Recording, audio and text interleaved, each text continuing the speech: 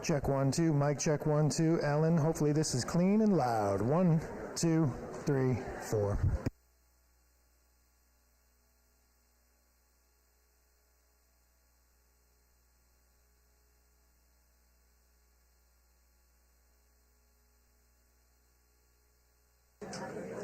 I saw that.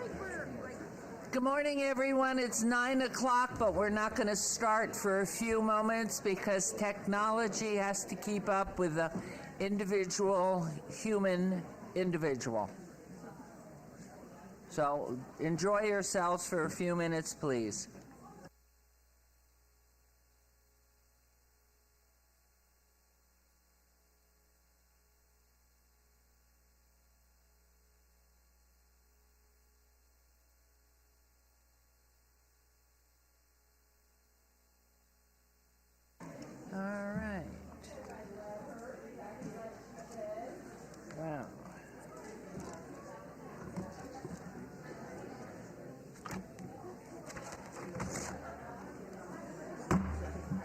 Morning, everyone.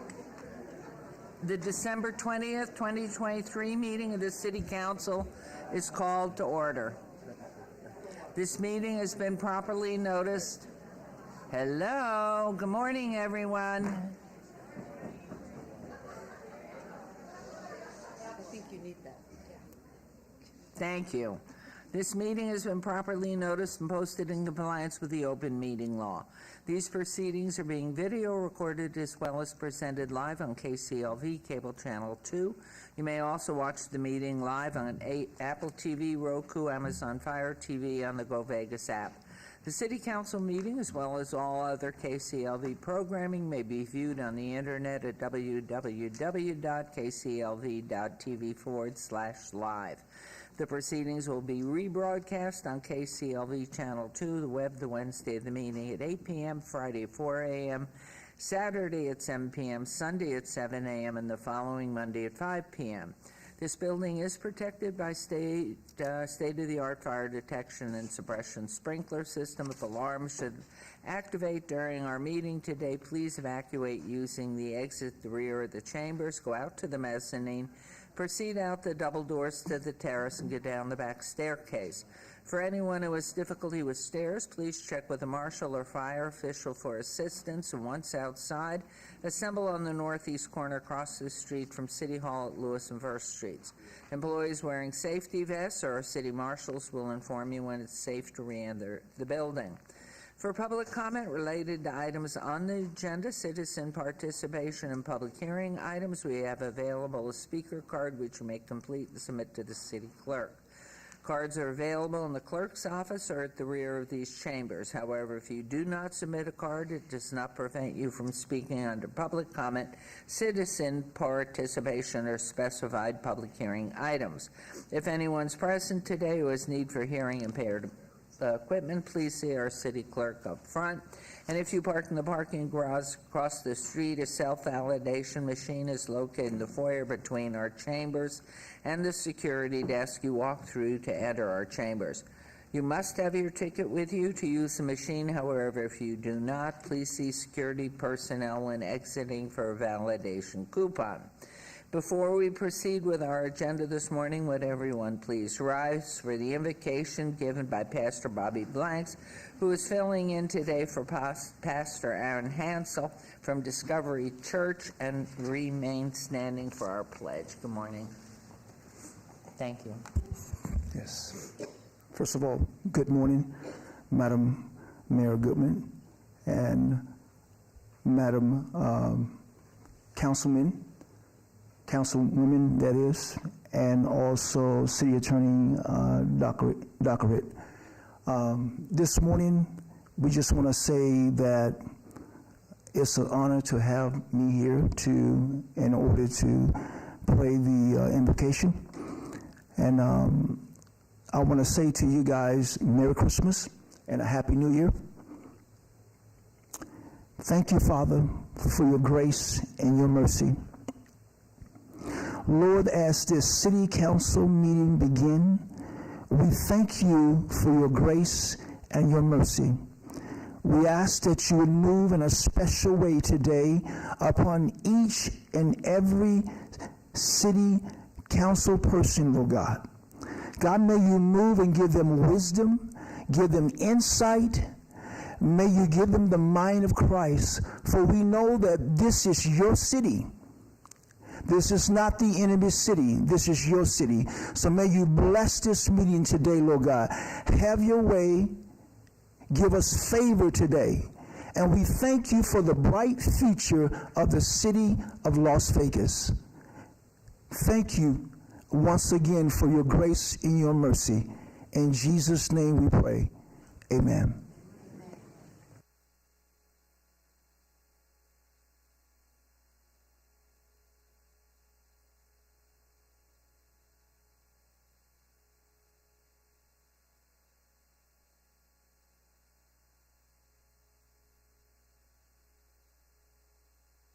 Thank you very much. We will come on down now on our ceremonials.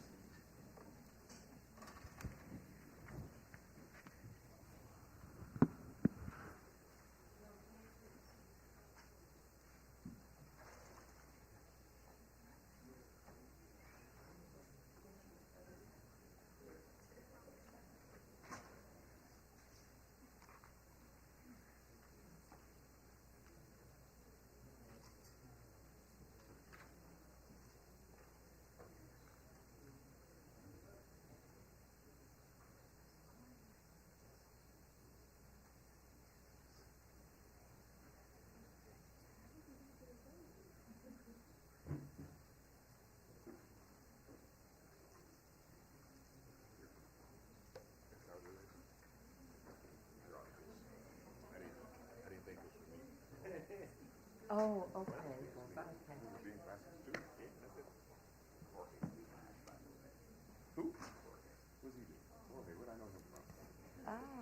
Oh. This is lovely, isn't it? Lovely. It's lovely to see our chambers full.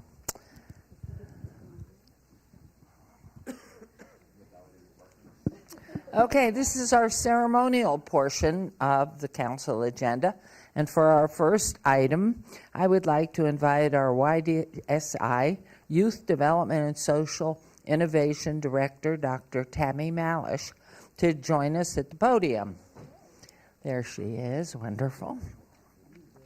Our employees strive to meet our values, being kind, committed, and smart, and they work to build our community to make life better. I'm proud to announce that the Employee of the Month is Joyce Estrada. Come on down, Joyce.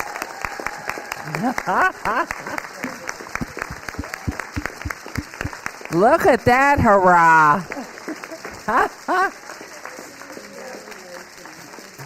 Wow, congratulations to you. Look at that. You got even the racking things and everything. Joyce is a Safe Key site leader at Ruthie Deskin Elementary School and has been with the city for almost a year, so she's new to us. But boy, did she do a wonderful job. For those that do not know, the city's focusing on providing before and after school educational support and opportunities for our children, and Safe Key is one of our best programs. Our team members help with homework, tutoring, and create a caring and safe environment for hours before and after school. Back in August, Joyce was at a Safe Key when she noticed a boy showing signs that he was choking and couldn't breathe. Using the training that Safe Key staff must undergo to care for children, Joyce quickly dislodged the piece of food from the child's throat and probably saved his life. As Joyce is committed to all of the children at her Safe Key site and makes a difference in their lives every day, we're proud to announce her as our Employee of the Month. And we have that's what we have. If you would, Mayor Pro Tem, if you would give it to Joyce. Thank you very much. And we oh, wow. No wonder our children are so happy. All your colleagues, I mean, it's wonderful. But I know hopefully you'll make some comments, but I want to turn the mic over to Dr. Malich, who runs this and does such a great job for us. Thank you. Thank you, Mayor, City Council. I am so excited to recognize Joyce. She is such a humble person. And as the mayor mentioned, she's been with us less than a year.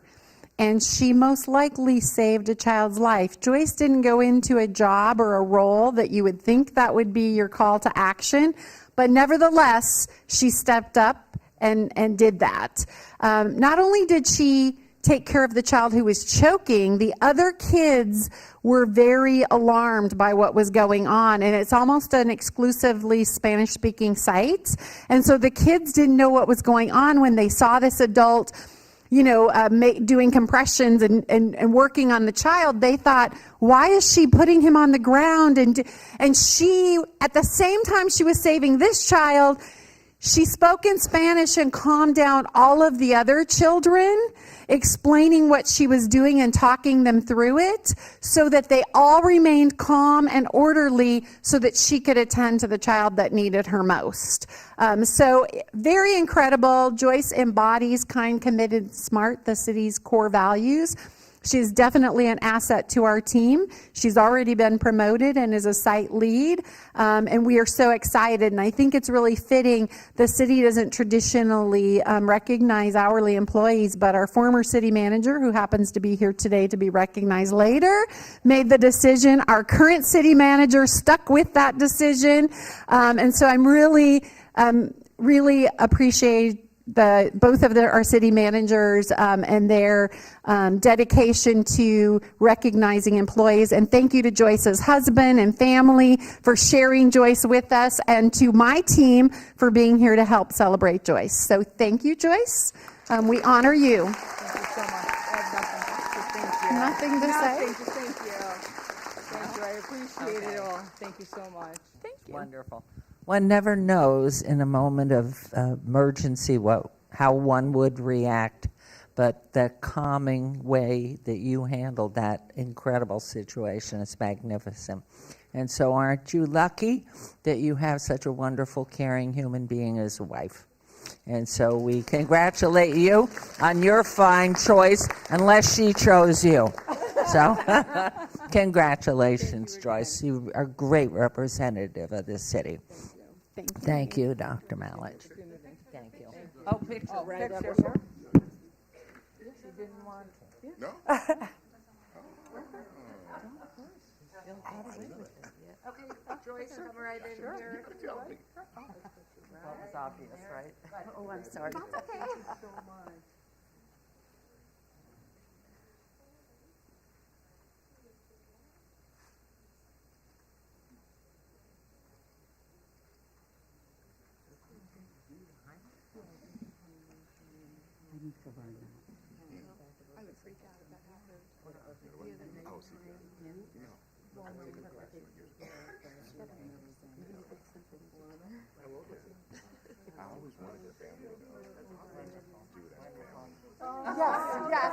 Yes. Oh, Councilwoman was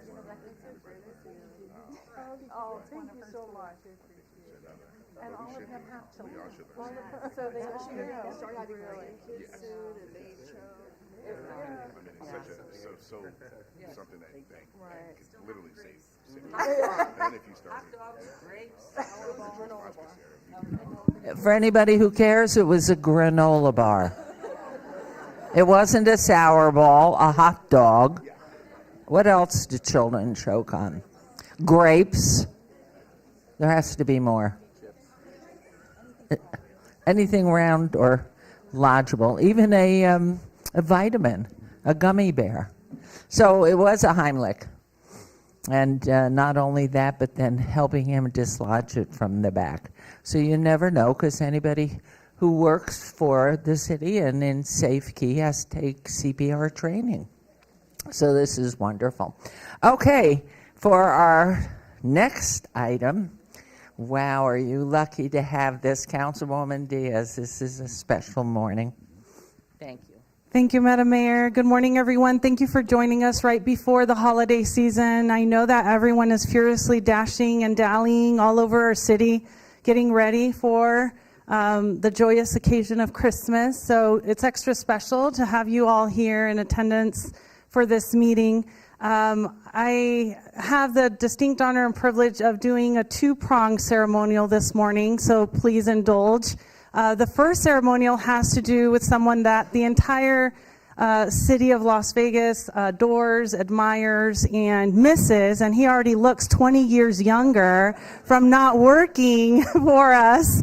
But I'm so happy that he's able to live the next chapter of his life outside of the city business. And so I'm going to ask the consul, the Mexican consul, Julian Escutia Rodriguez, to come up here because he's the one that wants to laud and sing praises to our former city manager, Jorge Cervantes, for having been so instrumental in so many efforts and so many fronts for our community. And he has a special announcement from the Mexican government recognizing his trajectory. Good morning, buenos días a todas y a todos. Good morning, everyone. Mayor, thank you very much. Council members, ladies and gentlemen. I would like to start by thanking Mayor Caroline Goodman and Councilwoman Olivia Diaz for making time to for this award presentation. So everybody knows Jorge Cervantes. I will briefly say something about him, but we all know his great achievements and his great service to the city. I will say that he is receiving today the Otley Award. The Otley Award is presented by the government of Mexico to individuals that have made significant contributions to the Mexican and Hispanic communities in the United States. Otley is a word in Nahuatl, an indigenous language in Mexico, and it means path or road. And of course, Jorge made significant achievements and opened many roads to our communities in Las Vegas. So as you know, he's a former city manager of Las Vegas. Jorge dedicated 25 years of his life to public service to the city and its people. His outstanding work left a profound mark on the community and deserves to be acknowledged. During a critical moment worldwide, in the midst of the COVID-19 pandemic, Jorge stepped up for all communities in Las Vegas. Committed to the well-being of all communities in need, he led a significant initiative that allowed Mexican and Hispanic individuals to access the COVID-19 testing and then the vaccine conveniently and safely. This initiative culminated in the consulate hosting the first remote vaccination site in the city of Las Vegas. I am also very proud to share that the Consulate of Mexico in Las Vegas was the first one in the nation to set up a vaccine site in our offices. This was instrumental in removing barriers to healthcare access and vaccination, especially for those without health insurance. Additionally, it benefited a community that was disproportionately impacted by the pandemic. Jorge Cervantes' dedication to this cause was crucial and demonstrated his commitment to the health and well-being of our community. Furthermore, he provided solid support to the consulate in various community events. His contribution in eliminating street parking fees near the consulate reflected his commitment to removing obstacles and promoting citizen participation in our community. These are just two examples in which Jorge made a difference in the daily lives of Mexicans and Hispanics and residents of this city, but they tell a bigger story about his character and leadership. Jorge, you have been an exemplary leader and public servant. Your legacy will endure in Las Vegas through your work and in the gratitude of those you have tirelessly served. So for all of that and more, on behalf of the government of Mexico, I bestow upon you the Otley Award. Congratulations, Jorge.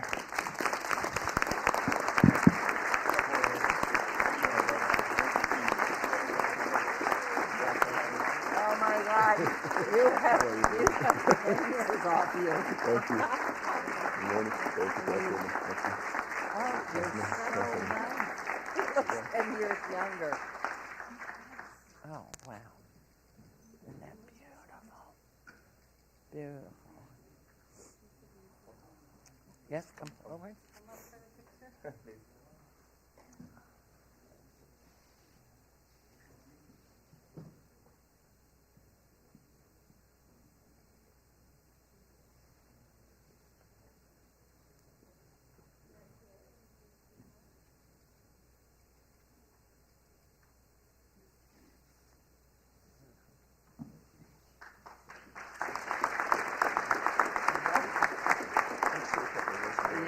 Yeah, we missed you. Well, first of all, good morning, everybody. Good morning, Mayor and Council. Consul General, thank you. I just want to thank the Consul General for his efforts. We've had a great partnership over the last couple of years since he got here. Great opportunities to serve our community. As you know, the Hispanic community is a large percentage of our population in the Valley, and through his efforts, we've been able to make greater strides to reach out to him. So I want to thank you for the honor. I want to thank you for all the partnerships over the years that will continue, I'm sure, under Mike and continue to be able to serve our community. So thank you very much for this privilege. Thank you.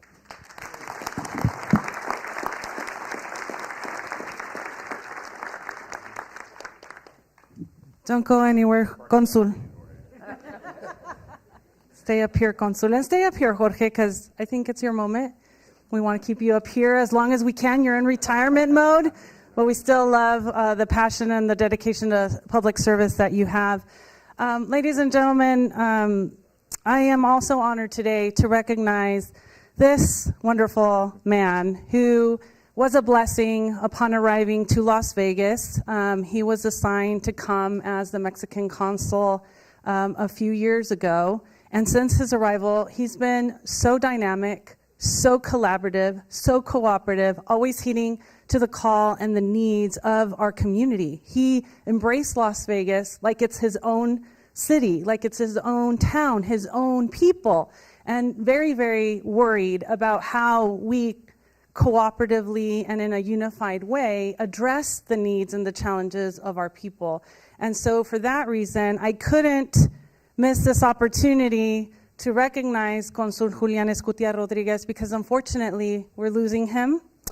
At the top of next year, on January 31st, he will no longer be serving in his capacity as Mexican consul, and I am like a nervous wreck because we partnered on so many fronts, doing so many awesome things together, but I wish him well.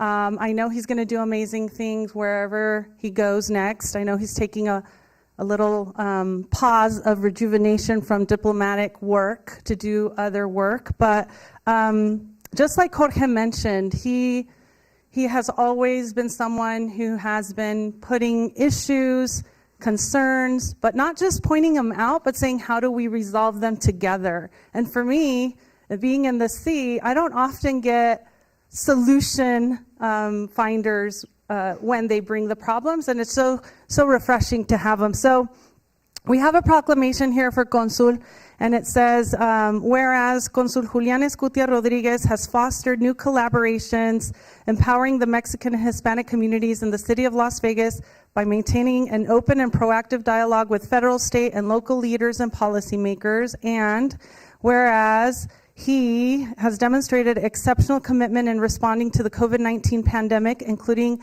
initiating on-site testing at the consulate, establishing the first remote COVID-19 vaccination sites in Southern Nevada, and hosting the first one ever in the nation at a Mexican consulate office. And whereas in the past 2022 and 2023, the Mexican consulate has achieved a remarkable milestone by issuing over 40,000 essential documents, including passports, consular identification cards, power of attorneys, birth certificates, and more to City of Las Vegas residents who are Mexican born.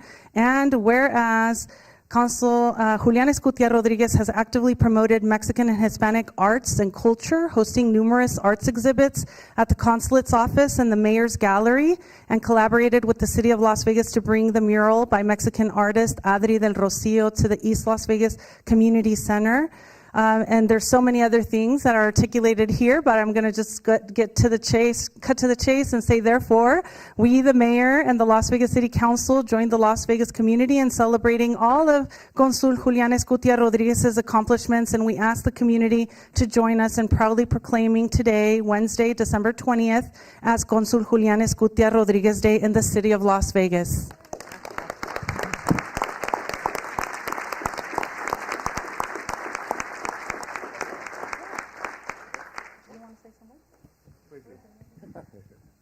I will briefly say thank you very much, muchas gracias. Thanks very much, Mayor and Council members, for welcoming me as a member of the community since day one.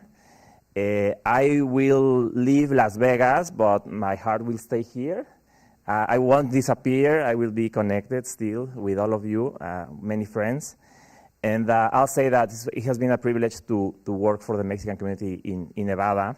And not only, as I said many times, the consulate is not an island in the middle of Las Vegas, downtown Las Vegas, lovely downtown Las Vegas, but we are part of this community. So as we all thrive, we are all better together. So please be assured that the consulate will continue being a partner for you all, and that we are open to working together always. So muchas gracias. Thank you.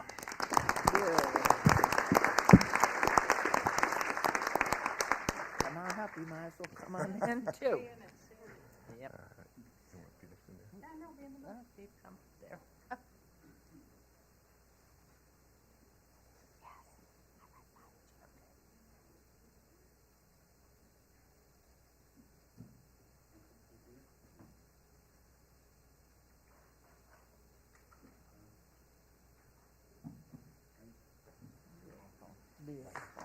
What a day. Beautiful. No, it's really. What is the formula? You know, it's just getting a little more rest. Is that what it is? Always is. It's so good. And your son's doing fine. It's really good. Yeah, it's the whole thing that they make it to the playoffs for fine. I know. What are they? 86? They're The AFC. 86, yeah. Yeah. So we're hoping. Beautiful. Go Chiefs.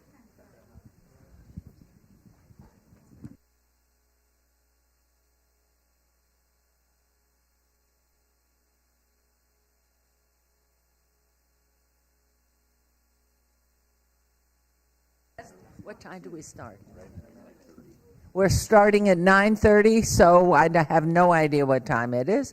So you have 5 minutes to enjoy yourselves. And what a day this was. I mean, these two gentlemen really have set the standard at the very, very top. In our family, we always talk about people who go to the island of good. And you find people who you meet in life who are remarkably talented, kind, caring, honorable, and full of integrity. And both of these guys sitting there already working on something, that's who our consul from Mexico and Jorge Cervantes are. The two of you are remarkable men. I sent you to a special island in spirit. Know that you'll be watched forever. You're always part of our hearts and souls. Thank you. So what do we say, 5 minutes, 4 minutes, 3 minutes? Hurry up. You have 3 minutes. Thank you.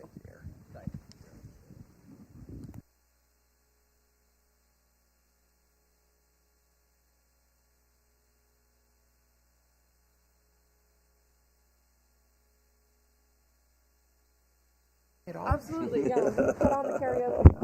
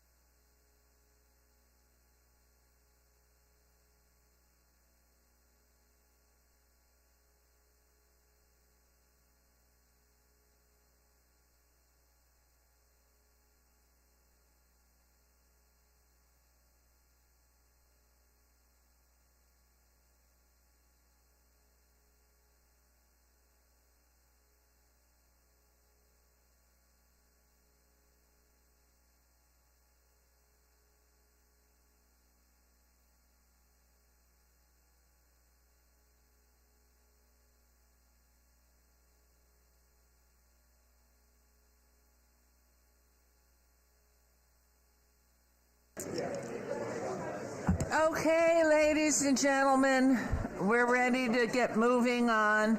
Jorge, Consul, best of everything to both of you. And Jorge, we expect to see more of you. The rest is wonderful. Boy, he's lost 10 years. He looks great. That's what sleep does. Lisa looked the same way. Oh, is that right? Have you seen Lisa? No. You know she's lost like 30 pounds today. Look at her. Wow. Okay, we're on agenda item 7. Do you need help? Luann, can you look? Thank you. Public comment. This is our first public comment period. Public comment during this portion of the agenda must be limited to matters on the agenda for action. The amount of time any single speaker is allowed may be limited. All comments made will be cross-referenced to those specific items. If anyone submitted a speaker card who wishes to speak under this portion of the agenda, please come to the podium. State your name for the record. It's an opportunity for you to address council, but the council's not able to respond or engage in dialogue. Because we have a second public comment at the end of council, we will set the time at 1 minute up front. So please, if you would, state your name and good morning. Sure. Good morning. Bryce Henderson, No Kill Las Vegas. Normally I'm down here to criticize, or as I prefer, advocate. But today I came down to thank you guys. And that's for the changes that you're making to the contract with the Animal Foundation and also purchasing the lead animal shelter. When I first met with many of the city council people, and we explained to them that if you're going to be amending the contract, we want stipulations in there. And you guys definitely did that. And so I want to thank the city manager, I want to thank the deputy city manager, all the council members that I met with who I felt heard us for the first time, particular Councilwoman Seaman, who spearheaded these efforts. And our organization, No Kill Las Vegas, has been at this for 11 years, and this is the first time that I think there's a real possibility that we could see someone else running the animal shelter other than the Animal Foundation. So thank you. Thank you very much. Anyone else, please come forward, state your name for the record. Okay, hearing it. Yes, sorry.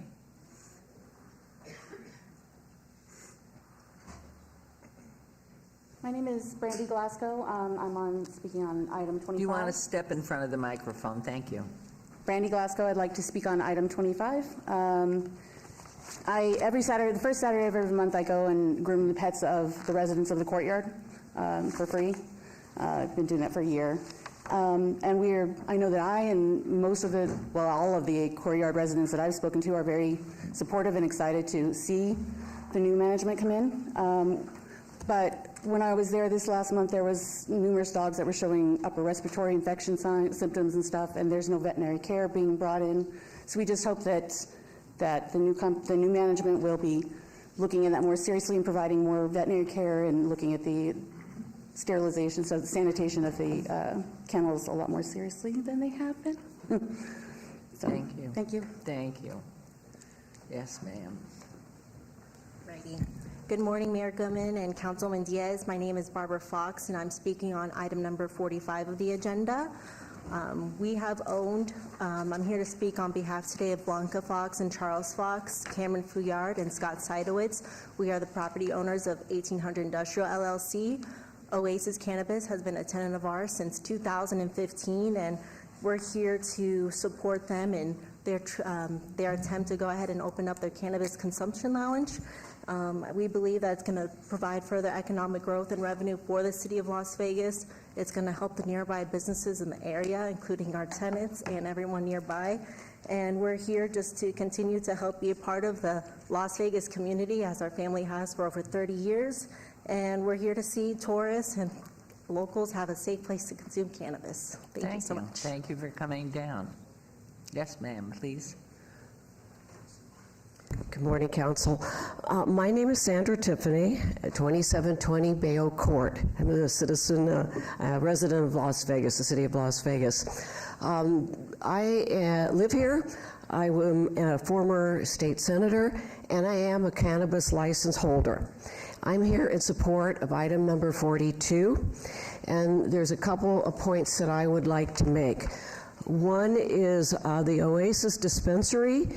These people know how to do a B2B. They're very compliant, and more than anything that's important to any of us right now, they pay their bills, and they do the right thing. They have the right security people, the right parking. Everything that they do is in compliance. And second of all, I think the most important thing is the CCB, which is the compliance board, the Cannabis Compliance Board. They were just at my facility yesterday for 4 hours. And what they do is they hold you to your plan. So if you have a standard operating procedure, you have equipment, you have staffing. They have been at my facility 4 times this year. Thank you. So just one last comment. So because I've seen their floor plan, I have seen what they've done for security, I have seen that they are special events, and the control board will hold that to them, and I encourage you to support and be in support of that item. And it's item 45, not agenda item. Is it 45? Yes. Thank you. I stand corrected. Thank you for coming down. Yes, sir, please. Good morning, Council. My name is Nathan Solomon. I'm representing Cultivate Ventures, owner and operator of 1700 Industrial Road, located at 1700 South Industrial Road. I'm riding today in support of Oasis Cannabis Consumption Lounge on Industrial Road. In my opinion, the lounge will be a valuable addition to the neighborhood because new jobs uplift the area with the grand reopening of the Hard Hat and some of the new businesses coming to the retail center. It's an exciting time for the neighborhood, plus increased security at the lounge will make the area safer. Thank you for coming down, sir. Good morning. My name is John Akel. I'm the general manager of Zenway Corp. Located on 4224 Losi Road in North Las Vegas. And thank you for allowing me the opportunity to lend my support to the Oasis Cannabis Consumption Lounge on Industrial Road. I believe the Oasis Lounge will add jobs and tax revenue to the city's economy.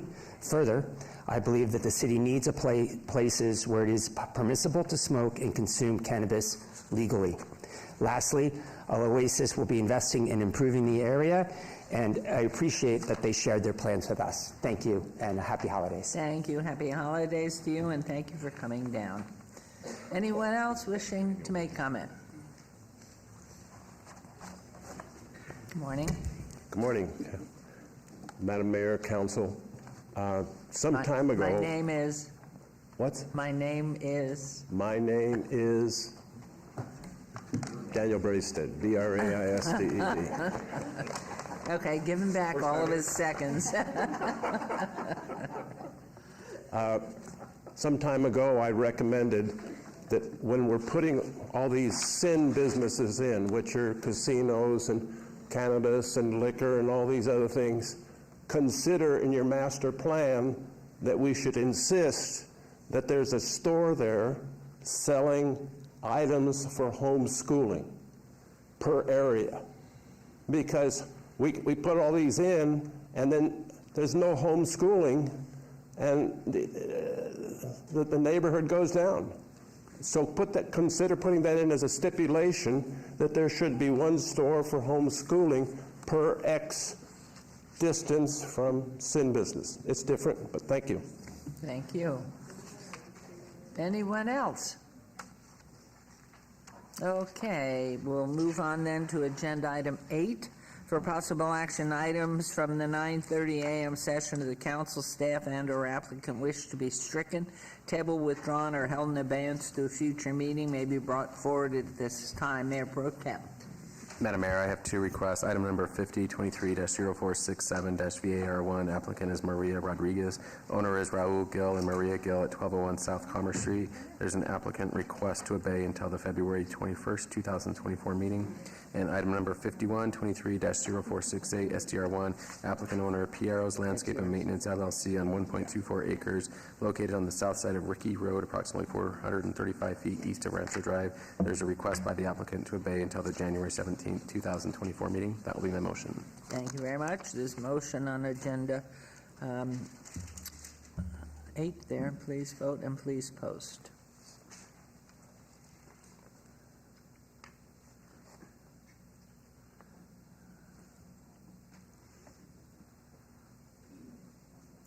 don't you do that to us.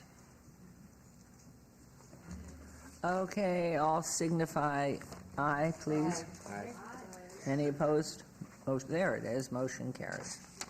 Okay, we'll move on to agenda item 9 for possible action to approve the final minutes by reference to the November 15th, 2023 regular city council meeting. Mayor Pro Tem, may I have a motion to approve those meetings, please?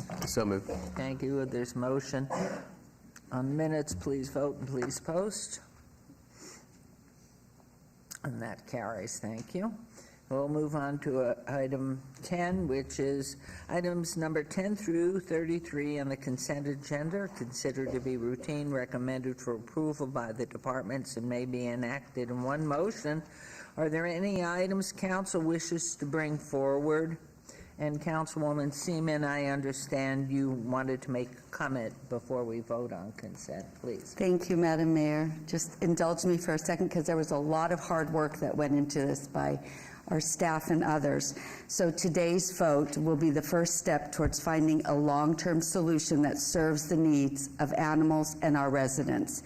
I want to thank Darcy Spears of Channel 13 and all the animal advocates who brought the issues at the Animal Foundation to my attention over 2 years ago and worked with me to shine a light on the need for change. Too many to mention, but I must mention Bryce Henderson and Gina Greisen.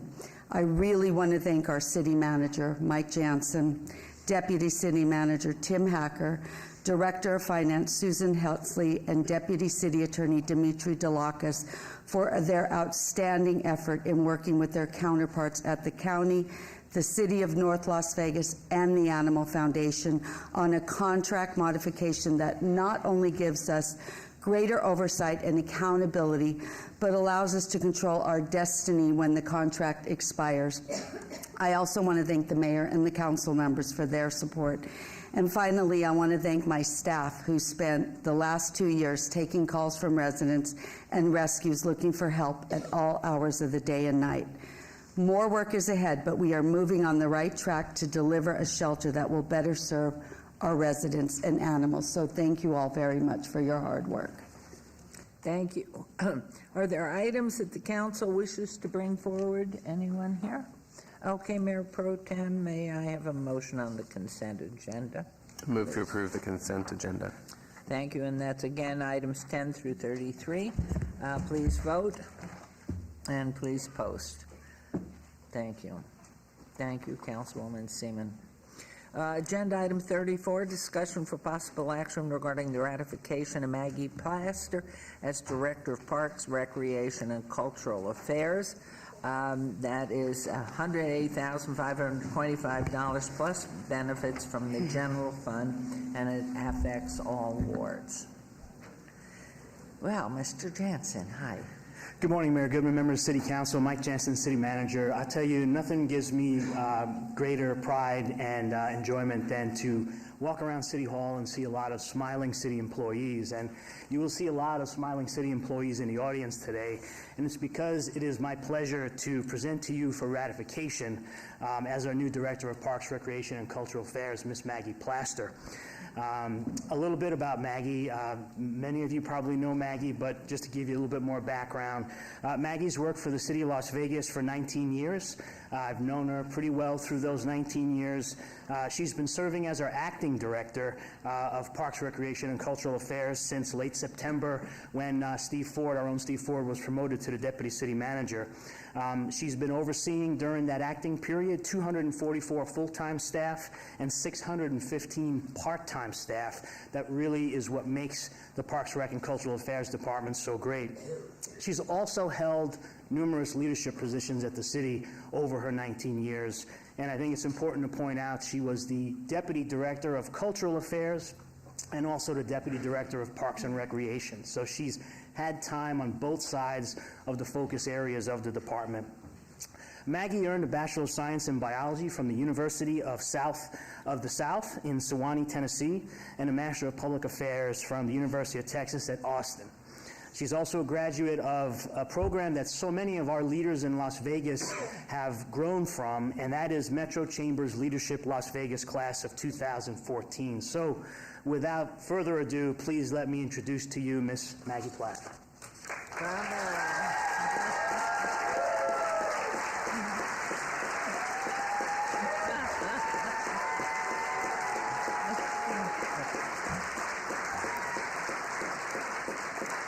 Is now the time to give a speech? Please. Okay. We're waiting. So I have a few thank yous. First, Maggie Plaster, potentially Director of Parks, Recreation, and Cultural Affairs. We're going to drag this out. I want to thank Mike and Steve for recommending me. I want to thank Tim Hacker and Steve Ford for being my mentors during this time. There's a couple of phrases that stick with me for each of them. Tim taught me it's called show business, not show friends. I thought it helped me because, I'm a people pleaser. Steve Ford, here to serve. This is what this job's about. It's about serving the staff here at the city and, of course, our citizens. I want to thank Betsy Fretwell for giving me my start at the city and allowing me to work for her in the city manager's office for 3 years. It taught me a lot about what it takes to run the city of Las Vegas. Of course, I want to thank my family who are here today. We've got Brian, Coleman, and Gabby, my brother Paul, my father-in-law Richard, but for their love and support and for recognizing that my job is very important to me. And I want to thank everyone who's here just for this item, all of the Parks, Rec, and Cultural Affairs staff, and anyone else who's here for this item. The outpouring of support for me getting this job has been humbling and very motivating because I don't want to let anyone down, so I have very high expectations for myself.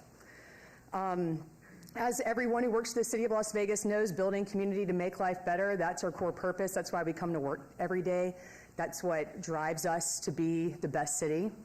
And I feel like this department aligns with our core purpose more than any department because we're building beautiful spaces for the community to gather. And we're building stronger communities with our recreational and cultural programming, our special events, and our public art. And I feel that this is an amazing team of professionals, what I've learned over time, an amazing team of professionals in maintenance and recreation and the arts. And I'm so glad to be here to lead this team. The final thing I want to say is that, and Mayor, you were there, but when my son was in the 4th grade at the Meadows, one of the best things about the Meadows is that they have school programs, and it's so fun to watch them. And this particular program was about careers. And Coleman was 9 years old, and he had his little suit and tie on and his little briefcase, and he said that one day he wanted to work for the greatest city in the world, the city of Las Vegas. And I was so proud. I felt that way then. I feel that way now. This organization's teaming with people who are dedicated, and they're talented, and they have a passion for public service, and I'm really glad to be one of them. Thank you. Beautiful. Beautiful.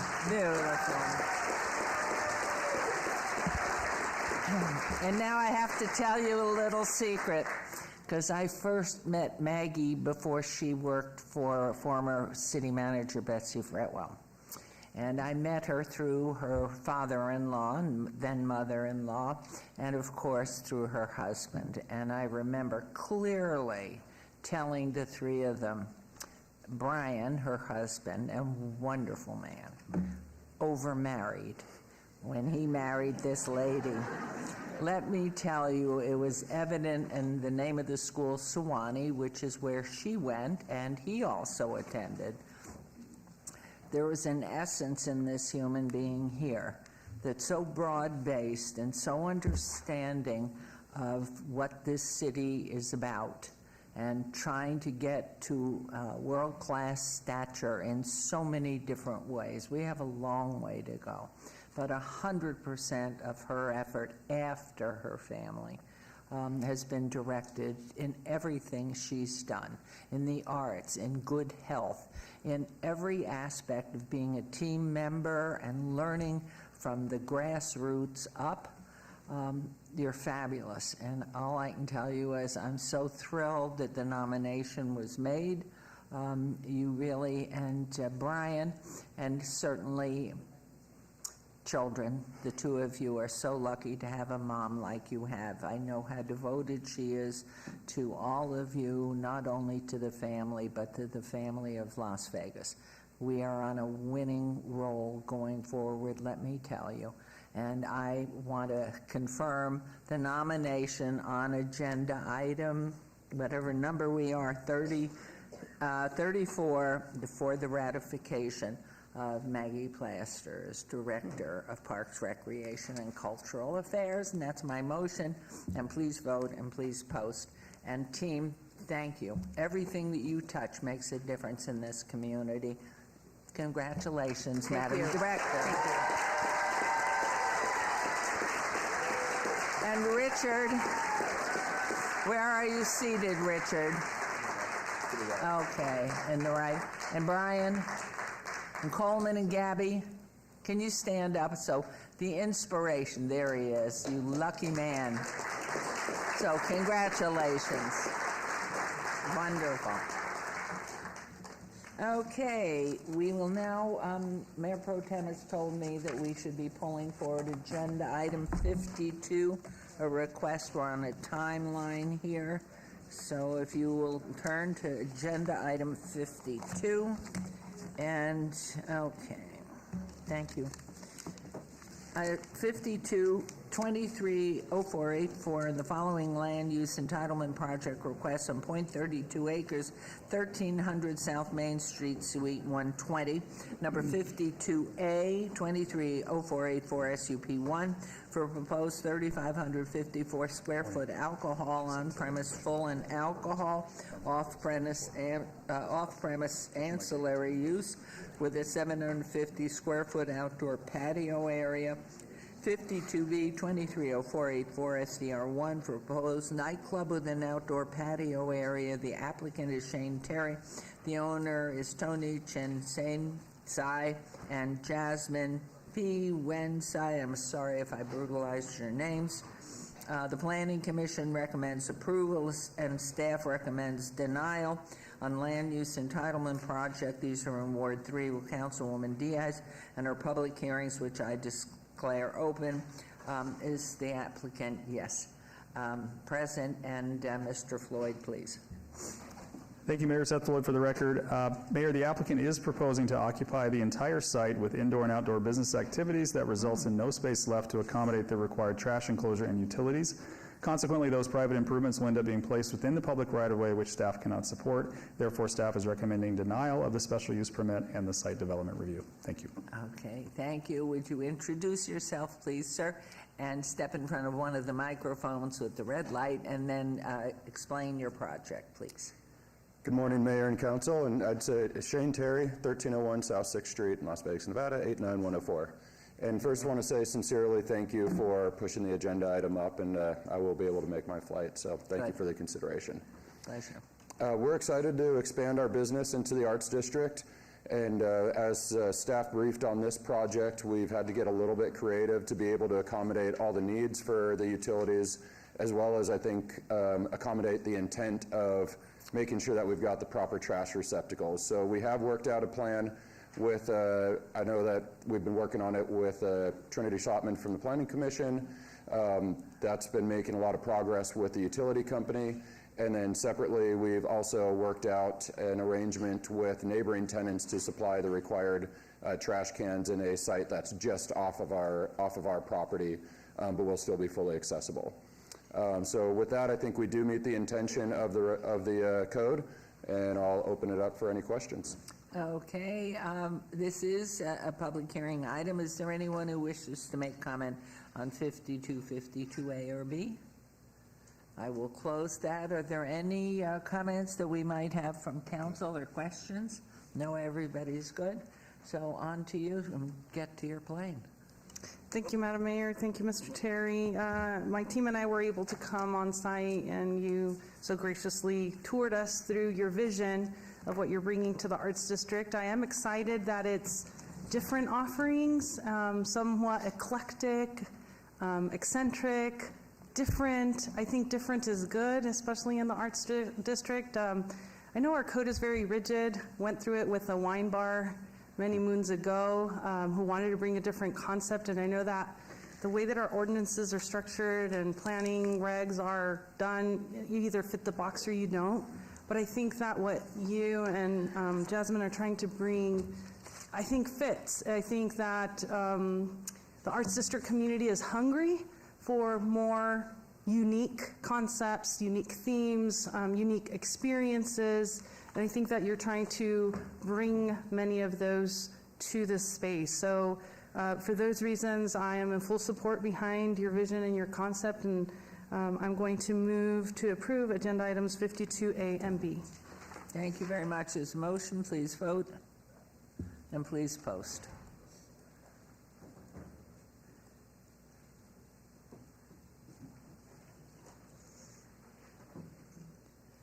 And that motion carries. Travel safely. And thank you again, Mayor and Council. Thank you, Councilwoman. Okay, we'll move backwards to agenda item 35, boards and commissions. Discussion for possible action regarding the appointment of Mayor Carolyn Goodman, the City of Las Vegas representative on the oversight panel for school facilities. Councilwoman Olivia Diaz was originally appointed to the board in 2019, and her term expires December 31st. And because her plate is quite full, I have said I would take this on at least for the year. So that Councilman Mayor Pro Tem, would you please make that motion? Move to approve. Thank you. And please vote and please post. Thank you very much. That carries. Appreciate it. Agenda item 36, recommending committee bills eligible for adoption at this meeting. Bill number 202331. Councilman Knutson, would you like to have the bill read? Yes, Mayor. Bill number 2023-31, an ordinance to update a description of certain city ward boundaries, wards 3, 4, 5, and 6, to reflect precinct number adjustments by the Clark County Election Department and provide for other related matters. Would you like to make the motion, please? Move to approve. It's a motion to approve agenda item 36. Vote, please, and post.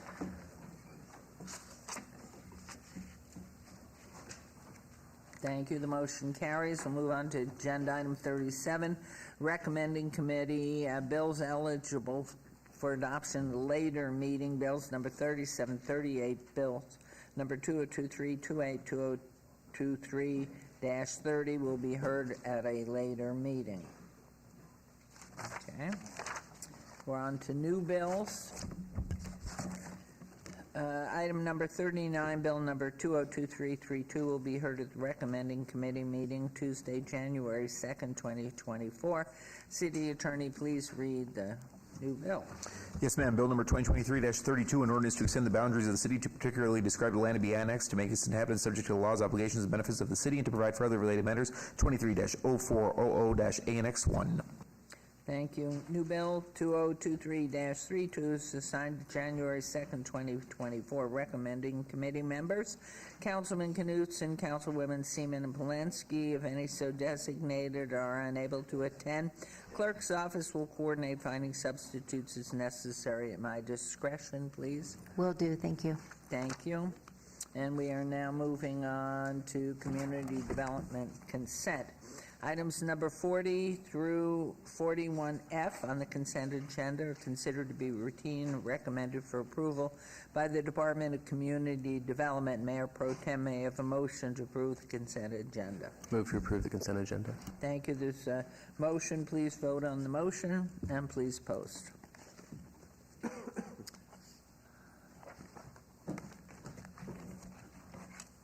And that motion carries.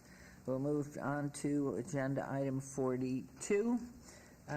Items 42 through 44 may be considered in one motion, one vote, and are considered routine public hearing items with no condition changes. Any person representing an application or a member of the public or member of council not in agreement with the conditions and all standard conditions for the applications recommended by staff should request to have that item removed from this portion of the agenda.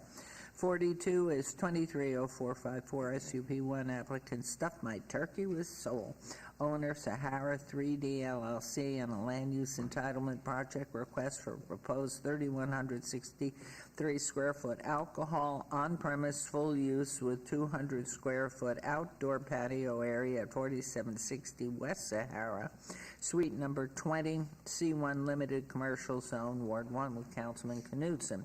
43, 230477 BAC1 applicant Toll North LV LLC owner Elkhorn 56 LLC on a land use entitlement project request for a petition to vacate a portion of Jones Boulevard public right-of-way generally located between Deer Springs Way and Elkhorn Road. That's in Ward 6 with Councilwoman Bruni. And agenda item 44, 230494 SUP1, applicant Michelle Zamora, owner Joseph's Family Limited Partnership, and a land use entitlement project request for proposed 819 square foot massage establishment use with a waiver to allow 140-foot distance separation from partial zone for residential use where 400 feet is required at 1815 West Charleston Boulevard, Suite 4, T4-C, T4 Corridor Zone, Ward 1, with Mayor Pro Tem. Planning Commission and staff recommend approval of all items, and these are public hearings which I declare open. Is there anyone wishing to be heard on these items? Any of them? I will close the public hearing, and Mayor Pro, no comment, I'm sure. Mr. Floyd, nothing? Done. Mayor Pro Tem, please. Mayor, sorry. Move to approve. I was thinking about the 18-ounce turkey legs that stuffed my soul. That's what I was going to say. There's 18 ounces of turkey legs. So if you're looking for an 18-ounce turkey leg, stuff my soul. Stuff my turkey with soul. Stuff my turkey with soul. But anyway, move to approve items 42, 43, and 44. Thank you very much. Motion on the table. Please vote and please post. And they carry. Thank you very much. We'll move on to agenda item 45, which is cannabis related. Therefore, I will turn it over to you, Mayor Pro Tem. Thank you. Oh, I have to make my comment. I'll be turning the next item over to Mayor Pro Tem because I have to abstain. It pertains to a cannabis use, and one of my sons involved in the industry. Thank you very much. Back to you. Thank you, Mayor. Item number 45 is 23-0240-SUP1, abeyance item, special use permit, public hearing. Applicant is Serenity Wellness Center, LLC, the owner, and 1800 Industrial, LLC, for possible action on a land use entitlement project request for a proposed 3,700 square foot cannabis consumption lounge used in conjunction with an existing cannabis dispensary use with a waiver to allow outdoor consumption with an existing 300 square foot outdoor patio area at 1800 Industrial Road, Suites 100 and 102. APN 16204-704-003, Industrial Zone, Ward 3. This is with Councilwoman Diaz. The staff recommends approval, and the Planning Commission has no recommendation. And we'll turn it over to Mr. Lowenstein. Yes, thank you, Mayor Pro Tem. Peter Lowenstein for the record. The proposed consumption lounge adheres to all the minimum Title 19 special use permit requirements, and staff is recommending approval. If approved, there is a number of proposed conditions and amended conditions that I can read in the record when we get to that point. Thank you. Thank you, Mr. Lowenstein. And we have an applicant at the dais. I'll turn it over to you. Please state your name. Perfect. Good morning, Mayor Pro Tem and Council. Mackenzie Warren Kay with McDonald Carano. I'm here appearing with the applicant this morning, 2300 West Sahara. This is Jamie Dixon. She is the Chief Compliance Officer of CLS Holdings. They're the parent company to the applicant. This woman has worked very hard, many hours of good old-fashioned door knocking, getting to know neighbors, and making sure that a foundation was laid before this lounge can really open. I think today is a really exciting opportunity. I understand as a resident too that we've been battling the public misconception that because cannabis is legal, therefore it's legal to smoke it anywhere. We know that's not true. These lounges really are the missing piece to the cannabis ecosystem, not just for the applicant, but for so many others, to allow folks, locals and visitors alike, to enjoy cannabis in a safe, controlled environment. If you may, I just want to give just a high-level background about who Oasis Cannabis is as an operator before we dig into the SUP. They've been located at 1800 Industrial for nearly 8 years. So Christmas Eve of 2015, they opened their doors, and they're the proud anchor tenant of that retail shopping center in Ward 3. You heard from the landlord in public comment. Oasis employs 92 Nevadans between its retail dispensary, its production facility in North Las Vegas, and its management team. And with the addition of the lounge, they hope to add at least a dozen or more employees. The applicant did receive its conditional license for a retail attached consumption lounge from the Cannabis Compliance Board last month. To earn that conditional license, it was over a year-long process. Its operations underwent strict comprehensive review process, looking at everything from the company's financial strength, business plan, operational expertise, historical compliance, and their community engagement. We really feel that both the city in standing up the ordinance this March to make lounges a possibility and all the work that the state legislature and the CCB have done have set up a regulatory scheme that creates the balance between the public safety and then the public's right to enjoy cannabis safely. Lounge owners, like the applicant, welcome and expect to be held to strict standards to address issues such as overconsumption, air, smoke quality, impaired driving, and enhanced security. And we're going to unpack just a few of those given the newness and the novelty of the lounges to educate both council and the public. Looking to the SUP, I'd like to point out that we do meet all standards in code as well as the setback requirements. And really, we feel this location is ideal for a lounge because of the mixed zoning. So while a handful of businesses in our general area do object to the lounge, our direct neighbor support, those that we literally share walls with and that are in our retail center and across the street, outnumber our opposition. I have with me today 10 additional letters of support to supplement the 16 letters of support that are already on file. That brings our letter to our letter count of support, thank you, to 23. That's a number we're really proud of because candidly, as neighbors, we deal with areas of concern. It's a challenged area. The applicant has experienced firsthand the homelessness, unwelcome activity, crime, and trash. And the majority of our neighbors stand with us that enhancing our business by adding a lounge, adding security, bringing new economic vitality to the area, and making a greater investment, that we're going to reduce blight and we will make this corner of industrial a more vibrant place that will uplift the adjacency. So we do intend to occupy 2 adjacent suites that are next door to the existing dispensary, and the build-out will include a non-smoking section and a smoking section in addition to a stage, area, recreation, and back of house. So how the applicant intends to utilize the SUP, I think, is relevant here. The lounge is intended for a special event space, so corporate parties, lounge-hosted, ticketed events, meaning someone off the street could not just walk into the lounge without an invitation or without buying a ticket or paying a cover charge at the door. So an easy example may be the applicant partnering with an event for First Friday. We do want to acknowledge that we have met and heard the concerns of 4 neighbors that have expressed concern about the increased traffic that may result as the lounge opens. And it's impossible for us to predict consumer demand, but the applicant can be proactive to take measures to eliminate or help mitigate that increased traffic. And this is looking at the use of rideshare, shuttles, buses to and from the venue to service those ticketed events when possible.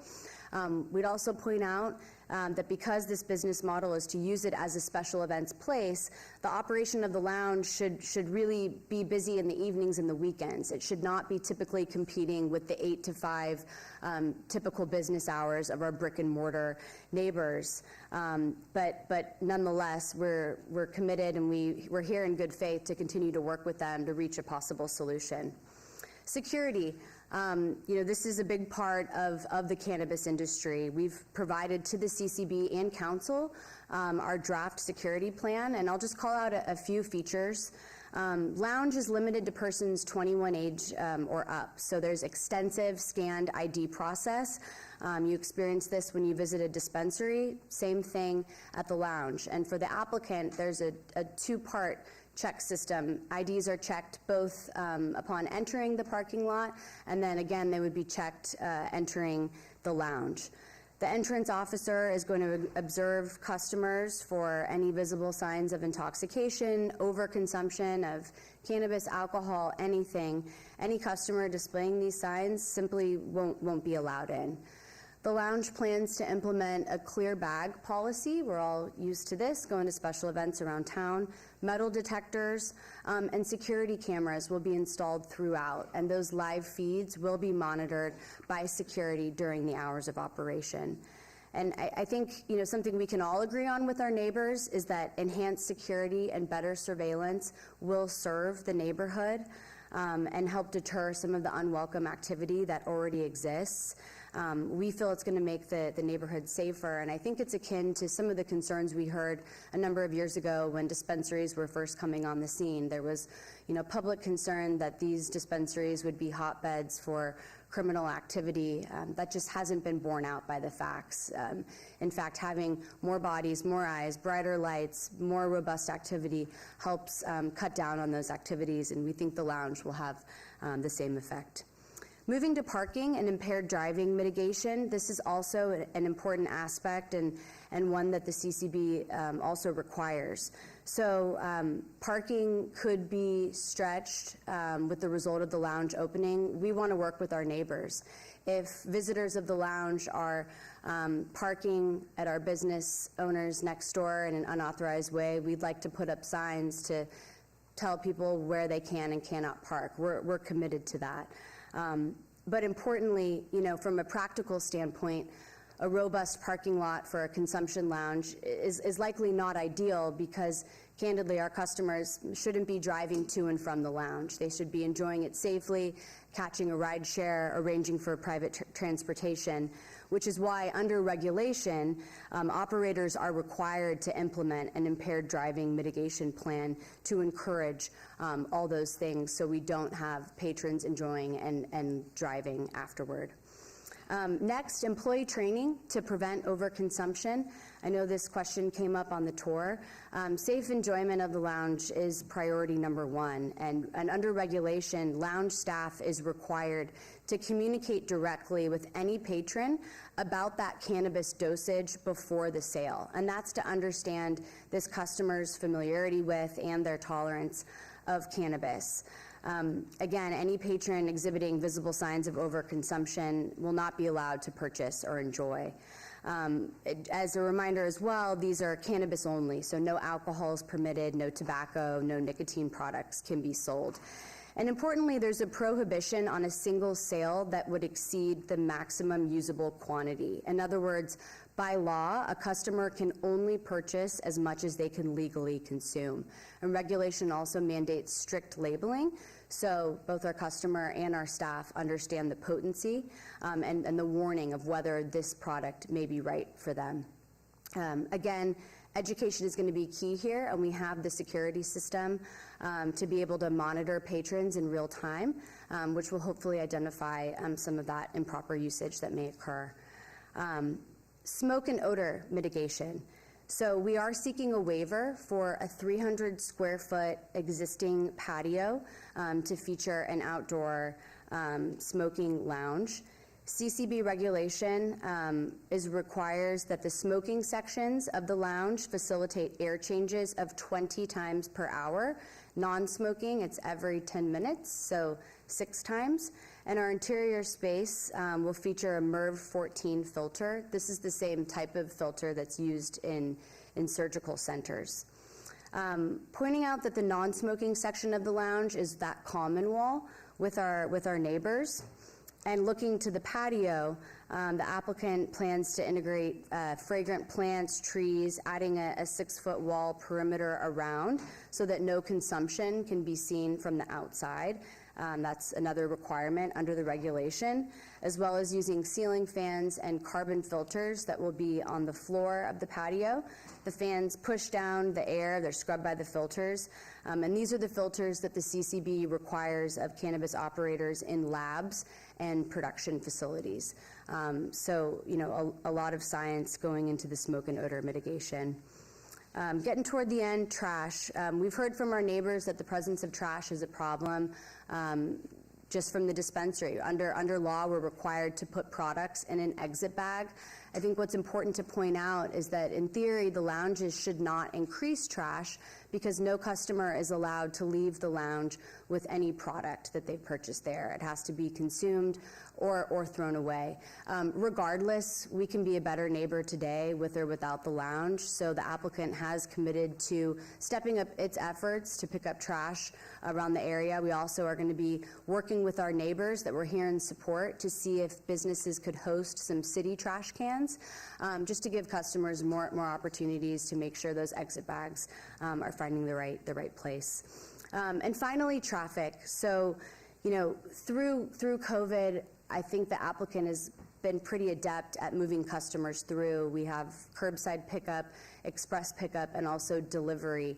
That's a skill we will leverage, hopefully, with the opening of the lounge, because moving customers in and out in a safe and orderly way that doesn't create congestion on industrial is definitely a priority. We're sensitive to neighbors' concern that this is going to be busy. I just would like to point out the condition by Public Works that states queues for the commercial center cannot extend into the public right away, with the required review as well, meaning council and staff will have the opportunity to hold the applicant accountable and allow us to implement any further changes that are needed to address concerns by the city or our neighbors. And I'll just wrap to thank Councilwoman Diaz and her office for all the efforts and roundtables that have gone into this and meeting with neighbors. Also want to acknowledge staff, planning and public works. We've agreed on some amendments to the current conditions as well as some added conditions that hopefully they have available to read into the record if approved by council. And thank you very much. Thank you, Ms. Horn. I had a couple of questions before we turn it over for public comment. The first one was on the hours of operation for both the dispensary and the lounge. Right. So the application asked for 9 to 4 a.m. Hours of operation, and I think the flexibility was asked for to be able to sort of adjust to the business model.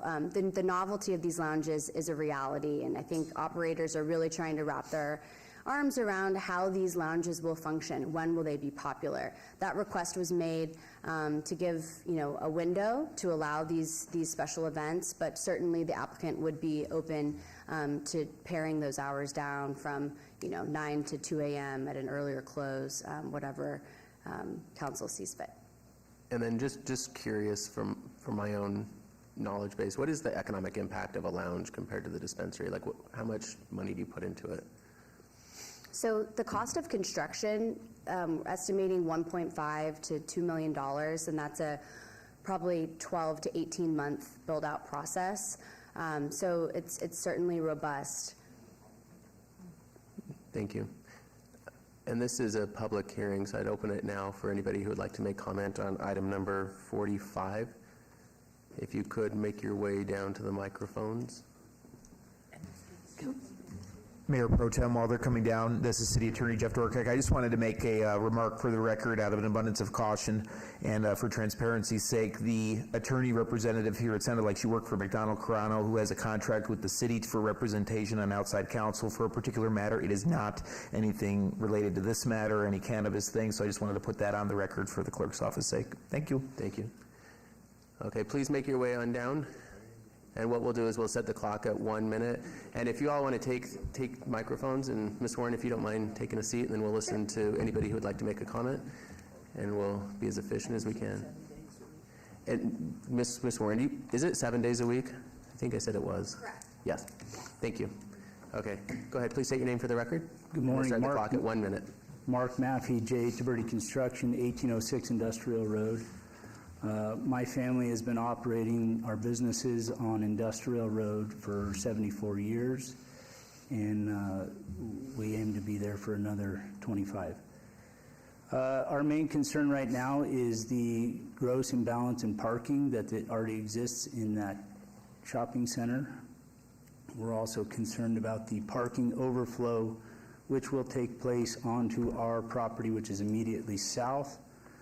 And the liability that comes with having inebriated folks operating vehicles and or walking on our property.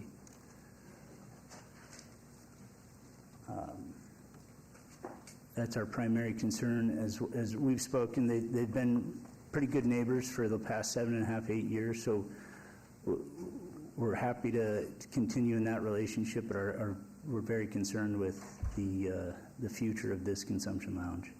Thank you, Mr. Maffey. Please, sir. Good morning. Brent Bell, 1900 Industrial Road. I'm Mark's neighbor just south of Industrial, about 300 steps from the dispensary. We own and operate Whittlesey Bell Transportation. We employ over 1,000 limousine, taxi cab, and bus drivers, all in safety-sensitive positions.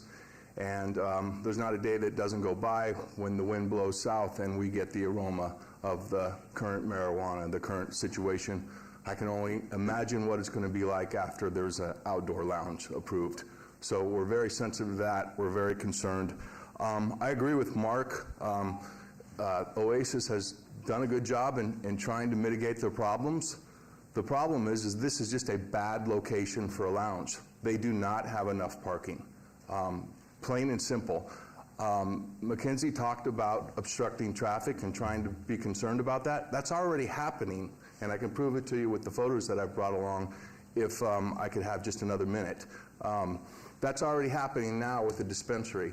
We already have a pedestrian problem happening now with the dispensary. I can't imagine how bad it's going to be when we add a lounge and outdoor consumption. So if you wouldn't mind, Mayor Pro Tem, I just have a few photos I'd like to show.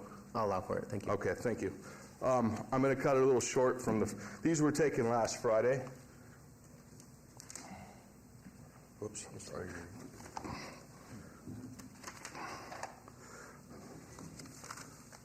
Thank you, Richard. Yeah. So this just gives you a general idea of some of the traffic that we're currently dealing with now. Can you rotate it clockwise, I think? Yeah. Thank you. Thanks.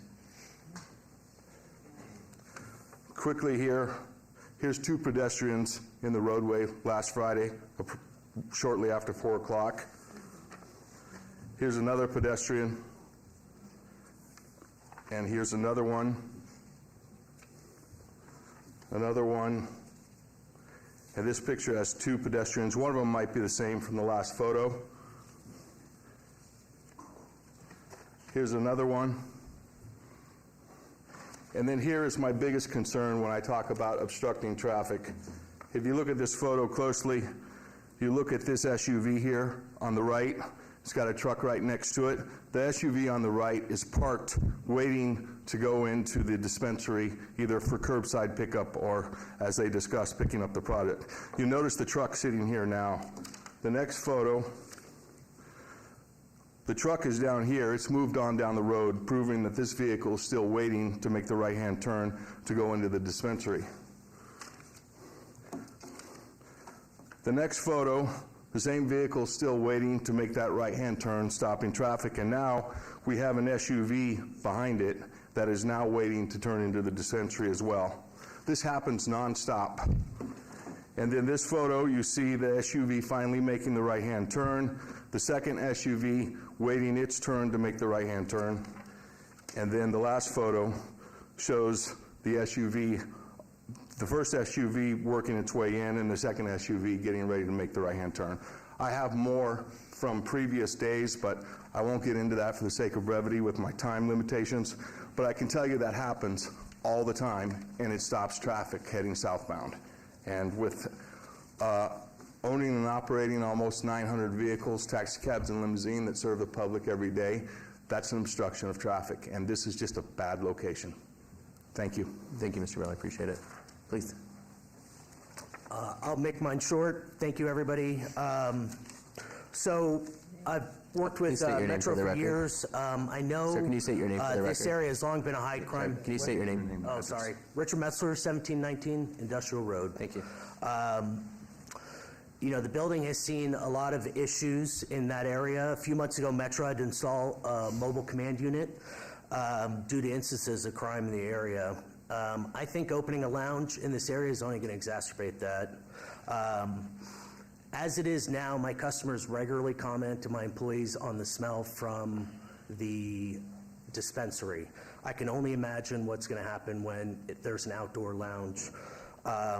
You know, I looked, I'm not aware, but the regulations from CCB only cover indoor policy. It leaves it to City Council to formulate rules about an outdoor lounge, and I'm not sure that that's been done. So I appreciate the work that the City Council's done, but ultimately, you know, all the boxes are checked, but it's up to you. I think this is going to have a negative impact on the quality of life of the businesses there and the citizens who live across the street. Thank you very much. Is there anybody else for public comment for item number 45? Hearing and seeing none, I'll close public comment, and this is open it up for any questions or comments by the city council. Oh, did I forget you? No, they went. Yeah. You're good. Any questions or comments from the city council members? Okay, Councilman Diaz, I'll turn it over to you. I know the staff had mentioned some potential conditions, but I'll turn it over to you to manage that.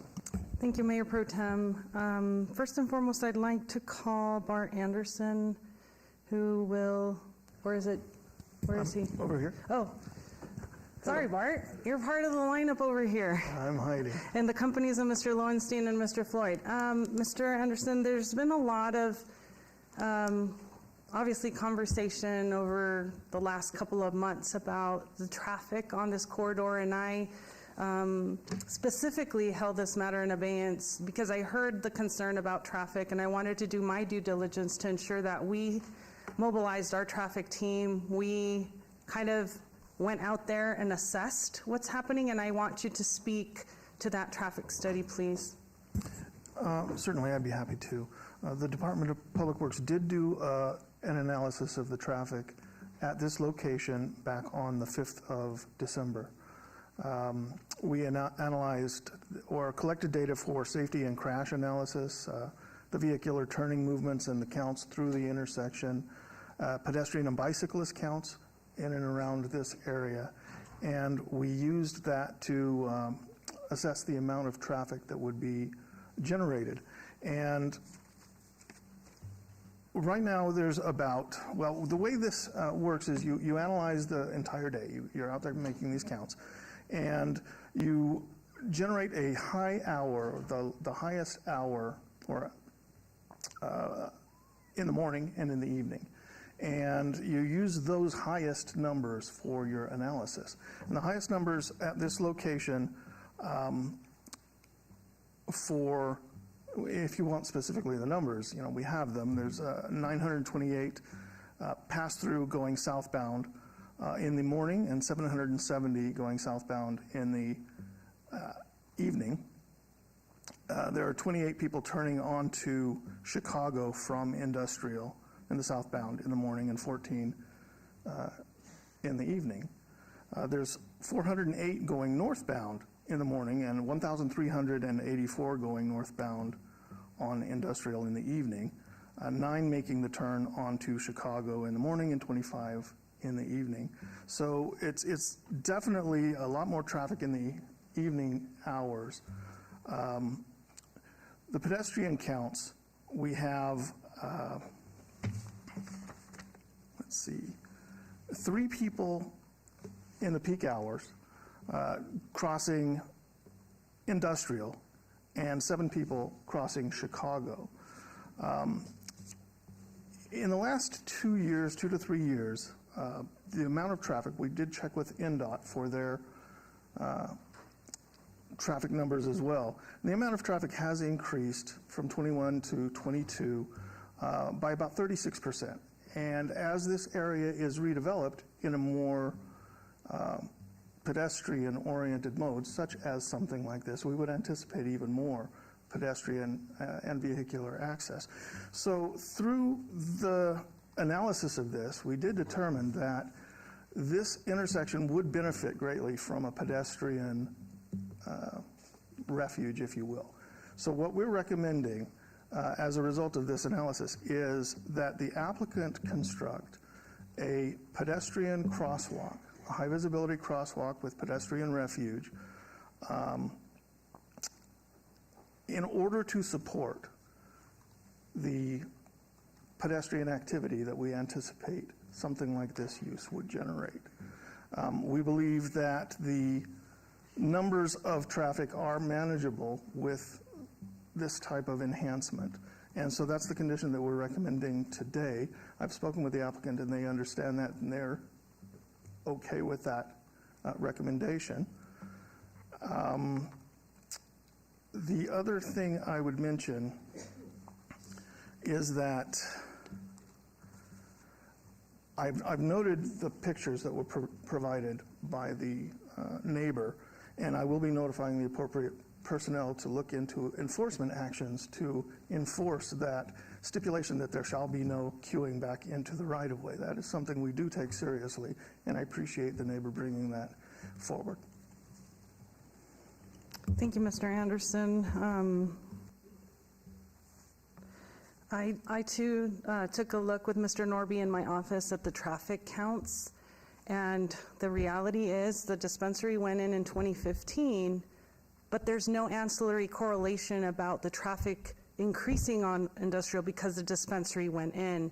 If you look at it, it kind of stays status quo. I think it went back as far as 2016, what I saw on NDOT, and they kind of stay status quo, status quo, status quo, and then there's a sharp increase. So I can only, by correlation, think the traffic patterns are not happening because the dispensary is in existence. The traffic patterns are happening because somehow, some way, the Neon Project has facilitated access to industrial and people are using it.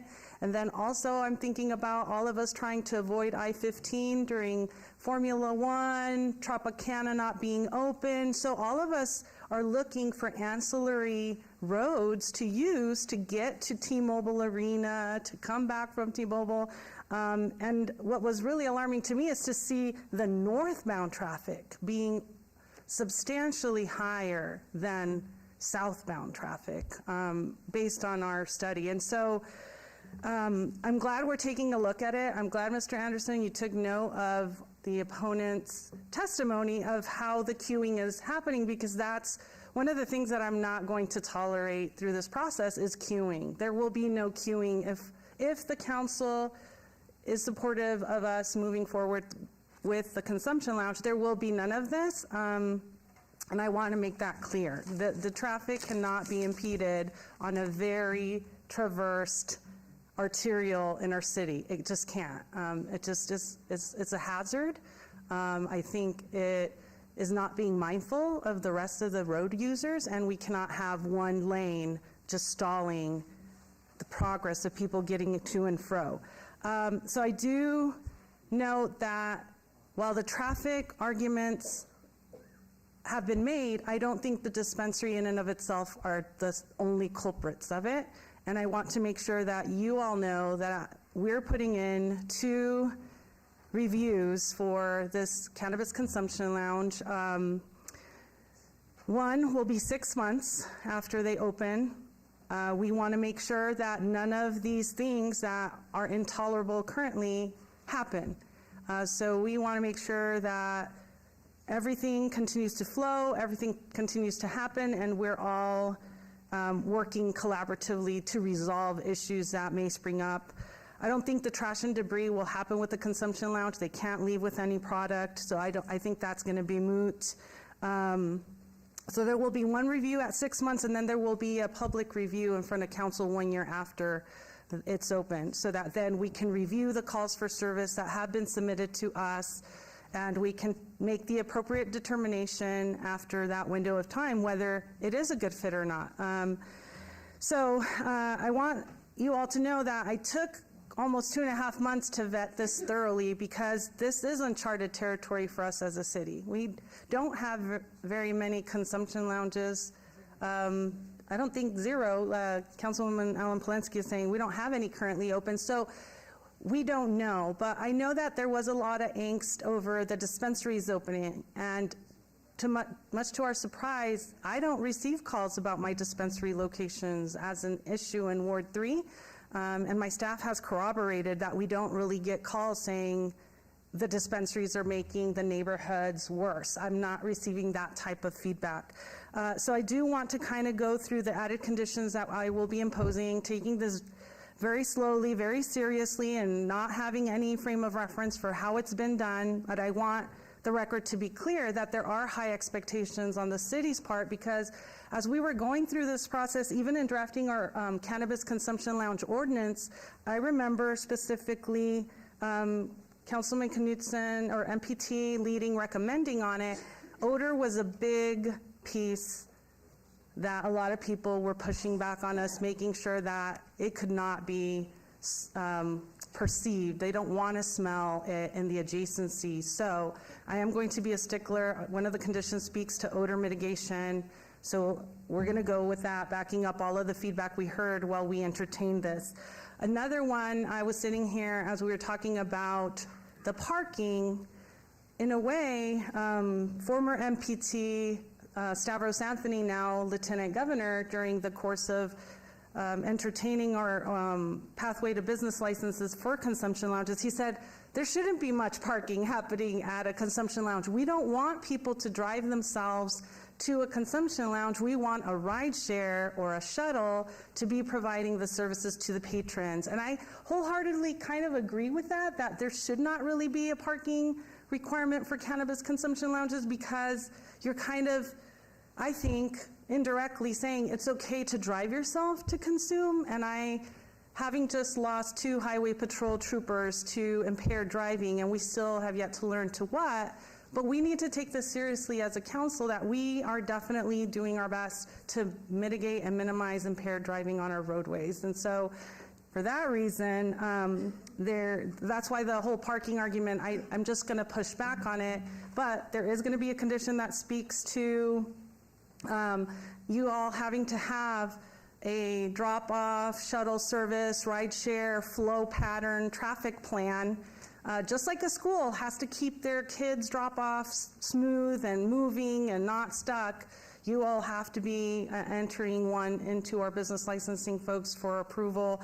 You will also have to touch on the odor and mitigation, and hopefully when we get complaints along this vein. So I know I just want to be clear that I'm not taking all of the concerns lightly. I am trying to be as direct and explicit in the expectations for this establishment. And lastly, I'm not good with the 4 a.m. end of activities, so I'm going to pare that down to 2 a.m. because I think I put myself in the shoes of so many of our road users and moms and dads and grandmas and grandpas and everyone who are trying to get to their work site sometime around 4 in the morning, and I don't think that would be smart. So I do want to pare that down. So I'm going to let Mr. Lowenstein articulate the many conditions that we've come up with in making sure that we're clear about our expectations from a city to the future operators of consumption lounges, and that then also the neighbors know that I'm not listening to your feedback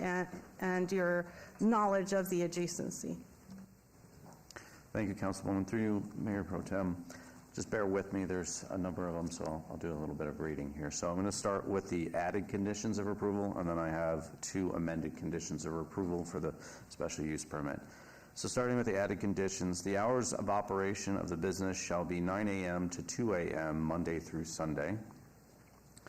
An administrative required review shall be conducted 6 months from the date of business license issuance. The required review shall focus on the traffic pattern, patron safety, traffic, patron safety, security, and outdoor consumption activity associated with the approved consumption lounge. It is the applicant's responsibility to submit and pay for the associated fees for the required review. Failure to pay these fees or a denial of the required review may result in the revocation of the special use permit. Submittal of an impaired driver mitigation plan to promote safe transportation to and from the approved consumption lounge as part of any business license application. Submittal of an employee training plan to prevent overconsumption and address patron safety at the approved consumption lounge as part of any business license application. Submittal of a security plan at the approved consumption lounge as part of any business license application. The applicant shall construct, concurrent with on-site development activities, a crosswalk across Industrial Road connecting this site to Chicago Avenue, consisting of a minimum of high visibility pavement markings, a pedestrian refuge, parking restrictions on the crosswalk approaches, sidewalk ramps, advanced yield to pedestrian signs, and yield signs as per current city standards. Coordination with the City Traffic Engineering Division for final approval of the design and location for the required improvements prior to the issuance of permits for this site. And amended conditions would be amending condition number 4. It will now read, a required review at public hearing before the City Council shall be conducted 1 year from the date of business license issuance. The required review shall focus on traffic, patron safety, security, and outdoor consumption activity associated with the approved consumption lounge. It is the applicant's responsibility to submit and pay for the associated fees for the required review. Failure to pay these fees or denial of the required review may result in revocation of the special use permit. And then finally, amending condition number 8 to read as follows. Queues for the overall commercial center shall not extend into the public right-of-way, and any ride-share activity / off-site parking / private transportation shall not unreasonably disrupt the public right-of-way as a result of the operations on the site. Thank you. And so I'm sure MPT is going to ask if you all agree with these conditions. We accept, thank you. Okay. Well, with that, I'm going to move to approve agenda item 45 based on staff's recommendation of approval, but with all of the stated conditions by Mr. Lowenstein. And there's a motion. Please vote.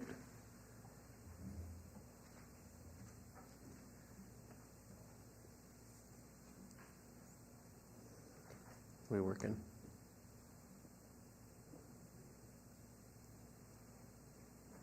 Do you need an oral vote?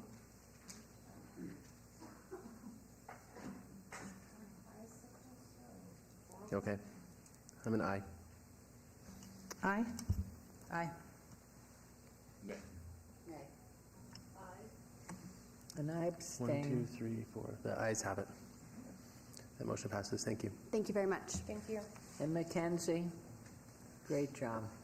Very thorough, having witnessed her career from public information on our TV, through law school, and mom, everything. You did a great job. Okay, so now we'll move on to agenda item 46. 230399 on the following land use entitlement project request, PD Plan Development Zone Ward 4 with Councilwoman Polensky, and this is 46A through G. 230399 VAR1 to allow a 5,678 square foot of open space where 21,780 square feet is required. 230399 VAR1 to allow 5,678 square feet open space where 21,780 square feet is required. Those look the same to me, but maybe they are. 46C, 230399 VAR2 to allow a proposed 7-foot retaining wall where 3 feet and 6 inches is the maximum allowed, and an overall 13-foot tall screen or retaining wall height where 9 feet and 6 inches is the maximum allowed. 46D, 230399 VAR3 to allow private streets to not meet public street standards. 46E, 230399 VAC1 petition to vacate a road utility access drainage easement. 46F 230399 SDR1 proposed 66 lot single family detached residential development, and 46G 230399 TMP1 Challenger and Isaac Newton for a proposed 66 lot single family detached residential subdivision. The applicant is Greystone Nevada LLC. The owner is Bab Investment Company. The Planning Commission and staff recommend denial on land use entitlement project. These are in Ward 4 with Councilwoman Polensky, or public hearings, which I declare open. Is the applicant or representative present? Good morning, Madam Mayor, council members. My name is Tony Celeste, address 1980 Festival Plaza Drive, here on behalf of Lennar Homes. By way of background, as you can see from the aerial, the site is highlighted here in yellow. It is located on about 8 acres. This is Cheyenne to the south, so just north of Cheyenne, off of Isaac Newton Road here. We are in the process of hopefully purchasing the property from our neighbor to the north, which is the Challenger School. You can see to the east is the Policeman Park, to the south is office buildings and a metro substation, and then we have some multifamily development to the west here. What we are proposing is to build 66 lot, a single-family detached subdivision here.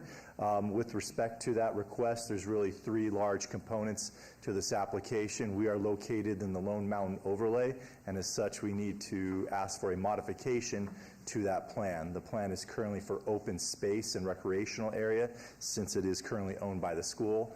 So that's why it is planned that way. Since we are asking to do a single-family residential development, we're asking to modify that plan from the open space to medium-low attached homes that would allow a density of 8.1 units to the acre up to 12.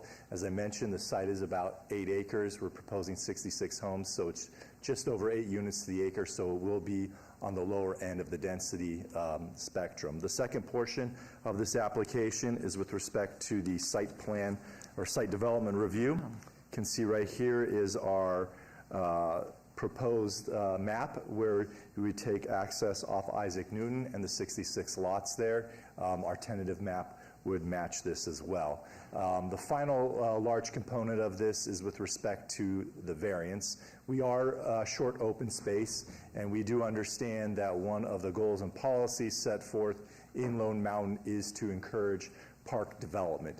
So what we are proposing and have worked with Mr. Ford, Mr. Floyd, Mr. Lowenstein, and the Councilwoman Polinsky's office greatly over the last 30 days or so is to work out a contribution to the policeman park here. As I mentioned, we are neighbors to the park here, so we think there is a nexus for that would allow us to make that contribution to the Parks Department and therefore help satisfy those goals and policies that are outlined in Lone Mountain.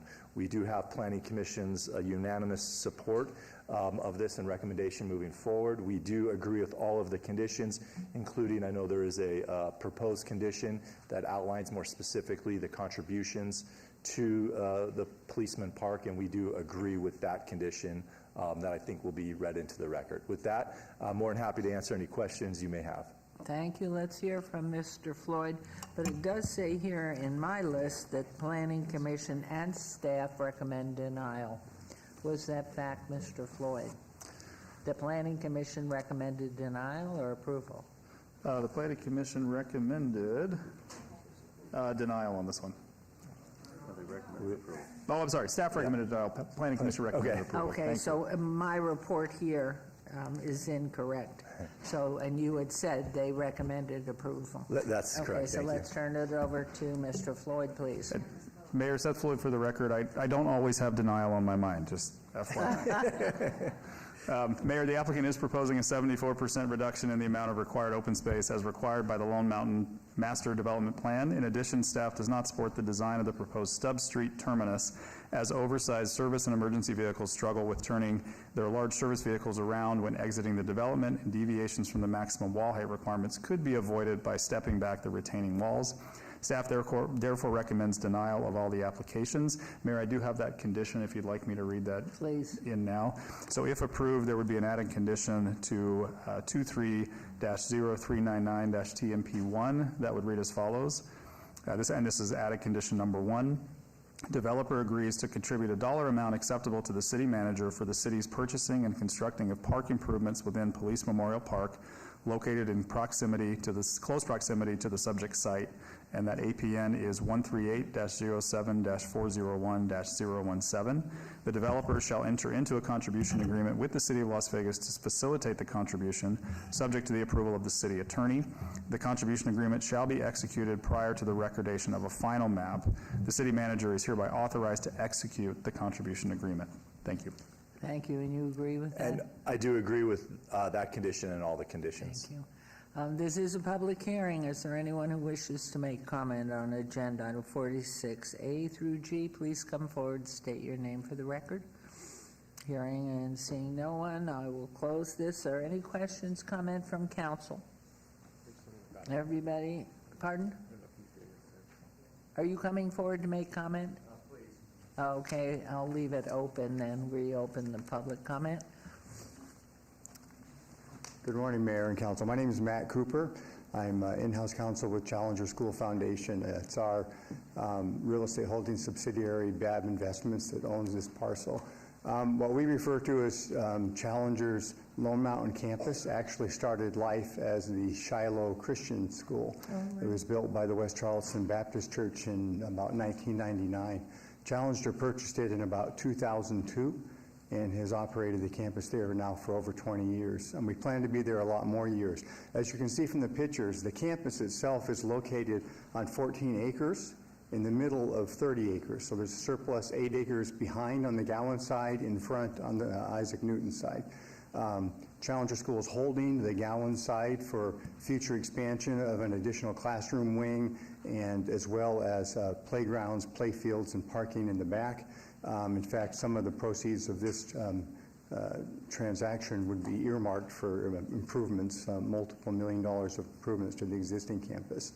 The original Shiloh Christian School anticipated this front piece would be a play field. In fact, if you look on Google Earth, you can see the indentation of a track where a track and football stadium was going to be. One thing Challenger does not do is competitive sports, and so we have no operational need of this front piece. We do of the 14 acres behind it and the 8 behind that. So with that in mind, our board of directors authorized Challenger to sell that piece about 5 years ago. We've not been in a hurry. One of the benefits of owning a piece of land is that you get to control or at least influence who your neighbor is. We've talked to a lot of developers. We've turned down several higher density and other projects, and we're excited about partnering with Lennar. They've been very cooperative and competent and capable through this whole process, and we think they're going to be good neighbors for our school, which is why we entered into a contract to sell it to them. So as the neighbor right behind them, the school, we're wholly in support of this project, and we'd encourage the council to pass it. Great. Thank you. You for your comments. Very helpful. So unless there's someone else that now wants to come speak, I will close public comment and turn this over to Councilwoman Polensky. Thank you, Madam Mayor, and thank you to Matt from Challenger School. We in Ward 4 love our schools, and if this parcel sale development can help finance an expansion on the north end, we welcome it. In addition to that, it's been good to work with the folks at Lennar, whose commitment to the community is really unmatched. They are committed to help improve Police Memorial Park there. And if you look, Mr. Celeste, will you use your pen and point south to the more to the right? The substation is down one more. Yeah, right there, the substation. And then adjacent to that is the police academy, where our police officers learn to be police cops. And they use this park every day, every morning, to run their 5 miles and get yelled at. And as neighbors, we see it. This park is very important to the folks in Ward 4, very important to me personally.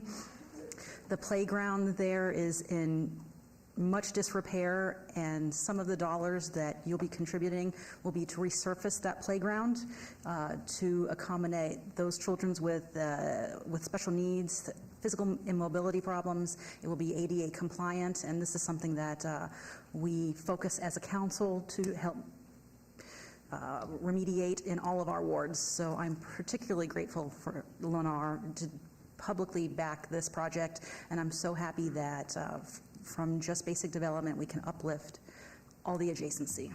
And with that, I would like to move to approve item number 45A through G. 46A through G. I want nothing to do with Councilman Diaz's items. And Mayor, just to clarify, that's with the added condition on the tentative map. Yes, Mr. Floyd, of course, with the condition read earlier. And which the applicant accepted. I accept. So make that a record. There is a motion. Please vote and please post.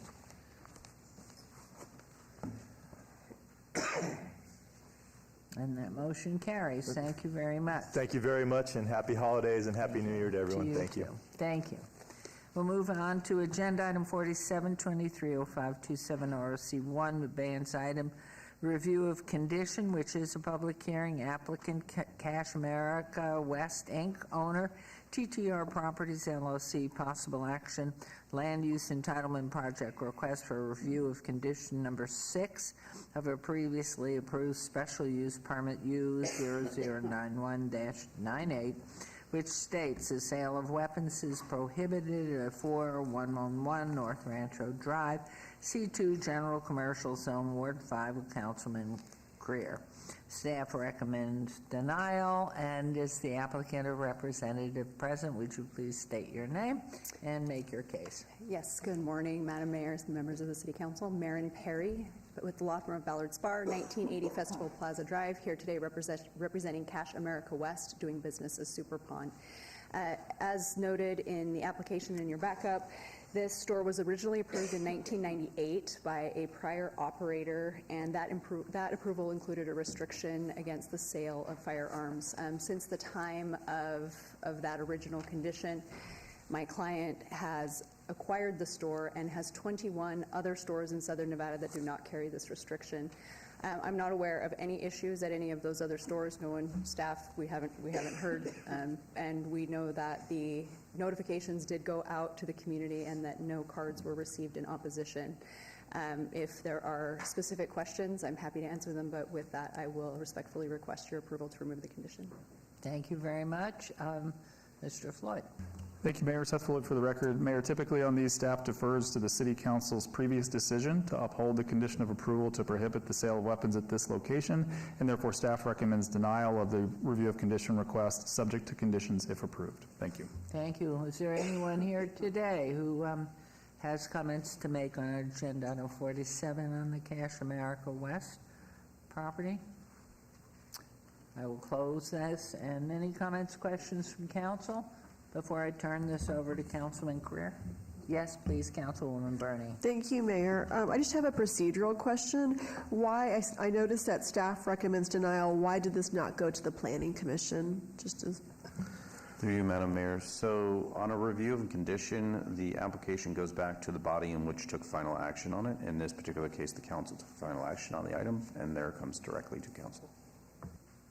And my only question, you may have already articulated, how many other sites does Cash America West have here in Southern Nevada? In Southern Nevada, I want to say there are 26, and 21 do not have the restriction. And not one has the same restriction? 5 total do. 21 do not. And do you have a map that shows where those 5 are? I did not bring that. Okay. I could tell you. Are there any within the city? Yes. Yes, they are. And That- interestingly enough, only the city of Las Vegas has this restriction on stores. None in the county, Henderson, North Las Vegas, or I did include Pahrump in Southern Nevada. Okay, well, I'm confident Councilman Greer is aware of all of this. Yep. Thank you, Mayor. I don't see an issue with it. I'm going to make a motion for approval. Well, there we are. There's a motion to approve. And please vote and please post.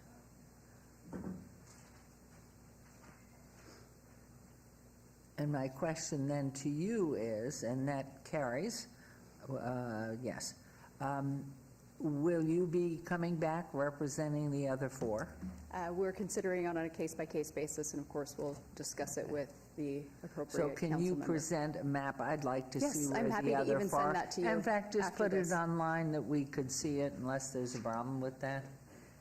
I'm happy to provide Where that those information after that. locations, I mean, I'd be curious where there are and whether Metro, if there is any data in Metro about those sites, if you could look that up for us. Thank you. Thank you. That motion carries. Okay. And 48, yes, 48. So that's 230288 on the following land use entitlement project requests on 1.37 acres northwest corner of Coolidge Avenue and Casino Center Boulevard. 48A 230288 ZON1 rezoning from C1 limited commercial CM commercial industrial to C2 general commercial. 48B 230288 SUP1, proposed automobile rental use. 48C 230288 SUP2, special use permit, proposed mixed-use development waiver to allow a surface parking lot along the street frontage. 48D 230288 SDR1, proposed 8-story mixed-use development consisting of 114 condominium units, 212 residential rooms, 31,644 square feet, commercial area waivers to Appendix F interim downtown Las Vegas development standards, and 48E 2302 VAC1 to vacate the southern portion of the public alleyway generally located between First and Casino Center Boulevard. The applicant is Fuyu Properties LLC, the owner is Siegel Sunset LLC et al. Planning Commission recommends approval on the entire land use entitlement project. Staff recommends denial on 230288 SUP1, SUP2, SDR1, and VAC1, and approval on 230052 CON1. These are in Ward 3 with Councilwoman Diaz. Public hearings which I declare open. And so, yes, you must be the applicant and representative. Yes, Anna Olin of San Diego, California, as the applicant for Fuyu Properties. Just in consideration of this vote and what we're asking here today, I wanted to make sure that it's presented to the council that this project, this application today is really just one piece of a much larger plan and larger vision that we have for the property that we own in the Arts District. So we are the developers behind the English Hotel and the Pepper Club, which I think most people know, and it's been a beautiful addition to the Arts District, and it's helped uplift that whole neighborhood between the jobs it's provided, the space it's provided, the help it's done for First Friday in providing a really beautiful space. This application right here is just a continuation of that growth that we want to see in the Arts District and what we want to provide. So our larger plan for the property that we own, I brought some renderings to show, is to provide the city of Las Vegas a true urban core, a true residential urban core in the downtown. And what this will help provide is equitable housing for working professionals, and this will also provide a 15-minute city model that we want to present to the city for Las Vegas. So as we see the transportation and shared transportation trends growing and changing, and the Boring Company expanding, and rideshare becoming obviously more usable, we want to provide options in a true urban setting that people can walk to work, or people can bike to work if they work in the City Hall building, or if they work in the medical district. So what we're providing is a residential density program that will help provide that hasn't existed yet. So we feel like this will be an option for working professionals in Las Vegas. It'll also help attract talent that's coming from Silicon Valley and San Francisco and the bigger cities that I know the city is putting dollars into trying to attract bigger tech companies coming to Las Vegas. So this application right here for these two buildings, this is just part of really the plaza that we're going to be designing for this urban core. That's going to include all of our mixed-use buildings. So the two buildings we have in this application are currently mixed-use buildings. It's 2 floors of concrete podium with 6 floors of framing above that. And in that mixed use is going to be additional retail space, micro retail for smaller businesses to open shop, food and beverage options. It's also going to offer conference space for conference rooms and office space. We have about 15,000 square feet office space in there. In addition to that, it's providing condominiums that will be affordable for people of Las Vegas that aren't priced in the luxury high-rise market.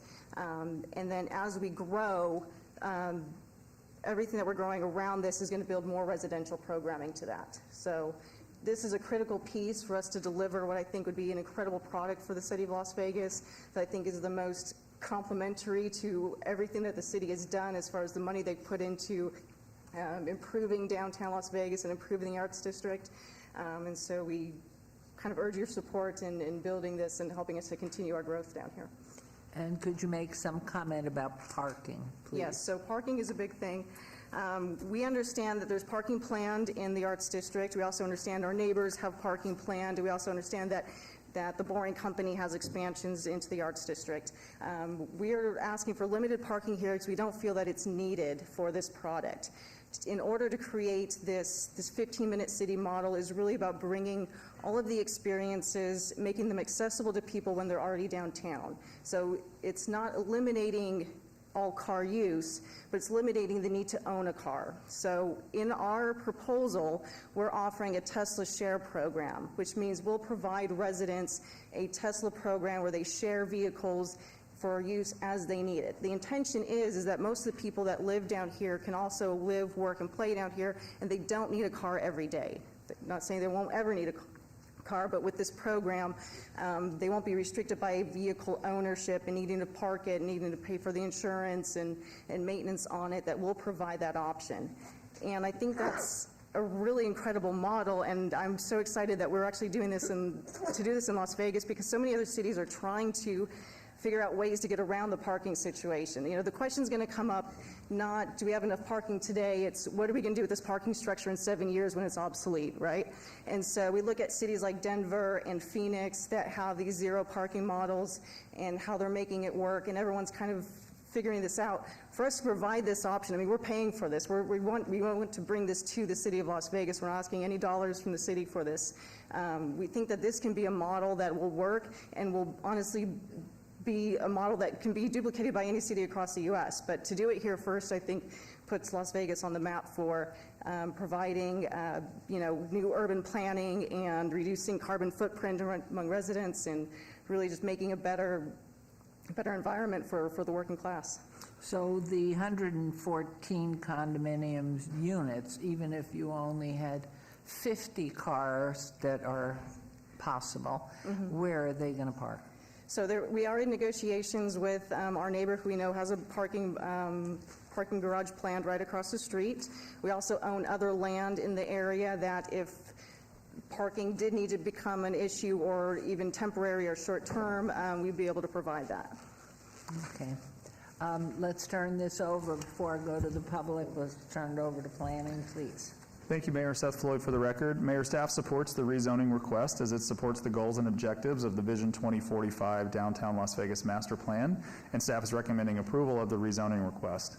Conversely, staff is not able to support a mixed-use project consisting of 114 condominiums, 214 hotel rooms, and a car rental facility with only 9 parking stalls for the entire complex. Therefore, staff is recommending denial of the special use permits, the petition to vacate, as well as the site development review. Thank you. Okay. And this is public hearing item, so anyone who wishes to make comment, please come forward.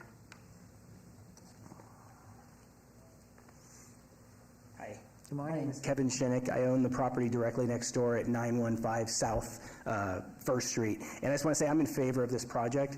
These guys have done a great job. Their website's phenomenal. Everything they've talked about in the Planning Commission meeting was great. Anna and I had a chance afterwards to talk briefly about it as well.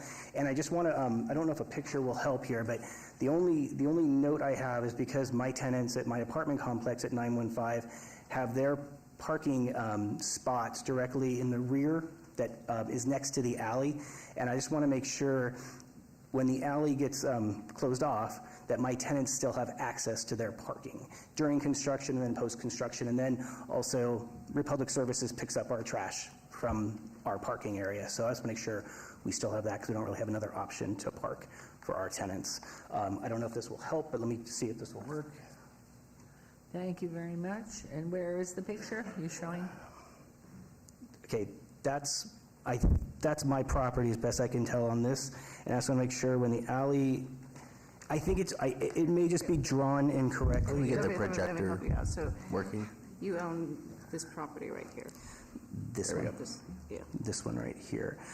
I just want to make sure that our parking spaces are right here for our tenants, and I just want to make sure when construction is done, our tenants still have access to their parking, and Republic still has access to pick up our trash out of the trash dumpster. And how does Republic get in there now? Can you move the microphone a little bit to the side?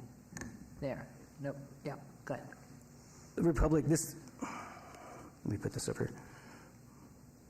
This alley goes completely through right now, and Republic comes down here to pick up the dumpsters that are in this alley. the dumpster sits either in the alley or in our parking spaces that are within our property line. And how many apartments are on your property? We have 7 units and 6 parking spaces. 6 parking spaces. 6 parking spaces for 7 units. Okay. But, I agree with what they're saying is that, and when I bought this property 7 or 8 years ago, I was worried that I didn't have enough parking spaces, but our tenants don't use all their parking spaces. But I need them, because I definitely have some tenants that need to access the parking, and I need to have trash pickup. Yeah, we'll go that So- direction. Thank you for coming down. Anyone else wishing to be heard on agenda item 48, A, B, C, D, E?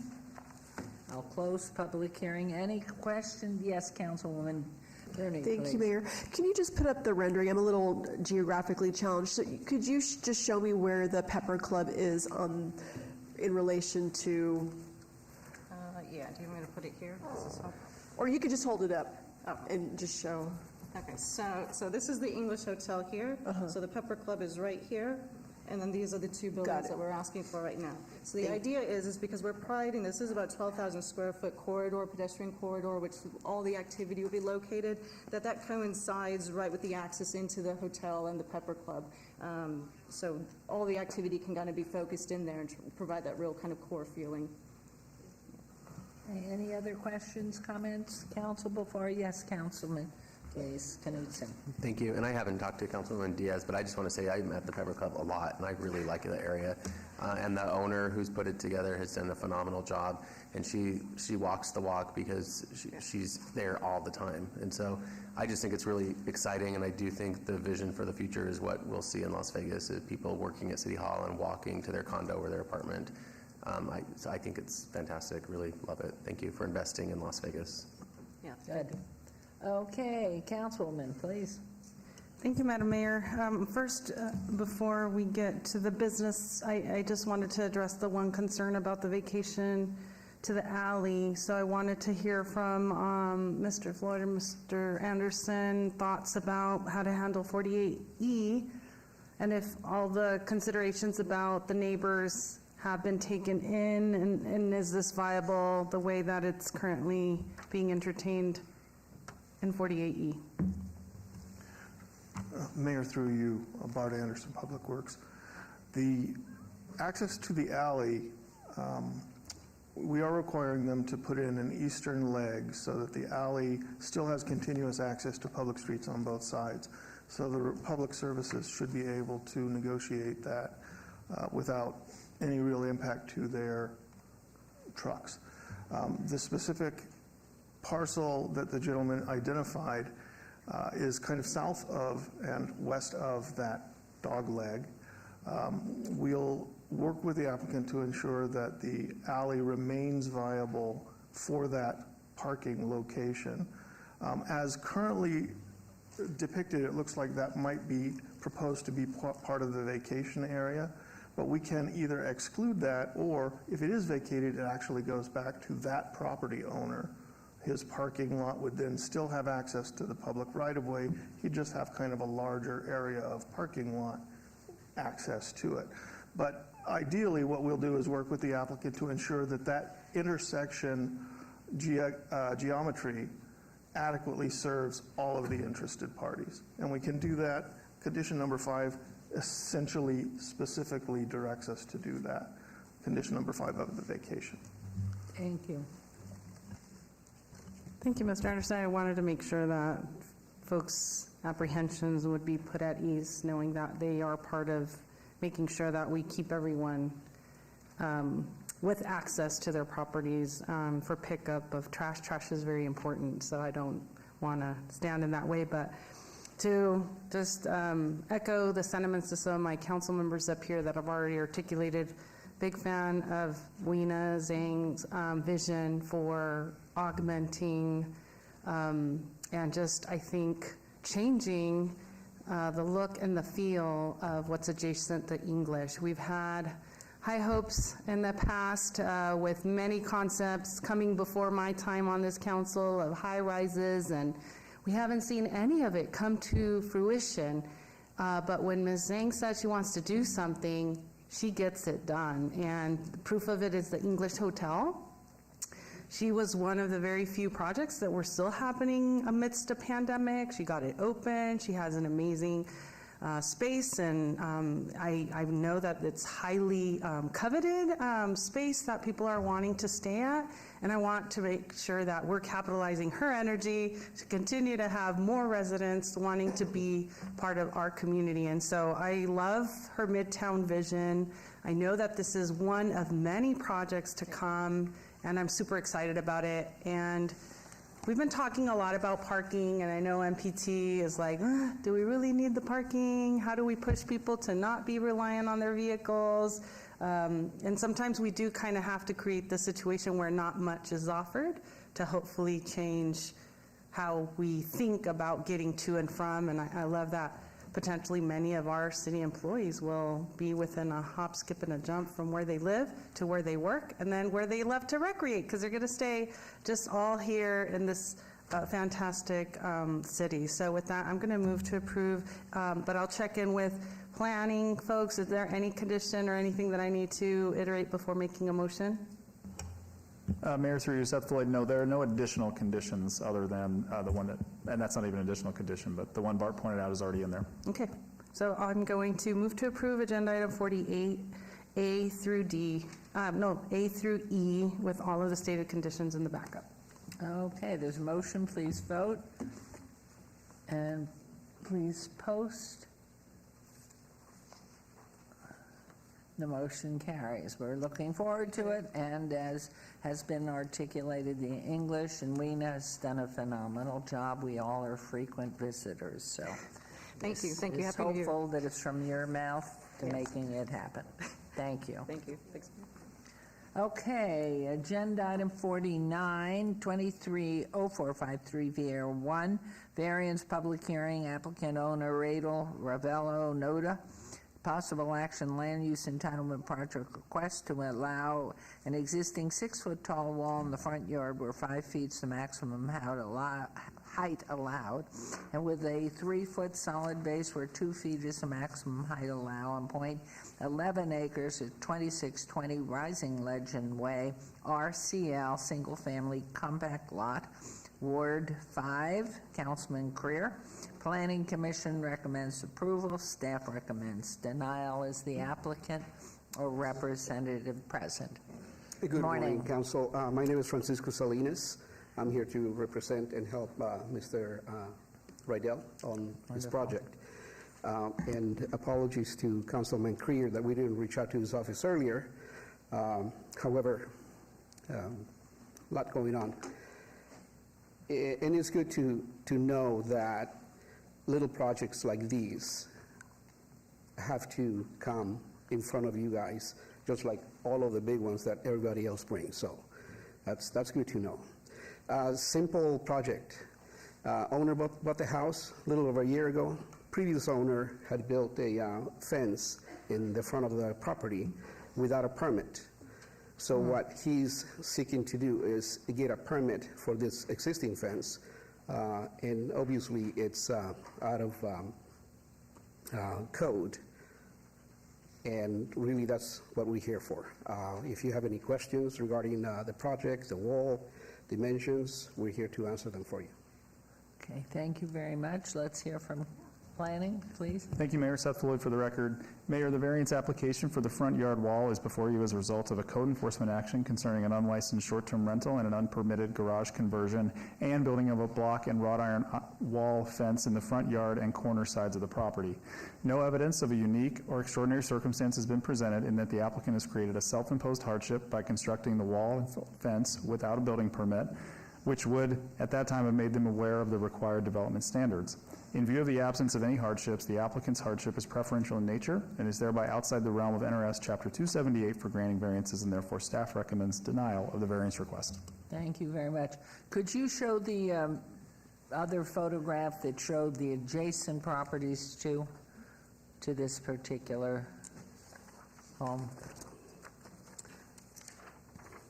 Okay, so those walls are similar They're in the height? same walls that are on the... Currently, they Yes. are. But the request here, if I read it, is you want to go higher Well, we want to keep it as is. The columns currently are okay. about 5 feet tall. Okay. With the metal fencing, just bringing it up about 5'6". I got it. Thank you. This is public comment on this agenda item 49. Anyone wishing to make a comment? I'll close public hearing. Any questions from council? Turned over to you, Councilman. Yes, wait, please, sorry. I'm just curious to hear from our staff. The STR activity, was that from the previous owner or under this new ownership? How far back does that STR activity date? Through you, Madam Mayor, Peter Lowenstein for the record. So the code enforcement case was initiated November 15th of 2022 and remains open to date.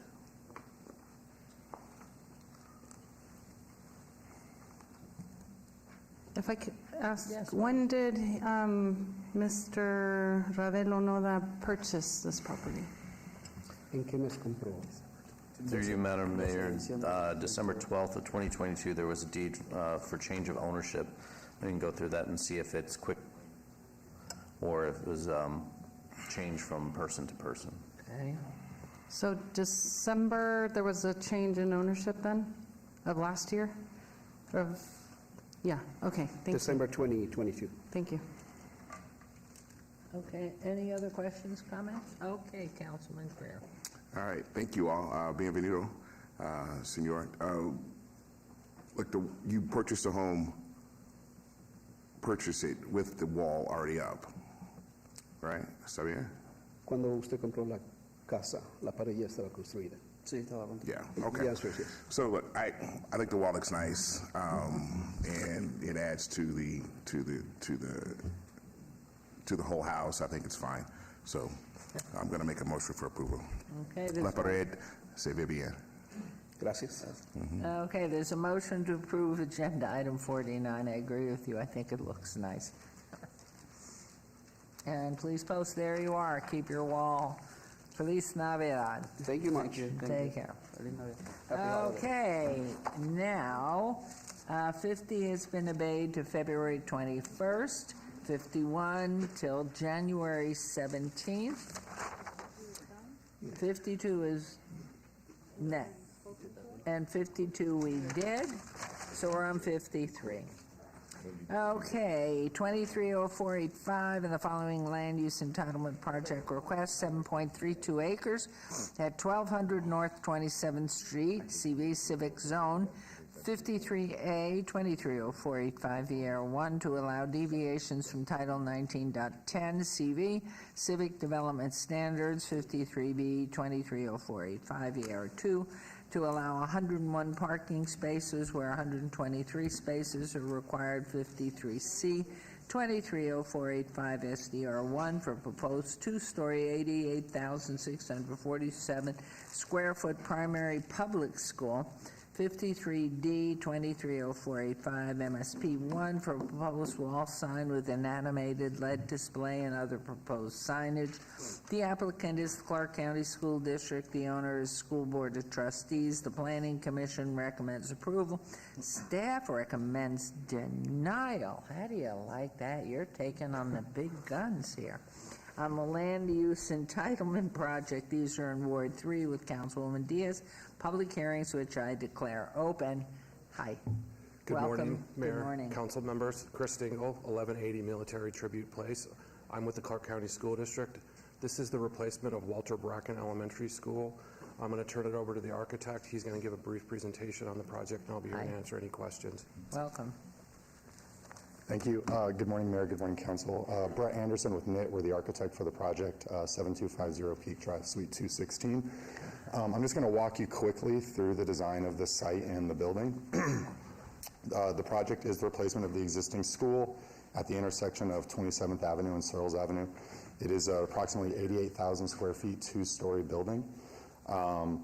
Excuse me, what year was that built? Was that, what year was the original Walter Bracken Elementary School built? Yeah, Bracken. 1961. Yeah, I was going to say, boy, it's been here forever. Okay, Yes. thank you. So starting on the north side of the site, we have our parking lot for the parents and the school staff. Just south of that is our pickup drop-off loop for the parents to use. We've separated the parent pickup drop-off loop from the bus loop. The bus loop for the school's use is at the southwest side of the property. You can see here off of 27th Avenue. As you can see, this is our school here. It's a U-shaped school. It has a beautiful courtyard right in the middle of the campus for the students and teachers' use. On the north side of the school is our separated pre-K and kindergarten area. On the east side of the school is relocated 3 tortoise habitats from the existing school. It is also a garden for the school's use and for their curriculum. South of the school is the outdoor activity area that features your typical tetherball courts, foursquare, basketball, and shaded playground structures. And then finally at the southeast corner of the site is the sports turf area with a baseball backstop. Quickly, I'm just going to show you some renderings of the school. So this is the view from 27th and Searles. It's the primary entry point for the building. Now you're adding a second floor? What was that? You are adding a second floor. There is a second floor, yes. Okay. The school is stepped on the east side of the property so that we don't get too close to the existing residences on that side. We are trying to be cognizant of that. This is the view from 27th. It's a secondary entry. This is the view from the northeast corner of the property. You can see this is kind of the typical classroom language, kind of proceeding down the building there on the north side. This is a view of the interior courtyard for the students and the teachers. And then again, this is just another view from the parking lot at the primary building entry. So that concludes what I wanted to present today. We did review the staff's report and the conditions of approval and take no exception, and I will answer any questions that you guys have at this time. Thank you. Mr. Floyd. Thank you, Mayor. Seth Floyd for the record. Mayor, due to the requested variances for building height, building placement, perimeter landscape buffers, and parking lots landscape islands, staff is unable to support the proposed project and is recommending denial of both variances, the site development review, and associated master sign plan.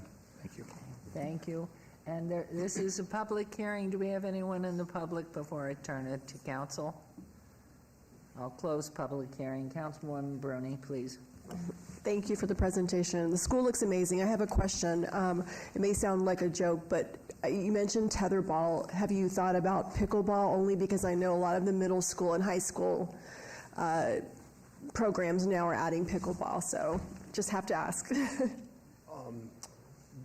Actually, we have, and you will see an application, I believe, next month that's for a new type of school that's 9 through 12, and it will have pickleball for the older kids.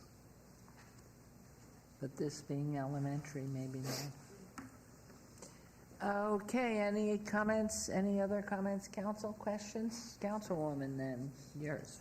Thank you, Madam Mayor. Thank you for indulging me. I wanted the rest of the council, sometimes if I just final action you at planning, no one gets to know and see the amazing transformational changes that are going to happen and come towards our community. So I wanted to make sure we have this opportunity for anybody tuning in, or my colleagues, the mayor, to really see the transformation of that campus. Having worked at CC Rano not too far from Bracken, and us being bypassed for a new build, which I resented because being on 1961 air conditioning units and nuances of how the structure was built way back then, I think in terms of efficiency for 2023, it pales in comparison with the newer buildings that the district has been able to successfully render and build. And so I feel the community is deserving of this renovation, and I'm on board because I know that you're going to save money on power, you're going to save money on having to send techs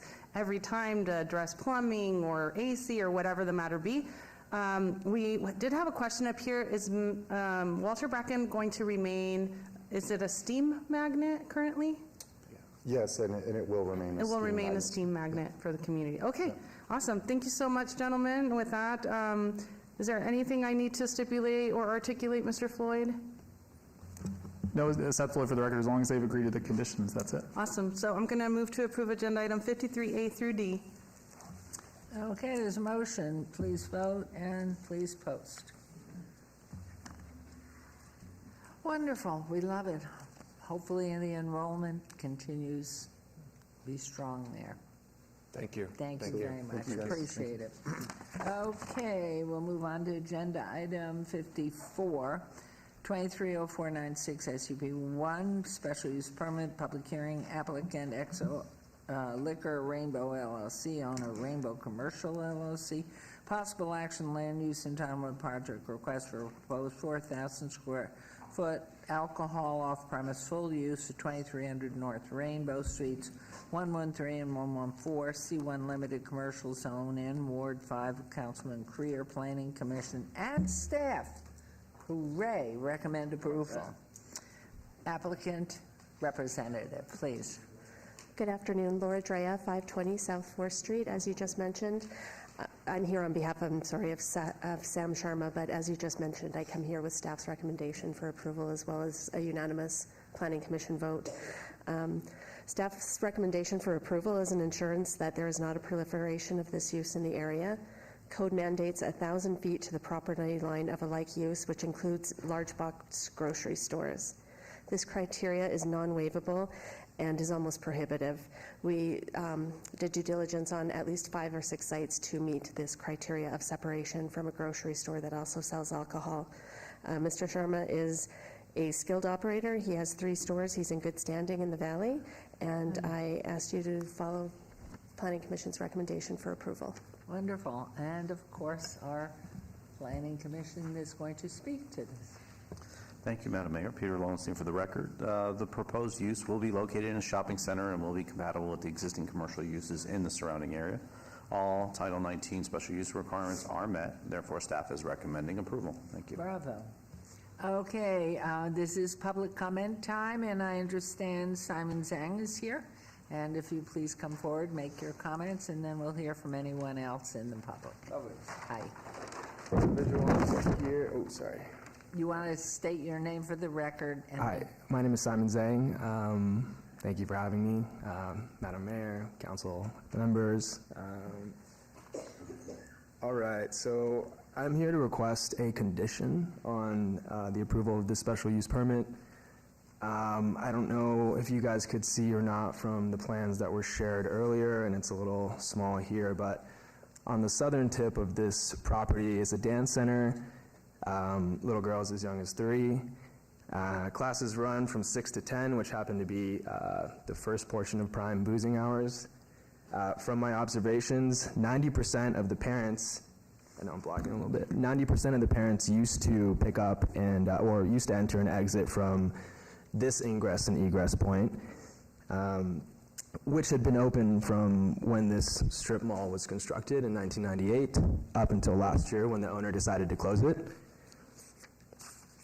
I'm proposing this condition out of an abundance of caution and to mitigate risk for these little dancing tots so they don't have to contend with the patrons of this establishment. I think the pros far outweigh the cons, especially when it concerns the safety of our little bubs, and also because this this third ingress and egress point had always been it had always existed, and so I don't think it's, I should think that it's not asking for too much. Thank you. Is that it? We will certainly make sure the councilman addresses that, and we'll, this is a public comment time on the agenda item 54. Anyone else who wishes to make comment? Okay, a closed comment here, and anyone from council, any input there? Okay, Councilman Chris. Thank you. Yeah, I don't see a problem with it. I mean, the shopping center is a very commercialized shopping center, number one. There are other establishments close or nearby that also serve alcohol that's there across the way there you can purchase. And so is that in the condition about he wants to block off the entranceway? Or? Through you, Madam Mayor. But is that even, does that make sense to block it off too? Because will that stop the egress and ingress? Do we need to do that? It's interior to the site, providing interior access across the site. However, this is not a commercial subdivision. There are 2 separate property owners. They have every right to block off that particular thing unless there's some separate agreement that we aren't aware of.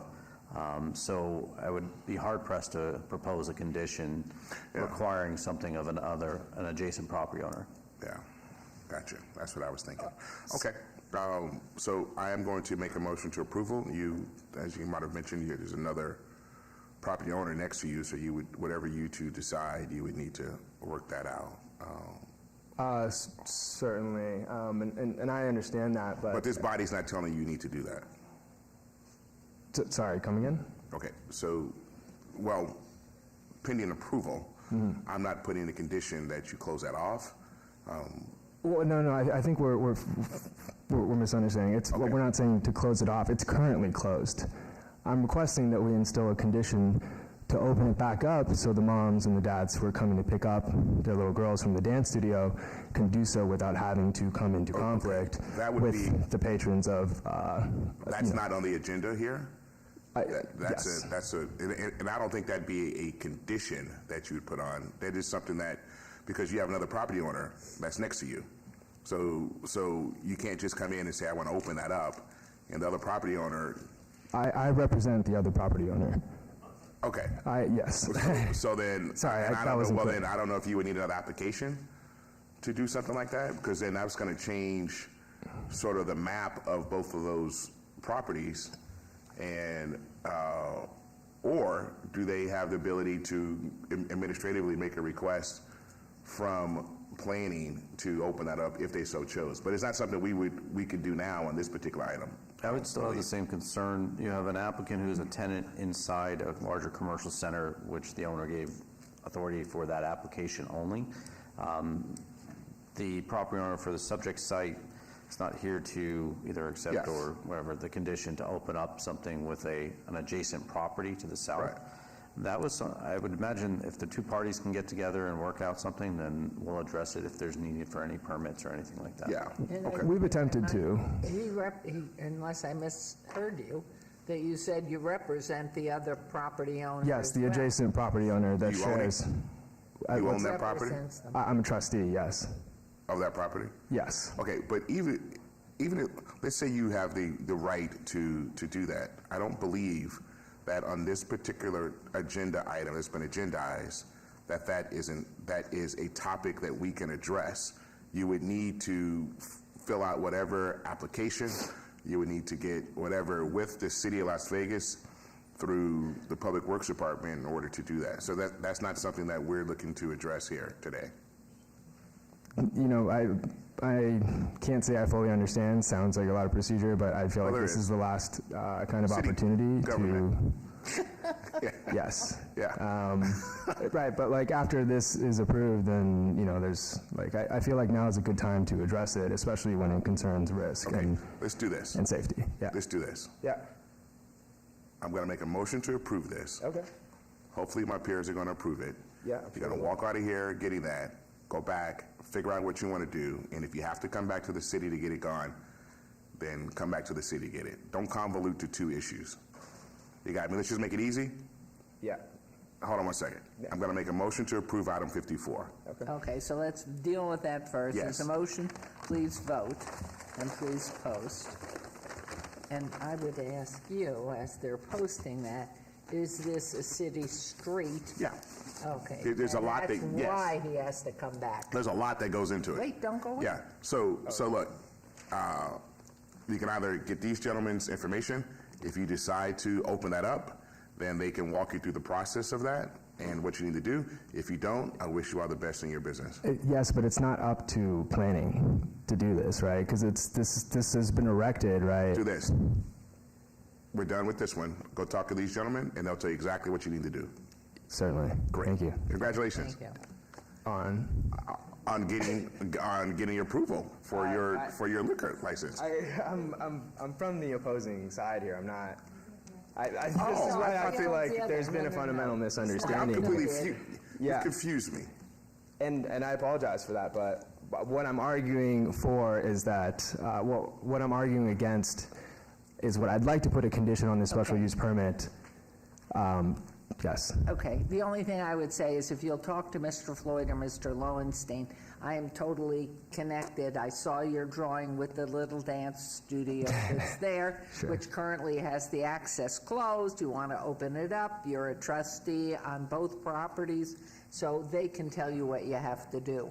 The approval has been granted on The liquor license. on the liquor license, Yeah. so that's done. You just need the information. They'll tell you what to do.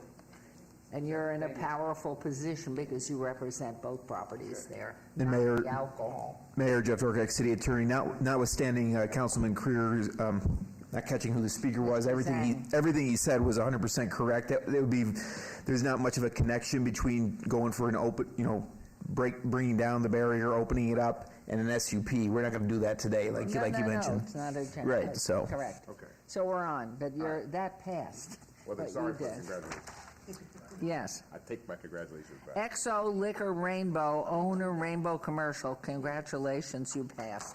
Now his little thing, he goes. Okay, 55, 230481 DR1, Director's Business Applicant Owner Howard Hughes Company LLC, discussion for possible action or required review of the 24-month development report as required by Section 11.01 of Summerlin West Development Agreement, generally located west of the I-215 Beltway and north of Charleston, Ward 2, Councilwoman Seaman. Staff recommends approval. And who is representing the Howard Hughes? Hi. Matt Walker with the Howard Hughes Corporation. Yes. Happy to be before you today. I recognize that I'm in between many of you in your holiday break, and so I'll be very brief. I just want to appreciate staff's support and recognition that all of the major milestone items are either met or in progress. Development of such community infrastructure is obviously a team sport, and despite key retirements on both the Howard Hughes side and the city side over the life of this report, I can happy to report to you that the relationship between the city and Howard Hughes is stronger than ever, and I just want to express our appreciation to Councilwoman Seaman, her office, as well as all of the major development departments and city management and the day-to-day improvement. Their insight and engagement makes this a better place. And we're excited that 2024 is going to bring even more exciting announcements and community infrastructure in this area. Wonderful, thank you. It's been approved by staff, so Mr. Floyd. Thank you, Mayor. I do get an approval today, so thank you for that opportunity. The master developer continues to comply with the terms of the Summerlin West Development Agreement, and staff recommends approval of the development report.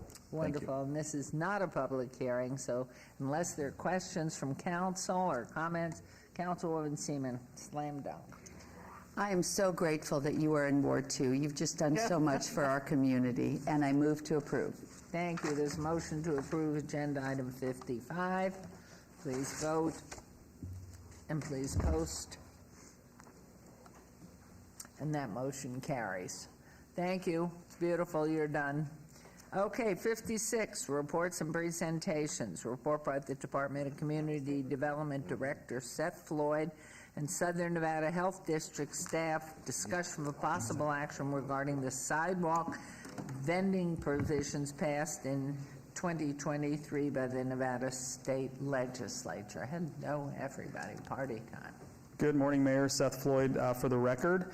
Mayor, so we are here before you today as a result, well, a couple of things. Let me give a little bit of background. During the last legislative session, the legislature passed a bill, SB 92, authorizing local governments to adopt ordinance related to street food vending. There's been a lot of discussion about it. The city's been engaged in a lot of conversations. Darcy on our team and others have been involved with our counterparts working on creating a pathway to licensure based on the rules that the state prescribed for us in SB 92. We have drafted a bill that went to recommending committee earlier this month. What came out of recommending was a request that we report to the City Council specifically on the status of the Southern Nevada Health District's regulations. And so they've been kind enough to come here and give a report today to you on the status of those regulations. And so with that, I will turn it over to Nikki Burns-Savage from the Southern Nevada Health District. And then we'll be available for any questions you have at the end.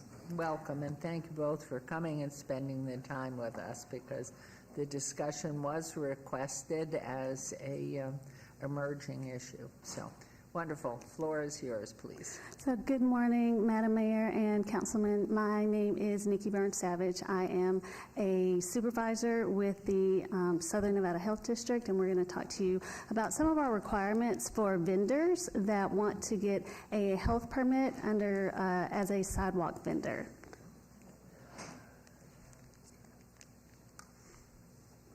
All right, so we're just going to start by talking about some of the direct impacts on the district itself. So the district actually accepts identification cards from non-United States issued authorities for food handler cards. That is actually not a change for the district. The district has never required only a United States issued government ID. We actually accept all types of IDs from other areas, so we do allow those non-United States issues for those food handler cards. We will also be accepting a payment plan for those vendors that want to get a permit. We will also be adopting regulations for the sidewalk vendors by the end of 2025. But currently, under our existing regulations, the 2023 food regulations, we can allow those vendors to be permitted as sidewalk vendors. Under our regulations, it's Chapter 11 for open air vendors. So currently, we would not need to draft new regulations right now. And the other direct impact on the district is that we would be adopting regulations that the task force deems necessary. So let's just talk about the pathway to permitting. Currently, as I stated before, the district under our 2023 regulations in Chapter 11 can allow for the sidewalk vendors to open as or to operate as open air vendors. So what we would need to do is actually work with those operators and give them a waiver for the regulation 11-201A, because that regulation requires them to operate at a fixed location. As we all know, most of those vendors are going to want to roam. So because our regulations say that it's supposed to be operated at a fixed location, we would be able to give those operators a waiver so they would be able to move to different locations. Regarding the equipment that is required for those vendors, that is going to vary depending on the type of menu that the vendors would like to serve to the public and the extent of the food handling. Now, some other items that we need to discuss as far as the equipment requirements for that open air vendor. Our regulations say because it is a stationary permit, open air vendors are limited to 200 square feet. Now, that's a pretty big area. We understand that, but like we were saying, that is for a stationary vendor. If someone wants to roam, they would not be able to be that big. So that's something that, that we need to make sure to clarify. Also, for the equipment, the vendors would have to make sure that they are providing an adequate number of hand washing sinks for their open food handling. So some of the things that are required for that hand washing sink, the sink would have to be properly stocked with soap and paper towels and also a garbage can. It would have to be located within 10 feet of that open, the open food handling area. And they would have to have their sink set up before the vendor did any open food handling. Also, the sink would need to make sure to provide running hot and cold water without the use of a manual pump. The hand sink would need to be self-contained, and it would also need to be equipped with an integral 5-gallon minimum potable water supply, and then a waste tank that's going to be at least 15% larger than that potable water supply. Some other type of requirements is making sure that there's adequate overhead protection unless it's something that's going to be prohibited by fire code. The operators would also need to make sure they were operating on an adequate surface like asphalt or concrete. And if they did not have an adequate surface, then they would need to lay down a proper ground cover to prevent types of contamination like dust, debris, dirt that the wind could possibly kick up, or just from people walking around kicking up that debris. We don't want that type of contamination in the food.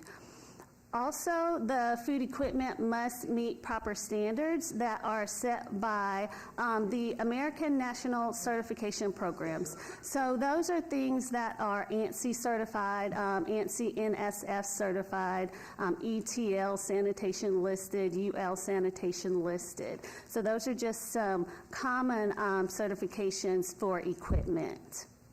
Madam Mayor, can we ask questions? Please, yes, Okay. please. I have a question. So sorry. I have a question in regards to this ground cover point here. So I know that there's many street vendors who want to be ambulatory in nature who don't want to stay put, and I'm trying to wrap my head around how does this ground cover concept apply to them if they're going to be roaming, and what is. Can you kind of, I guess, explain what is this ground cover that will be acceptable to be utilized? Sure. So normally we do not allow operators to operate on a dirt lot. So if the operator wanted to be in an area that was not concrete or asphalt and it was, say, dirt or rock, they could, are you familiar with it's almost like turf, but it's able to be rolled up and then kind of spread out. That's something that they could use. A lot of times we deal with special events, and for ground cover, they would put down like the wood chips. I know that's probably not something that these types of vendors could do, but probably that kind of turf that's able to roll up and then be set out, something like that could be sufficient. Yes, Councilwoman Polinsky, please. Thank you, Madam Mayor.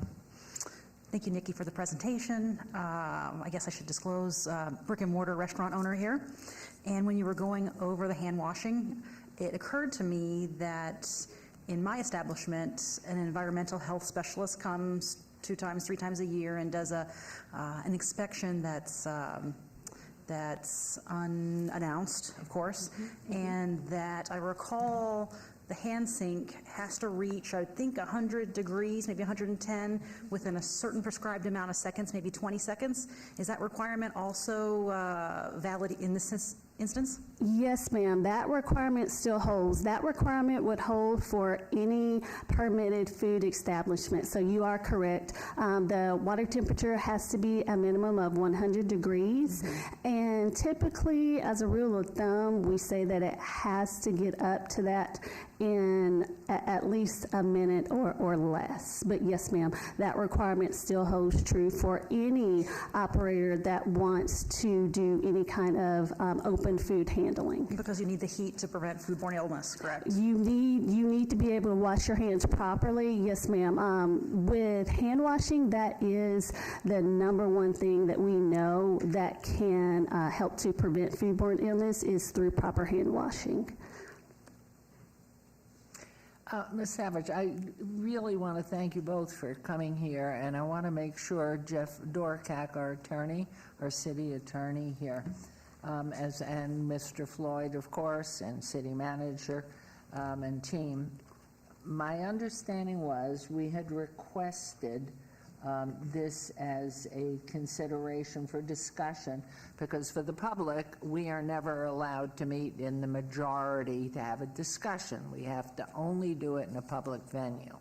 So at this point, are we in a position, without creating a violation of anything, how far can this discussion go? Because in representation of the health department and in listening to things that I've heard individually, well, first, if you would, how deep in a discussion can we go, and what can we not do? Jeff Dorkak, City Attorney. Depth of discussion, it depends on how long you guys want to be here, but in terms of the item, the item is agendized for a report, so what we generally would advise on that is direct questions from individual members to the SNHD participants. So you're going to have a back and forth, one-on-one with them. We're not going to have crosstalk amongst members. So, I mean, obviously you're going to hear what each other says, but you're just not going to talk to each other. And then in terms of the item, it's described as sidewalk vending provisions passed in 2023. So the questions can relate to that topic. We're not going to veer off into a discussion about our ordinance, but you're going to be able, again, to ask direct questions to SNHD about their regulations or their intent with respect to the 2023 law that passed, things like that. Okay. In fear of making a mistake, I'll ask for forgiveness afterwards. My question is this, and having just heard bits and pieces of briefings and other things, apparently from the 2023 legislature, resolution, ordinance, law, whatever, I personally believe this is a larger issue than sidewalk vending of food, which in itself has a lot of problems in it. How do we know the mayonnaise and the vendors is not rancid? And now we got a disease spreading somehow. So the question that I would ask you, because I did hear comments have been made about people vending other items, and having grown up and had a conversation with our city manager, who also comes from the New York area, where in the holidays and year-round there were vendors on every corner, and they are licensed, correct? Whether it's food or whatever they're selling.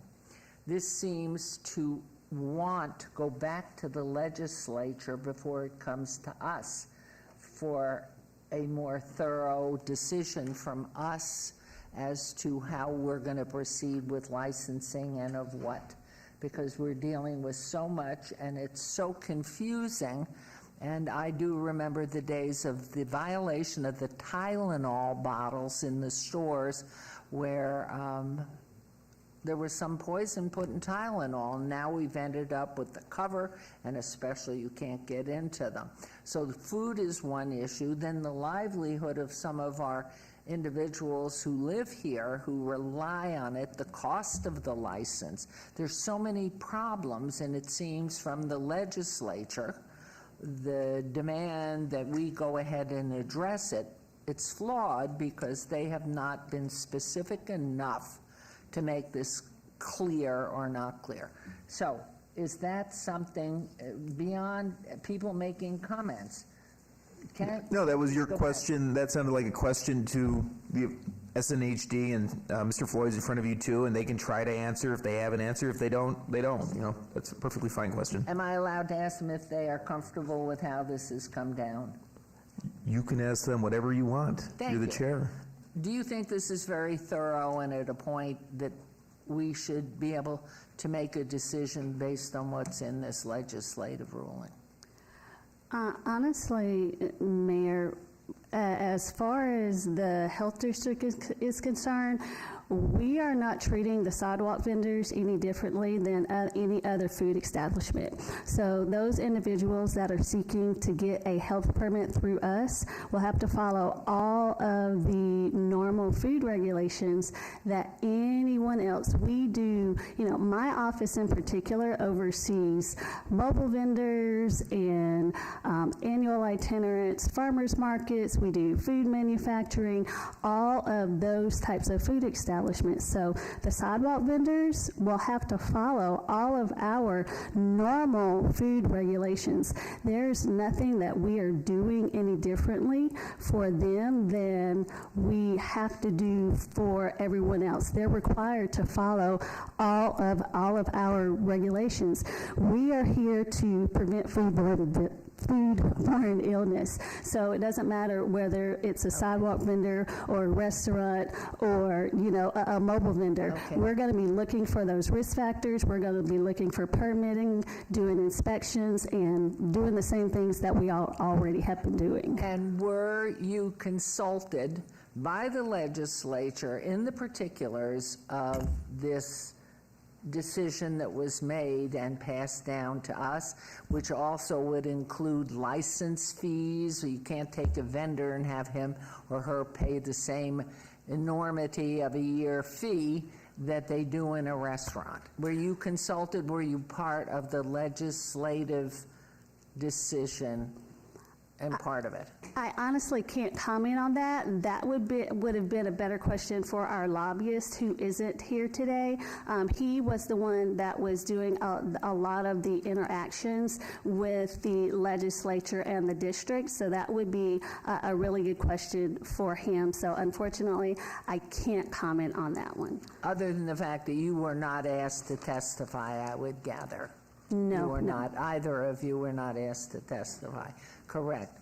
So is there a consideration, Mr. City Attorney, that we can ask for further clarification and not make a decision on this, leave the status quo as is until the legislature clarifies all the particulars that so many of us are questioning?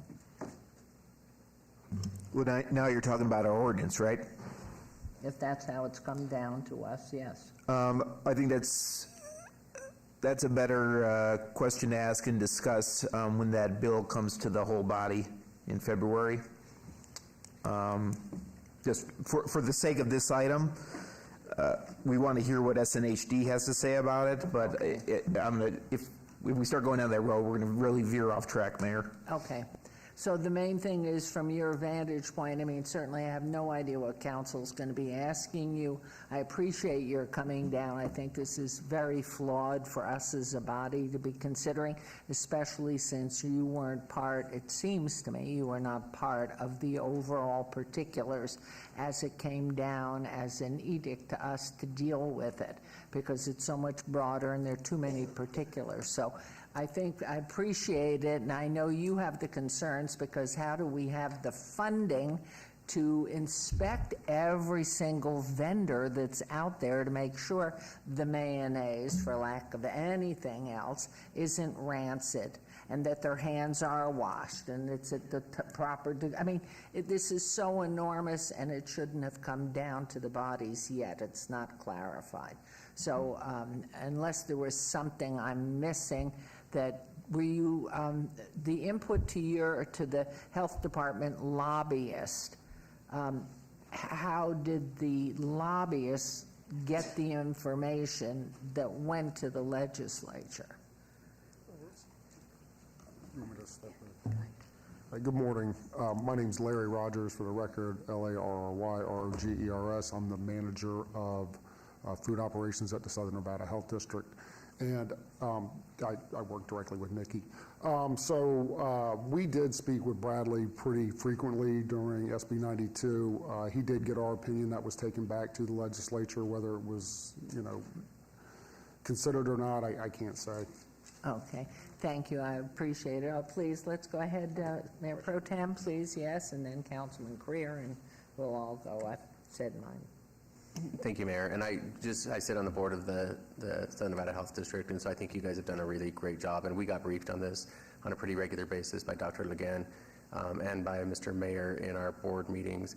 And everything you said is spot on. I think we're stumbling through this process as it was laid out by the legislature. It seems like there's a little bit of stumbling in all the jurisdictions, and in particular with the health district. But I think what you said early on is the point to stick to, is the health district is still adhering to the standards by which they laid out years ago, and they're holding the food vendors accountable for that. The question that I have is the proposed ordinance, which we're required to by NRS, does that pose any issues or challenges with what your current practices are? No, we don't see any conflict with as the provisions of SB 92 and any ordinances, that's mostly concerned with zoning. We're mostly concerned with food safety. That really, as written, there's no conflict. So the health district still has some things to work out with the task force as designated by the legislature, but our proposed ordinance with the city of Las Vegas and the other jurisdictions doesn't impact food safety. It doesn't impact anything the health district is doing. All it does is create an enforcement mechanism for the city to enforce if someone's doesn't have a health district permit or they don't have a particular city license. Is that accurate? Correct. We are still following our regulations. Most of what the ordinances are doing are letting the vendors know this is where you can operate, this is where you cannot operate, this is the, within X amount of feet, and those types of items. But most of that is a zoning issue that doesn't affect us. And Mr. Floyd, I may just ask you to comment because Darcy did a great job kind of presenting this in our briefings yesterday, is by the ordinance, outside of any food safety, it gives us the ability to enforce, which we kind of don't do right now, but it gives us at least some teeth in the game by having an ordinance out there that says this is how you get licensed properly. Yeah, Mayor Pro Tem Seth Floyd, for the record, that's accurate. On that side of it, on the zoning side, the legislation was enabling, so it authorizes us to, it did give us some prescribed rules, but outside of that, we do have flexibility. And I would just add that the intersection between as currently drafted, the city regulations and the SNHD is that one of the required permits for getting your city business license is a health district permit. So that's where the intersection applies. Other than that, I think that's accurate. We're fairly separate jurisdictions on that. So and my last question, just to make it very clear, so if someone comes into the business licensing because they want to operate a cart for food only, if they don't have the appropriate SNHD license, the city's response is no. You don't get to have a license here either. That is correct, or it would become if we discovered that through an inspection, that would become an enforcement, a point of enforcement for us. Okay. Because that's one of those required.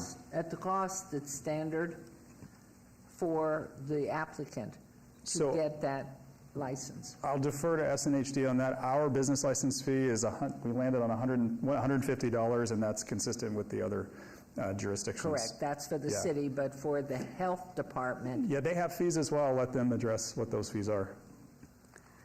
I'm sorry, Madam Mayor, are you asking what our fees are going to be for this? Yes, has that been determined?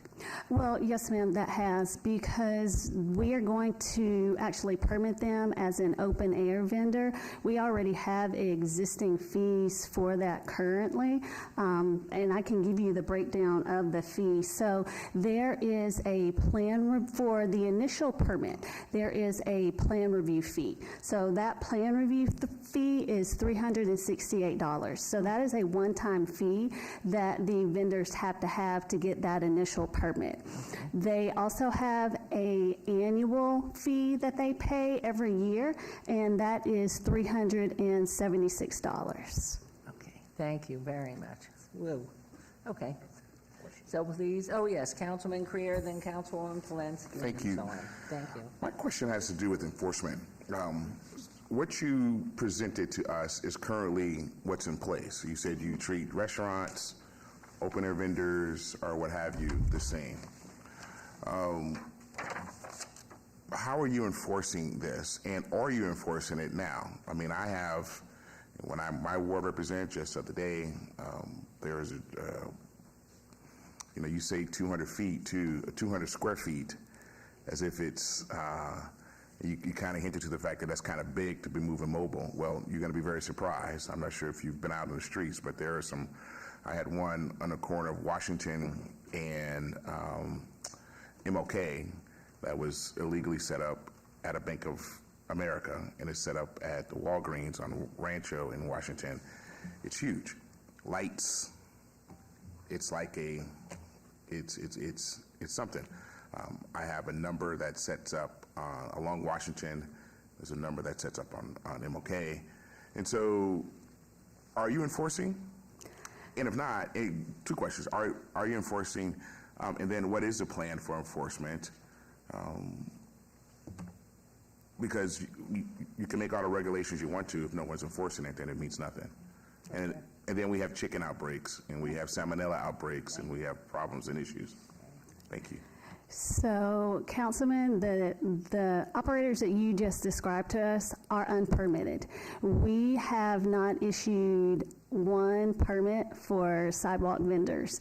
Right now, mostly is the issue of where can they operate, where can they not operate.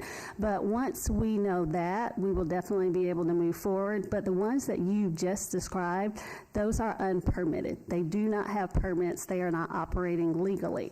What my staff actually does, we receive complaints from the public, and we take those complaints and we go out a couple of times during the week to address those unpermitted food vendors. So what we do when we address them is we tell them and we give them documentation of this is how you get permitted, this is what you need to do, and we also confiscate their food, but we are not allowed to confiscate the equipment or anything like that. All that we can do is to take the food that they are serving. So that is what we are doing currently right now. So I will just say again, all of those vendors that you are seeing operate right now like that are operating without a health permit illegally. Right, and so nothing happens. Do you go out on Sunday at 10 o'clock at night? You know, when I saw this particular one, and look, I'm gonna go back to, I represent the Historic West Side. I grew up in the Historic West Side, I live in the Historic West Side. You know, it was common, we'd go to Hicks Barbecue, H&H on the corner, and they'd move, whatever, and you go to Hicks and get you some barbecue on Sunday and bring it home. And so it's not just systemic to just the Hispanic culture. I think it's just in general, and it's gonna be more prevalent as we move forward. And as regulations are put in place, which whatever they may be should help, but it's gonna be a part of our nomenclature now. And so if there is regulations from the health district, regulation from the city, county, whomever, that we have to do it, enforcement is a huge component of it, because we have to ensure that, one, people stay within the rules. We have rules for a reason, because that's why we keep our community safe. And so as you all going back in that, are there discussions about increasing your enforcement? Are there discussions at the health district about saying, look, we're going to need 50 more health inspectors that's going to go out over the next 2 years or so? So Larry is my boss, so he can probably answer that a bit better than I can. But you are correct. Enforcement is going to be a critical part of this, and that is one of the things that we are going to expect the vendors to do for us is when they get a permit, we're going to ask them to submit what's called a route sheet, because if they are moving around, we need to know where they are going to be so we can locate them in order to do their inspections. So enforcement is going to be very, very critical, and you know, the district, just like any other jurisdiction, we are always looking for good people, for, you know, and would benefit from getting more staff, but I don't think that makes us any different than anyone else. But yes, I will let Larry answer. And if I might add into that, because to me it is those that will not be coming in for permission. It's the ones, the pop-ups that are out there. And where is the cost going to be? Where is the funding going to be for these extra inspectors out there? You're going to need hundreds of them. And so where is the funding? And we certainly, I mean, obviously you get funds from the licenses, and then it can be an enterprise fund. But for all these other vendors that are popping up everywhere, whether they're selling jewelry or food, you have to inspect what you expect. And I'm sure the health department doesn't have a slush fund that's enormous enough to have 50 or 100 new people out there getting a hold of every vendor that is not licensed or permitted. So it really is an issue. And have they given you a suggestion where the funding would come? Yeah, thank you, Mayor. Larry Rogers, manager Food Operations Southern Nevada Health District. We currently do have an unpermitted vending program. That's Nikki's in charge of that. We do the patrols. That's what she mentioned. There hasn't been any discussion that I'm aware of expanding that program. Like you say, the funding is, difficult to get. However, we'll probably wrap that into being Nikki's office. The extra revenue that we get with the open air vendors that we permit, that'll give us the ability to hire more inspectors. Those inspectors can, they'll inspect open air vendors, and while they're out there, they'll do some unpermitted vending patrols. Oh, So, nice. yeah, but it's a less than ideal situation. There you go. Okay, let's go down to Councilwoman Polanski and then Councilwoman Bruni. My question is in regards to the actual slide on here. If hers is at a macro level, maybe we should go to hers. Mine's about the presentation. I just had a question or to follow on with Councilman Creer about enforcement. So I agree with everything that's said. My concern is as we impose restrictions on the law-abiding vendors, I think you're going to see more people moving into or foregoing getting the permits and being good actors. And so I guess one of my questions is, do our marshals have the ability, if we're just going out to check to see whether someone has the right permits to close down? No. Okay. So, Mr. Hacker, you're shaking your head that our marshals would not have the ability to just go out and see whether someone actually can demonstrate the permits and then shut them down or fine them? Thank you, Madam Mayor. Tim Hacker for the record. My understanding is the marshals are not the appropriate enforcement for these types of licenses or permits. They could assist business licensing or whatever agency was addressing a potential violation in public right-of-way.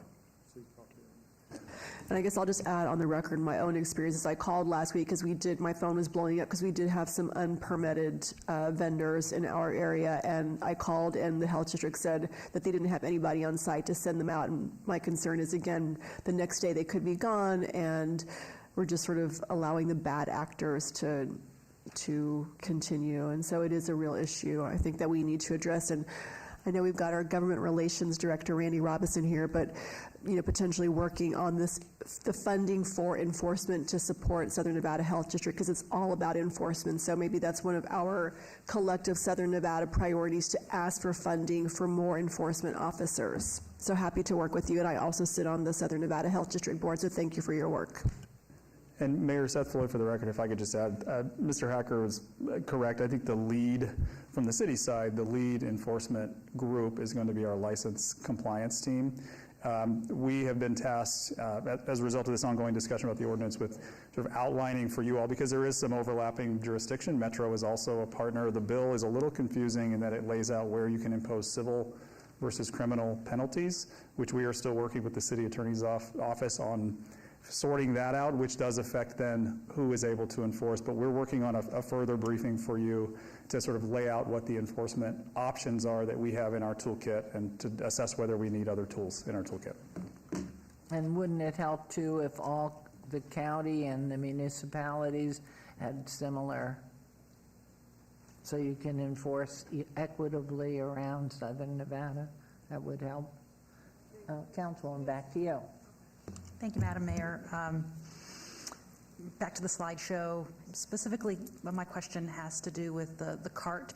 The one pictured in the slide that we're looking at right now, is that like Adobe stock image, or is this an approved cart that we can expect it to look like this? So that is actually just a stock image. Okay. I can go to another picture. So this is just a schematic of a similar type of unit. So you can see with the hand washing sink that has the hot and cold running water. It also has the clean water tank that holds the 5 gallons. It has a waste tank in there also that's slightly bigger, about 7 gallons. It also has an area for ice. There is an area area for a steam table and for holding the foods properly. So some of them also, depending on the types of food, they will also have a cold holding unit, a refrigeration type unit, and then on the very back of the cart you can see the propane tanks. Okay, awesome. This is what I was looking for. Just so hot has to stay hot, cold has to stay cold. We avoid the temperature danger zone. Do you have specific or recommended dimensions this is supposed to be? And for the average food vendor, what are the costs associated with this?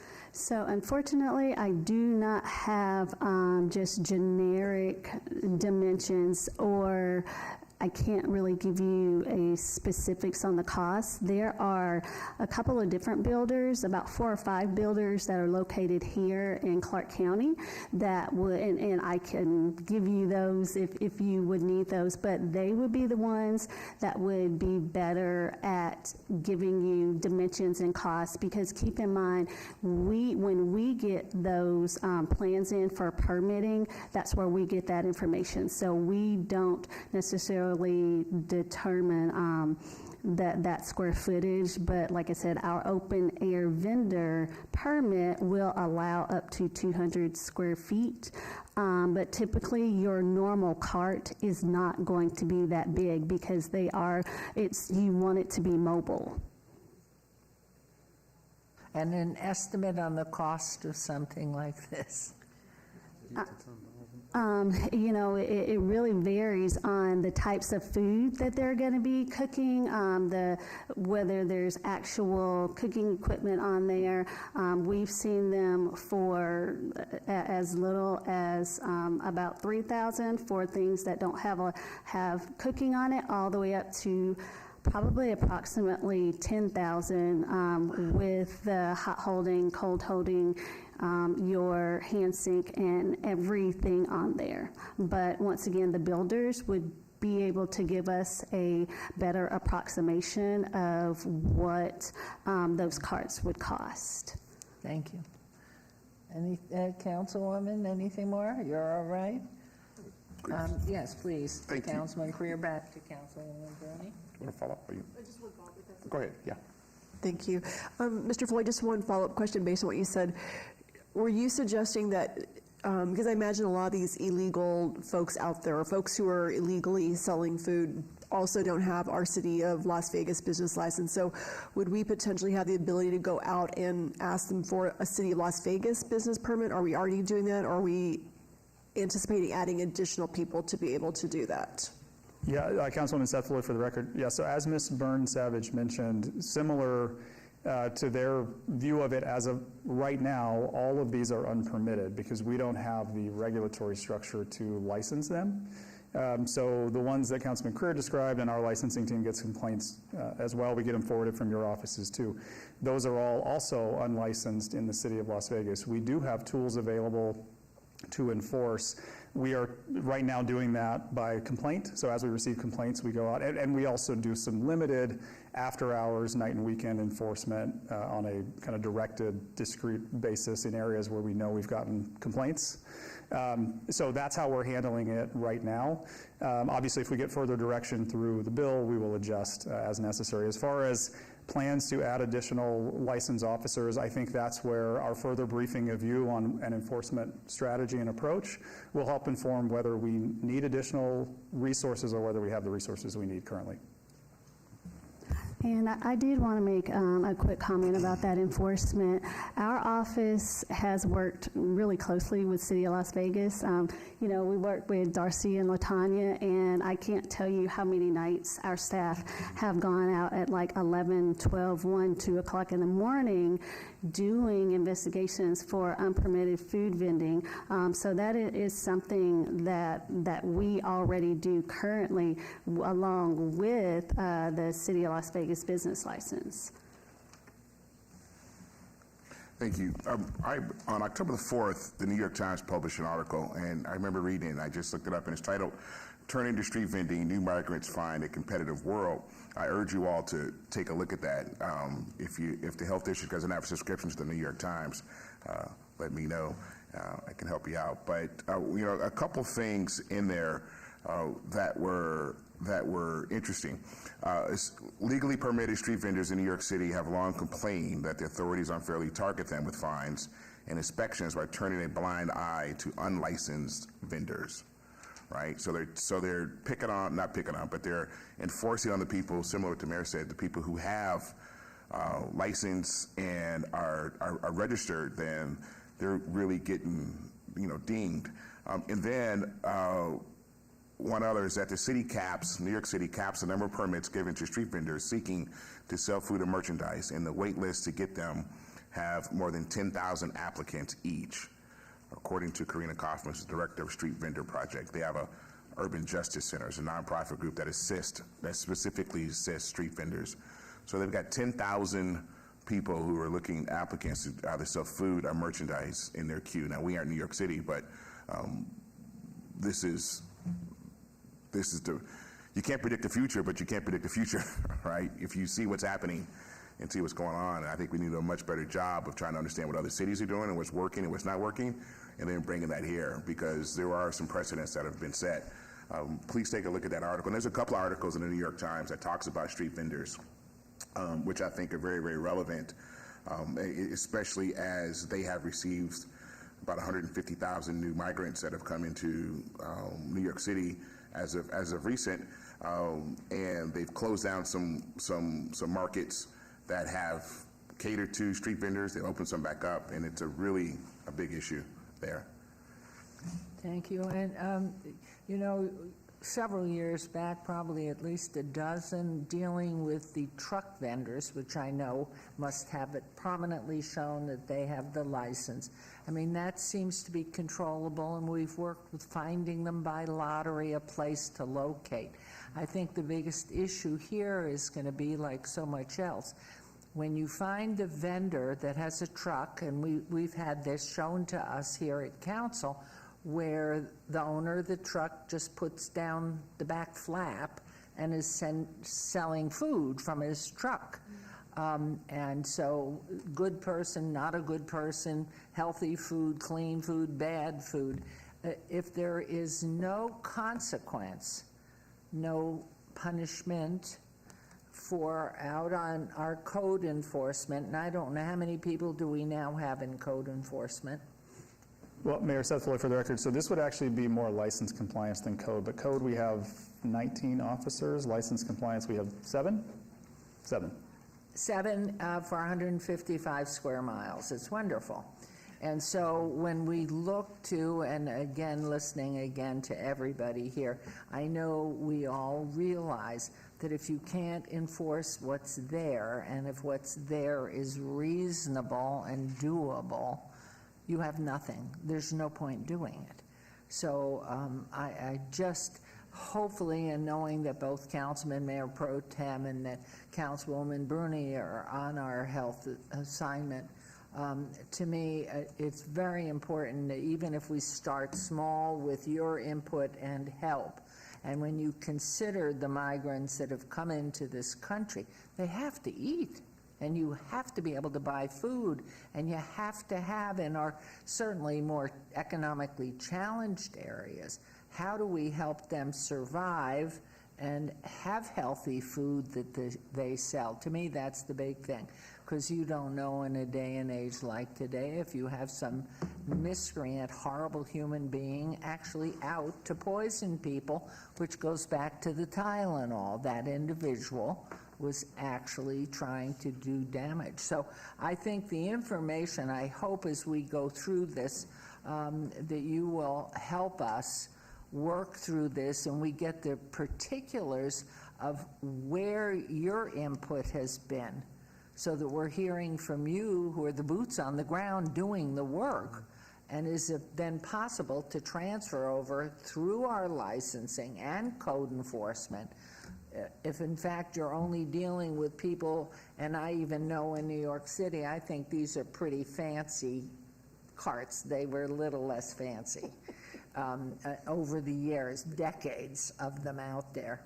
The reality is, how do we make it possible for a vendor to be a vendor when they can't afford a $3,000 or $15,000 cart and wash their hands. And remembering Councilwoman Polensky's query about how hot is the water, I just pray to heaven that they've washed their hands before they made the food that's out there. So I think this is something going forward, and I have spoken with our city manager. It seems flawed at the highest level. And so is there a solution? Do you, since I don't know whether you are involved from day one that the legislative committee was engaging the health department and saying, is this practical? What can we do? So how do we get the best result for it? So maybe it needs to go back to square one, but I know that's not the purpose of this meeting. But hopefully you will continue to provide us with your input and your years of experience, and we only want what's healthy for our population, visitor and resident. But we do have people that are struggling in this economy, and they need to be vending, not the big fancy one with the truck.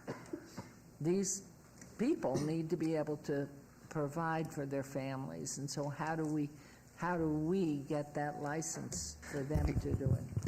Mayor, just real Yes. quick, New York City put a cap on the number of street vendors back in the 80s, that they have like 5,000 that they have. They've only issued like 14. I think City Council approved for them to release like another 400. But also what's happening in New York is that, which is, it's like their, what's the cab license is called? The medallions.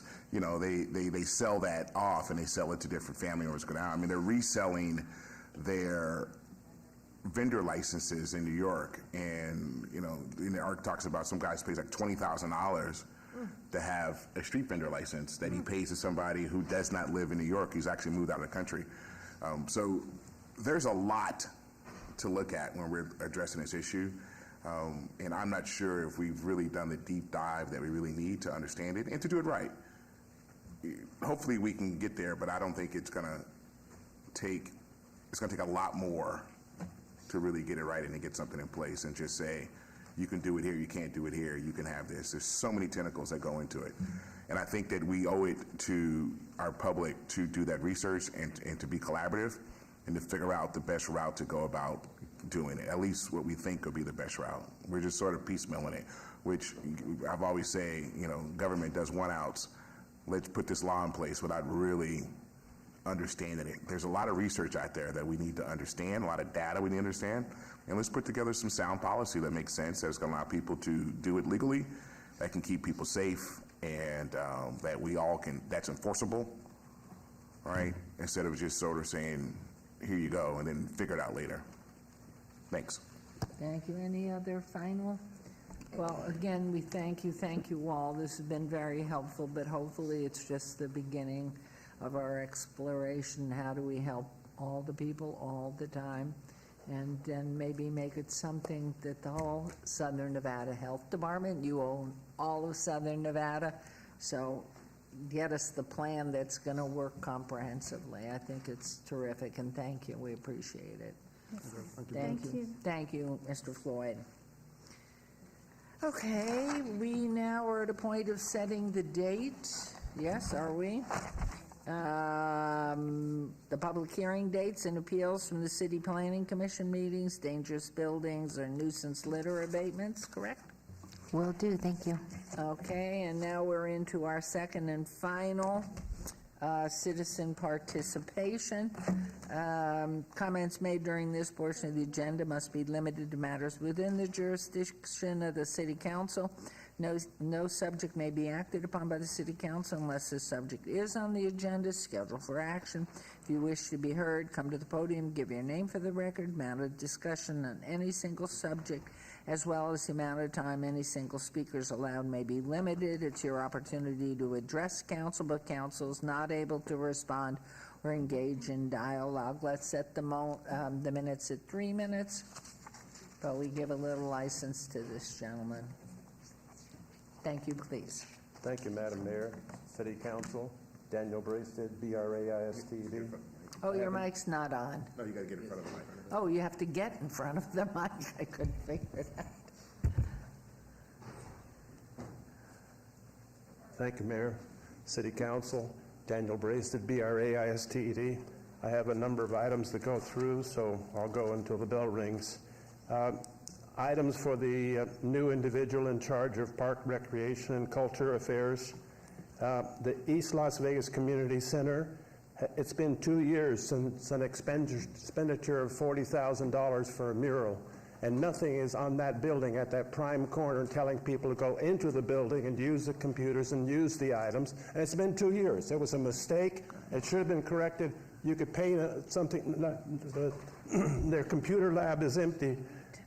By the way, teens are killing other residents. They're bored. We need to come up with some items for the teenagers. Most computer labs, you can see it with a video, and you could do an assessment every 35 minutes to see how many people are using that and report back and track it. But there's all sorts of team contests for the gym and things like that. There isn't a team contest for the computers. There's simulators and simulators that you could run that would deal with that. You should add the word education to Parks Recreation. We currently are teaching people how to be dishwashers and how to do janitorial service. Why don't we teach them how to sell and cut foam levers using a jigsaw and a hot wire? Let them go sell it and install it. The county has a great course on 7 habits of highly effective people. Use it.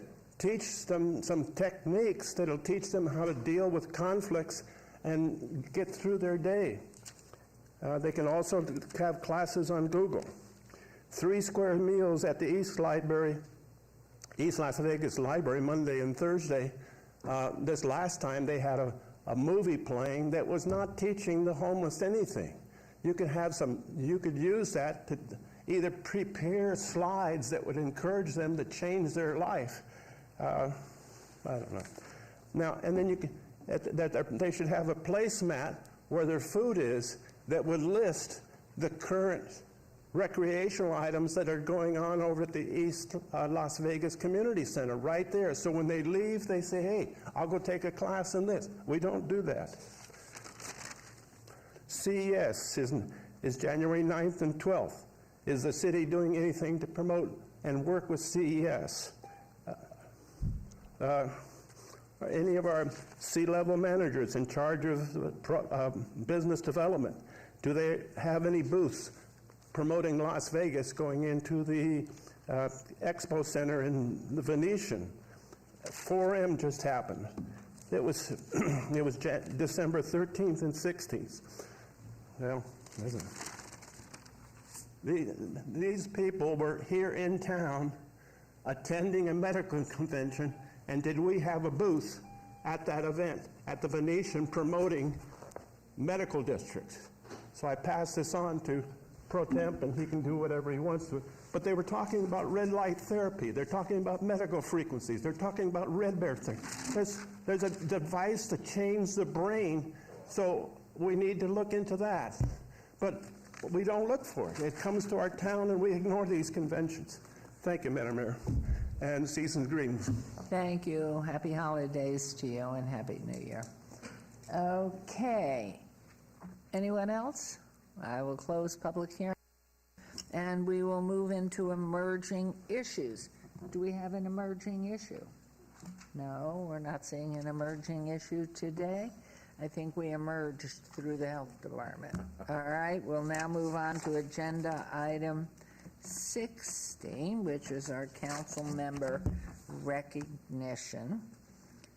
And if I'm not mistaken, I think Councilwoman Bruni, it's your turn to start again. See, it goes around if I can remember. Thank you, Mayor, and thanks to everyone who participated in today's meeting and attended. I want to start with a few PSAs.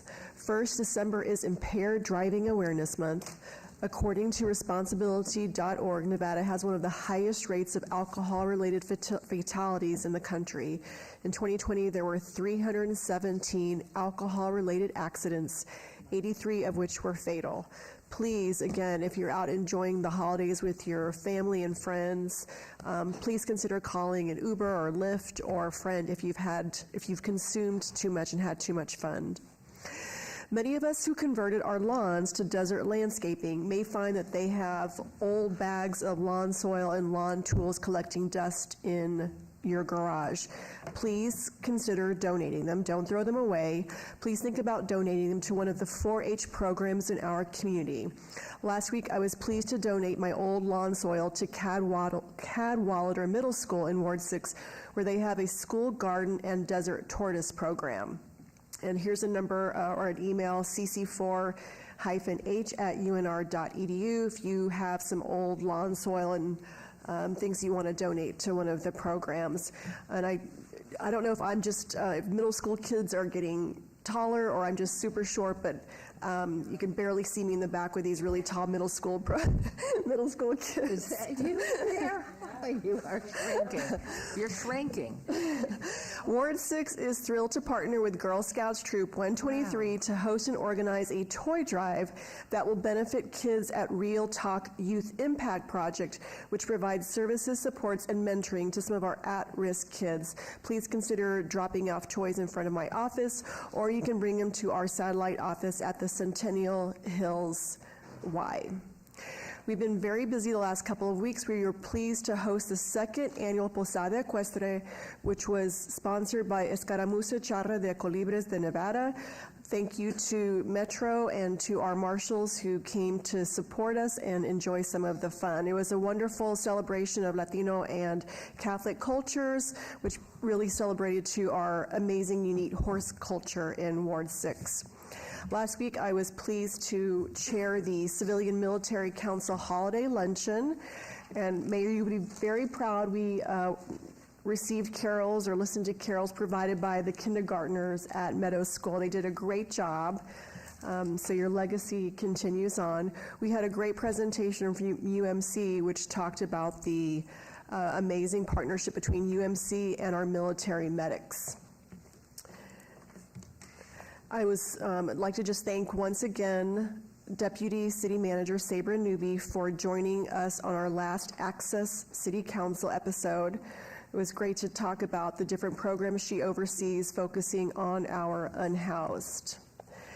Last week, we were also pleased to celebrate our seniors at our holiday lunch at the Centennial Hills Active Adult Center. And I just want to echo something that Maggie Plaster shared. We truly do have a really amazing Parks and Recreation department, and Jen Blanter, who goes by B, who's in the slide, you see her cutting her brownies. She literally made by hand fresh an entire meal for 100 seniors with salad, appetizers, homemade brownies. So again, hats off to our amazing dedicated Parks and Recreation staff.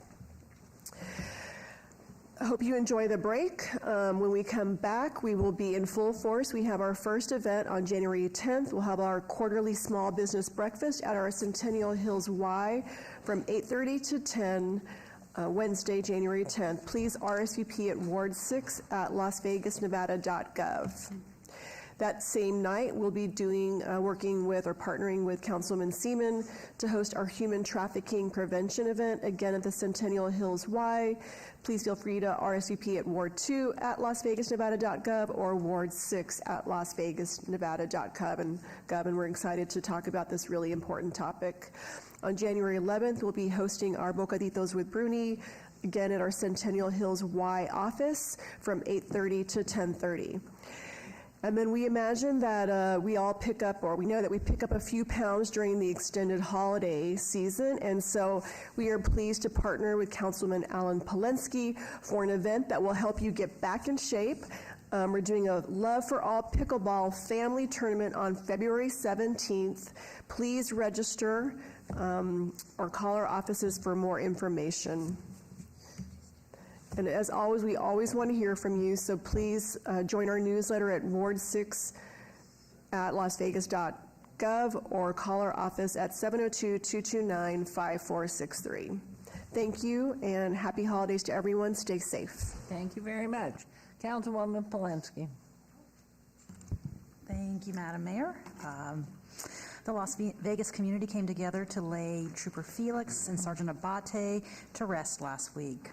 Although these fallen officers are no longer with us, Their legacy will remain etched in the minds and hearts of everyone who loved them. During this difficult time, my heartfelt thoughts and prayers are with their families. We will forever be grateful for their service and sacrifice. Next, there was a great turnout for my hazardous waste drop-off event on Saturday, December 9th in Sun City. And due to the incredible demand from the folks in Sun City, we will be having another document shredding event in Sun City on Saturday, January 6th. For more information, please don't hesitate to call our office.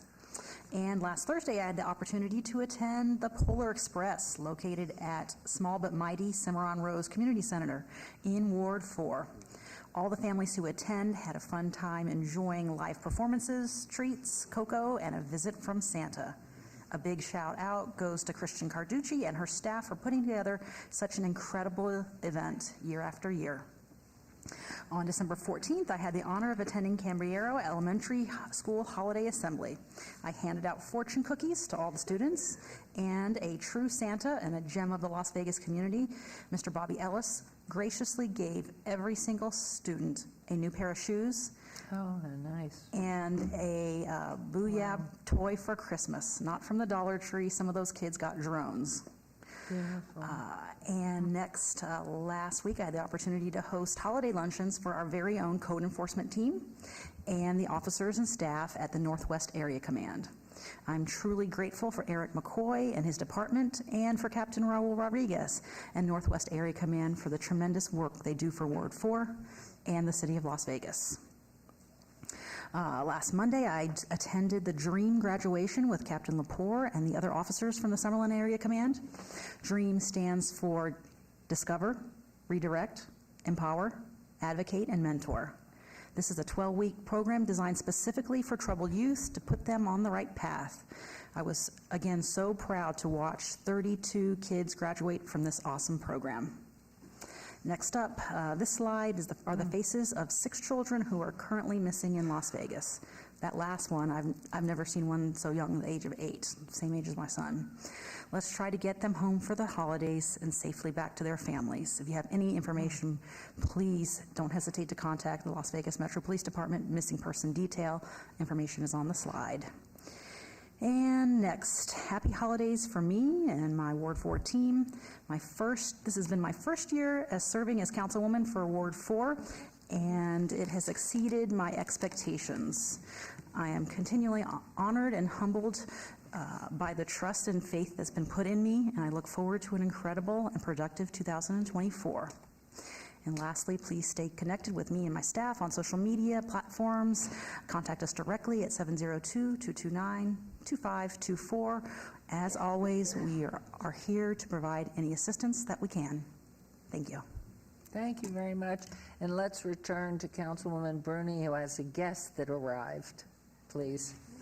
Thank you, Mayor, for the indulgence. I think you may recall that I mentioned that we were so proud to partner with Girl Scout Troop 123, and Madison Hill is going to come up. She's one of the Girl Scouts, and she was busy running from the airport, so she missed public comment by just a couple of seconds. I wanted to give her a quick opportunity to talk about the amazing toy drive, and it was their idea, so really proud. Hi. Hi, my name is Madison Hill, and my Girl Scout Troop 123 is sponsoring a toy drive. Today is the last day to drop off a toy to the Centennial Hills YMCA or City Hall. We will also be adopting families to give the toys to the needy people who don't have enough money to buy toys for their children for Christmas. We will also be donating toys to Real Talk with Youth Impact Program. Beautiful. What a great job. What grade are you in? Second. Wow, do you read well? Beautiful. Mom, congratulations. Thank you for bringing us that message. And Councilman Creer, I know you want to take her home. Well, I got 2 daughters. I just want to let you know that I want you to stick with the Girl Scouts. And my daughter, Kennedy, was in Girl Scouts as well, and she received her Gold Award. She went all the way up and got the top award, and she's a life member of the Girl Scouts, and she is a sophomore in college now at Penn State University. So stay the course. Stay strong with it. Even when you get to high school, continue with it, and your goal is to get that gold award. All right? All right. Congratulations. Merry Christmas. Merry Christmas to you. And Mom, congratulations, family. Beautiful. Wow. Awesome. Thank you very much. Okay, let's now go to Councilwoman Seaman. Thank you, Madam Mayor. I want to also thank the Cub Scouts for being here today to get their badge. So they spent a good hour here at City Hall and then towards City Hall. And it was troops 149, 143, and 932. So we just want to thank them for coming by. So in Ward 2, it was so much fun to be a part of the Summerlin Area Command Safe Village Christmas Party at the Essenza apartment complex. This was a really fantastic way for our police to connect with the residents of Ward 2. And as you can see, I brought my little Louie there. He was the biggest hit.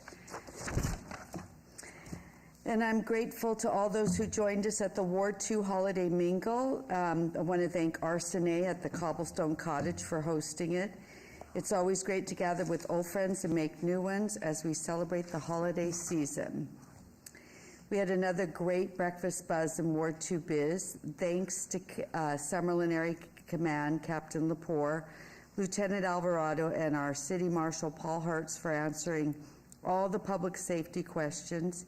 It was a privilege to present Lieutenant Alvarado with a proclamation for his service to the community as a law enforcement officer with Metro for 25 years, as he will be retiring at the end of this month, and we are surely going to miss him.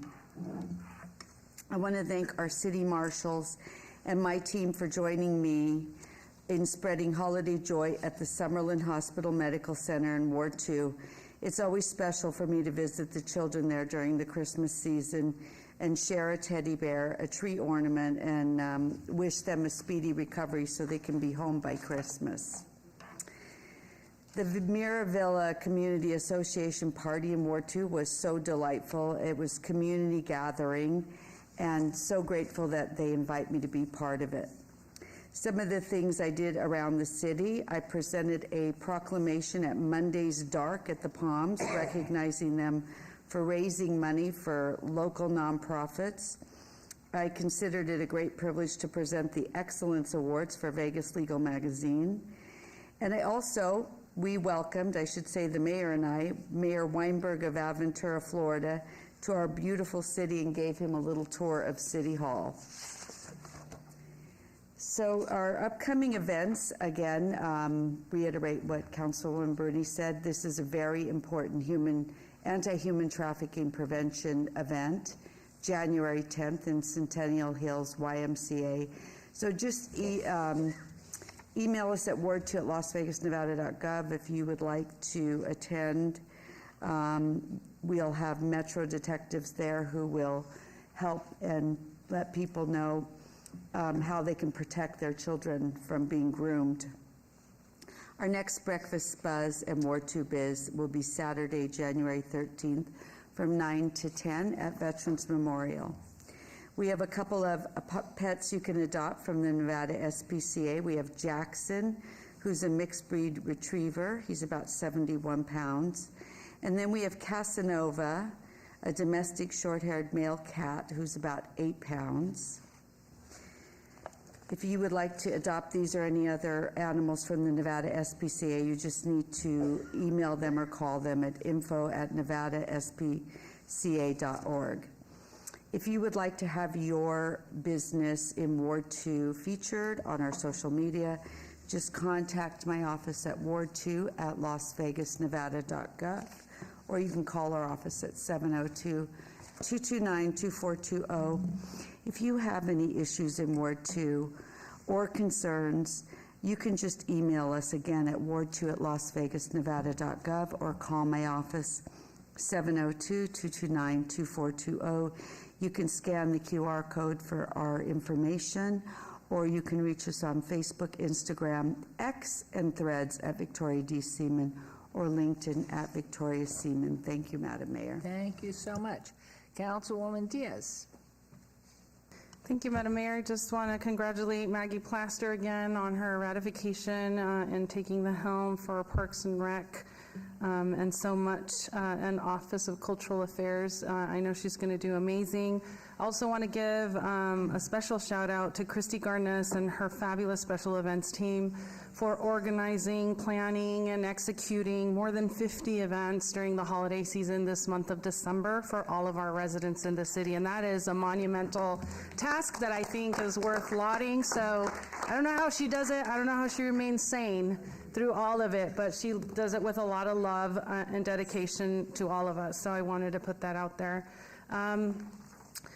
On December 8th, I was privileged to have hosted a senior luncheon out of East Las Vegas Community Center. We had Santa, we had a DJ, we had fabulous raffle prizes, and I think we had a delicious lunch that our seniors said and raved that it was way better than in years past. So I'm so excited that they enjoyed the good treats and the good eats, and I always love to see them having a good time, smiling, dancing, and coming together for a holiday meal when sometimes some of them don't have very many other folks around them. So I want to give a special shout out to our fabulous staff at East Las Vegas Community Center, our Parks and Recreation staff, and Alexander Avila, our intern from UNLV, for helping to organize and capture these precious moments that we had. On December 9th, we were hosting Santa in the Circle out of Huntridge Circle Park. I want to thank all of our neighbors that came out and joined us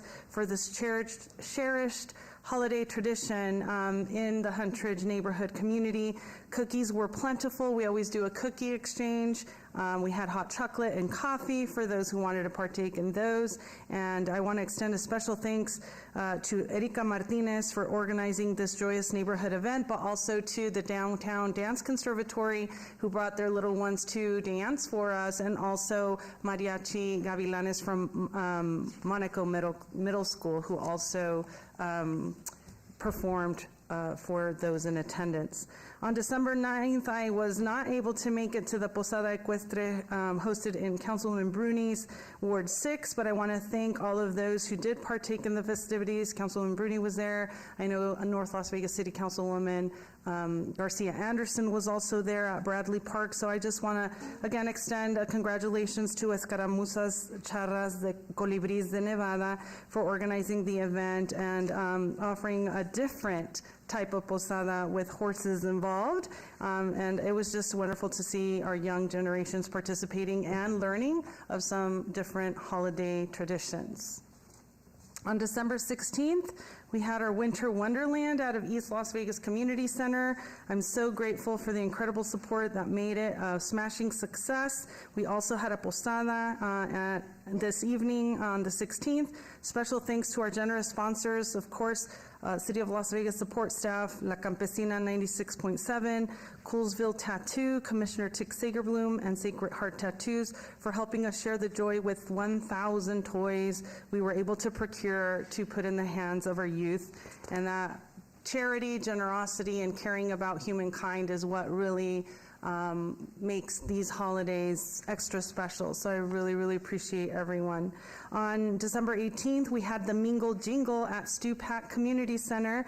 Heartfelt thanks to everyone who joined our annual Mingle Jingle there. Special shout out to Finley Toyota, the Strat Las Vegas, of course, our wonderful folks that work for us here at the city, our marshals on, Nevada Stupak, Las Vegas Raiders, Metro, LEAP officers Grant and Castillo, and our downtown area command officers for coming and who sponsored. So many people gave to our families in need joyous holiday cheer through their gift giving, but also they sponsored the meal, the Santa Claus, and the environment. And so I just want to say I want to thank everyone for making Christmas extra special for our community.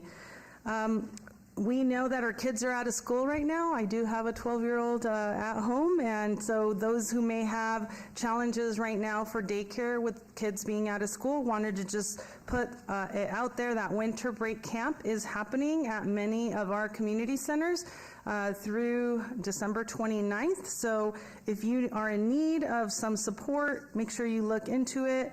And so go ahead and just make sure that your kids aren't missing out on the fun. I know Councilwoman Polensky signed up her own kid for it. So far, he's going every day? Yep. He's going every day. That means it's an enjoyable activity and day for them. So let's get them out and doing some really cool crafts. I've seen my community center transformed, and so I think you will not be disappointed, and you don't have to worry about where your kids are while you're doing the work. I just want to wish everyone happy holidays, a festive holiday season filled with warmth, laughter, and moments of many joyful memories for you to cherish, and just stay in touch with us. We're here to serve you. Those are my social media handles. You can text 468-311 to subscribe to Awards 3 newsletter, and you may always call us 702-229-2359 or email us, and we'll be getting back to you and your concerns. Thank you very much. Thank you. Wonderful. Councilman Crear. Thank you, Mayor. We held our very first Ward 5 Senior Civic Engagement Day on Thursday, December 13th with our active adults from the Doolittle Active Adult Center. Visited my office for an informal meeting. They toured KCLV, toured the courthouse, and the courtyard to learn about the city's homeless efforts. This was an informative visit for the active adults who also learned about available services and resources, plus received an overview of the 100 Plan in action. They also visited the courtroom of alternate Judge Peter Clary, who welcomed them and answered questions about the adjudication process. Excuse me. Special thank you to Dr. Malish, Gregory Grave, Community Services, Jack Essinger, who's our court administrator, and the Communication Department for making this a very successful day. We normally have youth who come out and do Civic Engagement Day. It's the first time we had active adults, which is really, really cool. The Howard University basketball team, which is my alma mater, participated in the HBCU Chris Paul Basketball Challenge at Mandalay Bay last weekend. They also made a pit stop over to the Becker Technical Recreational Center. They enjoyed all the amenities. We recorded a podcast. They made music. They also had an esports tournament and spent some time in our recording studio. Thank you to Priscilla, Scott, and team for hosting us and being fantastic. Thank you to Coach Kenny Blakeney, Daniel Marks, and the team from Howard for putting this together. It really was a great evening. I say great afternoon, and the next evening I was actually the captain of the game for the Jackson State game, and I got a chance to do the pre-talk to the team, and I had a chance to, I actually sat on the bench during the game, and so kind of felt like I was back in my old athletic days being part of the team. It was great. So thank you to Howard and to the Mecca. I attended the breakfast with the Santa this past Saturday at Doolittle, where 100 kids received Christmas gifts and breakfast. The Grinch stopped by, and his fun attitude did not stop to fund our Christmas giving. Special thank you to 504's BG Hollywood for his sponsorship, Latanya Lomax, who runs Doolittle Recreational Center, who's a coordinator there, and also the whole Doolittle staff for putting together this amazing event. The decorations were great. The involvement of the kids and families was fantastic, and this is something we've done every year, and I really want to thank them. Going back to our Becker Technological and Recreational Center, it's located at 2221 Maverick Street. We'll be hosting Level Up Your Learning Experience for various exciting and engaging classes for youth ages 3 to 12. There will be Spanish classes, coding workshops, 3D printing, and more. Parents are also welcome. For more information about the upcoming classes, please call 702-229-2200. I don't see any dates on that. It is consistent throughout the course of the year. Good. So we have a lot of classes, yes. And it's a pleasure to have Jacob back. Jacob Berry is returning to our office as our Ward 5 intern during the winter break. He has interned with our department before, as well as the finance department. He's a really, really smart young man, and we welcome him back for the third time. He participated in and supported several Ward 5 events. He's just a joy to have in our office. We miss him when he leaves, but he seems to work his way back to the city of Las Vegas, and he'll be with us throughout the first part of January. This New Year's Eve celebration, join the Plaza Hotel for a huge New Year's celebration, classic in downtown Vegas. There'll be plenty of fun, fireworks, and more. For more information, contact the Plaza Hotel, casino.com. And in addition, the Fremont Street Experience is having the Time of Your Life, which is the official New Year's Eve party for the city. They have live performances, multiple performances from different genres, and acts. They have 4 stages from Third Eye Blind, Beach Weather, Big Gigantic, Craze, Eric Forbes, Blackstreet, Kid and Play, Tone Loc, Young MC, which is going to be great. So come down to Fremont Street Experience and have some good time. I want to wish you all from my house to yours a very, very happy holiday season, a Merry Christmas, a Happy Kwanzaa, a Happy Hanukkah, and God bless, and we will see you in the top of the new year. Don't forget, you can always subscribe to our newsletter, and you can always follow us on social media at our handles on Twitter, Instagram, and Facebook. Thank you. Thank you. Wonderful. Mayor Pro Tem, Councilman. Thank you, Mayor. Today is our last City Council of the year, so really grateful for this council. I think it's been a great year of government, and thank you for the staff. It's been a super fun year for me. Lots of challenges, but lots of opportunities ahead, so really grateful.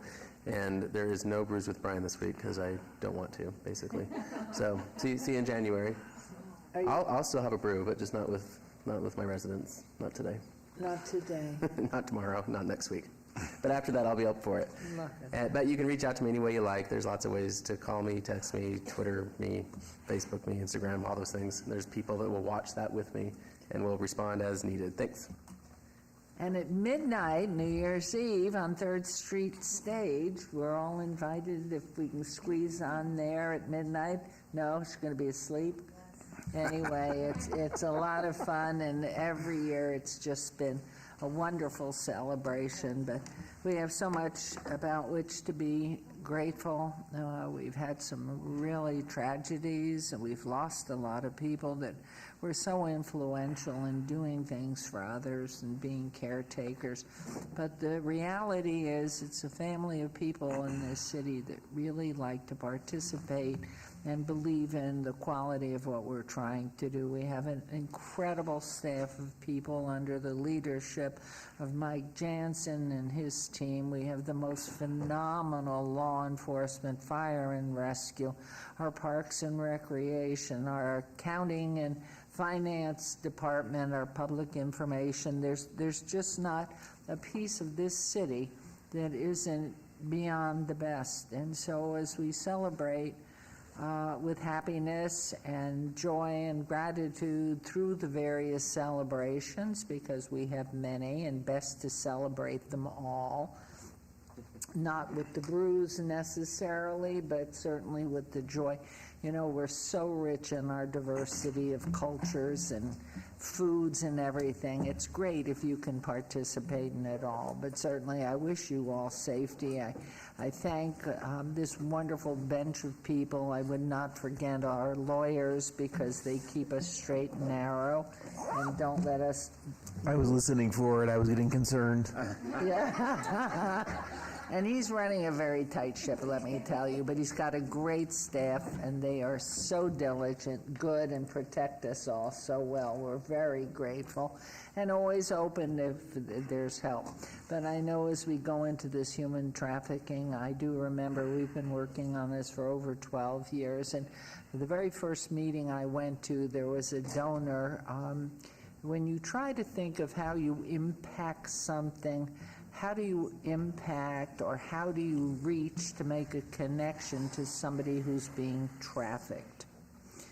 And it really came up, and we were at this meeting, and I said, there is not a time that an individual who's being trafficked is entirely alone, except when they're using a restroom. And if we put a sign on the back of every public restroom door, if you are being trafficked, call this number, we'll get somebody to you. Because you can use somebody else's phone, so your phone isn't being identified, and we can help. And it's worked out at the airport through the generosity of Guard Jameson.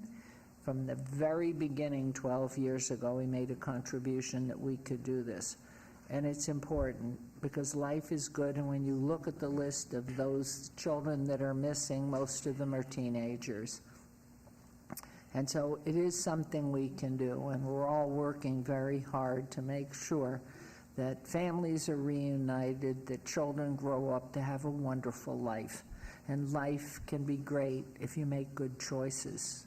And always remember that. So as we go in now, we have concluded Hanukkah. Of course, we're moving into Christmas, and the very next day, the beginning of Kwanzaa. And of course, those, Feliz Navidad. And so, I mean, we can go on, but anyway, wish you all safety, happiness, and of course, thank our clerk's office and all that they do. And we wish you thank you and look forward to 2024. And this meeting is adjourned. Go ahead. Thank you, Mayor. Thank you. Thank you all.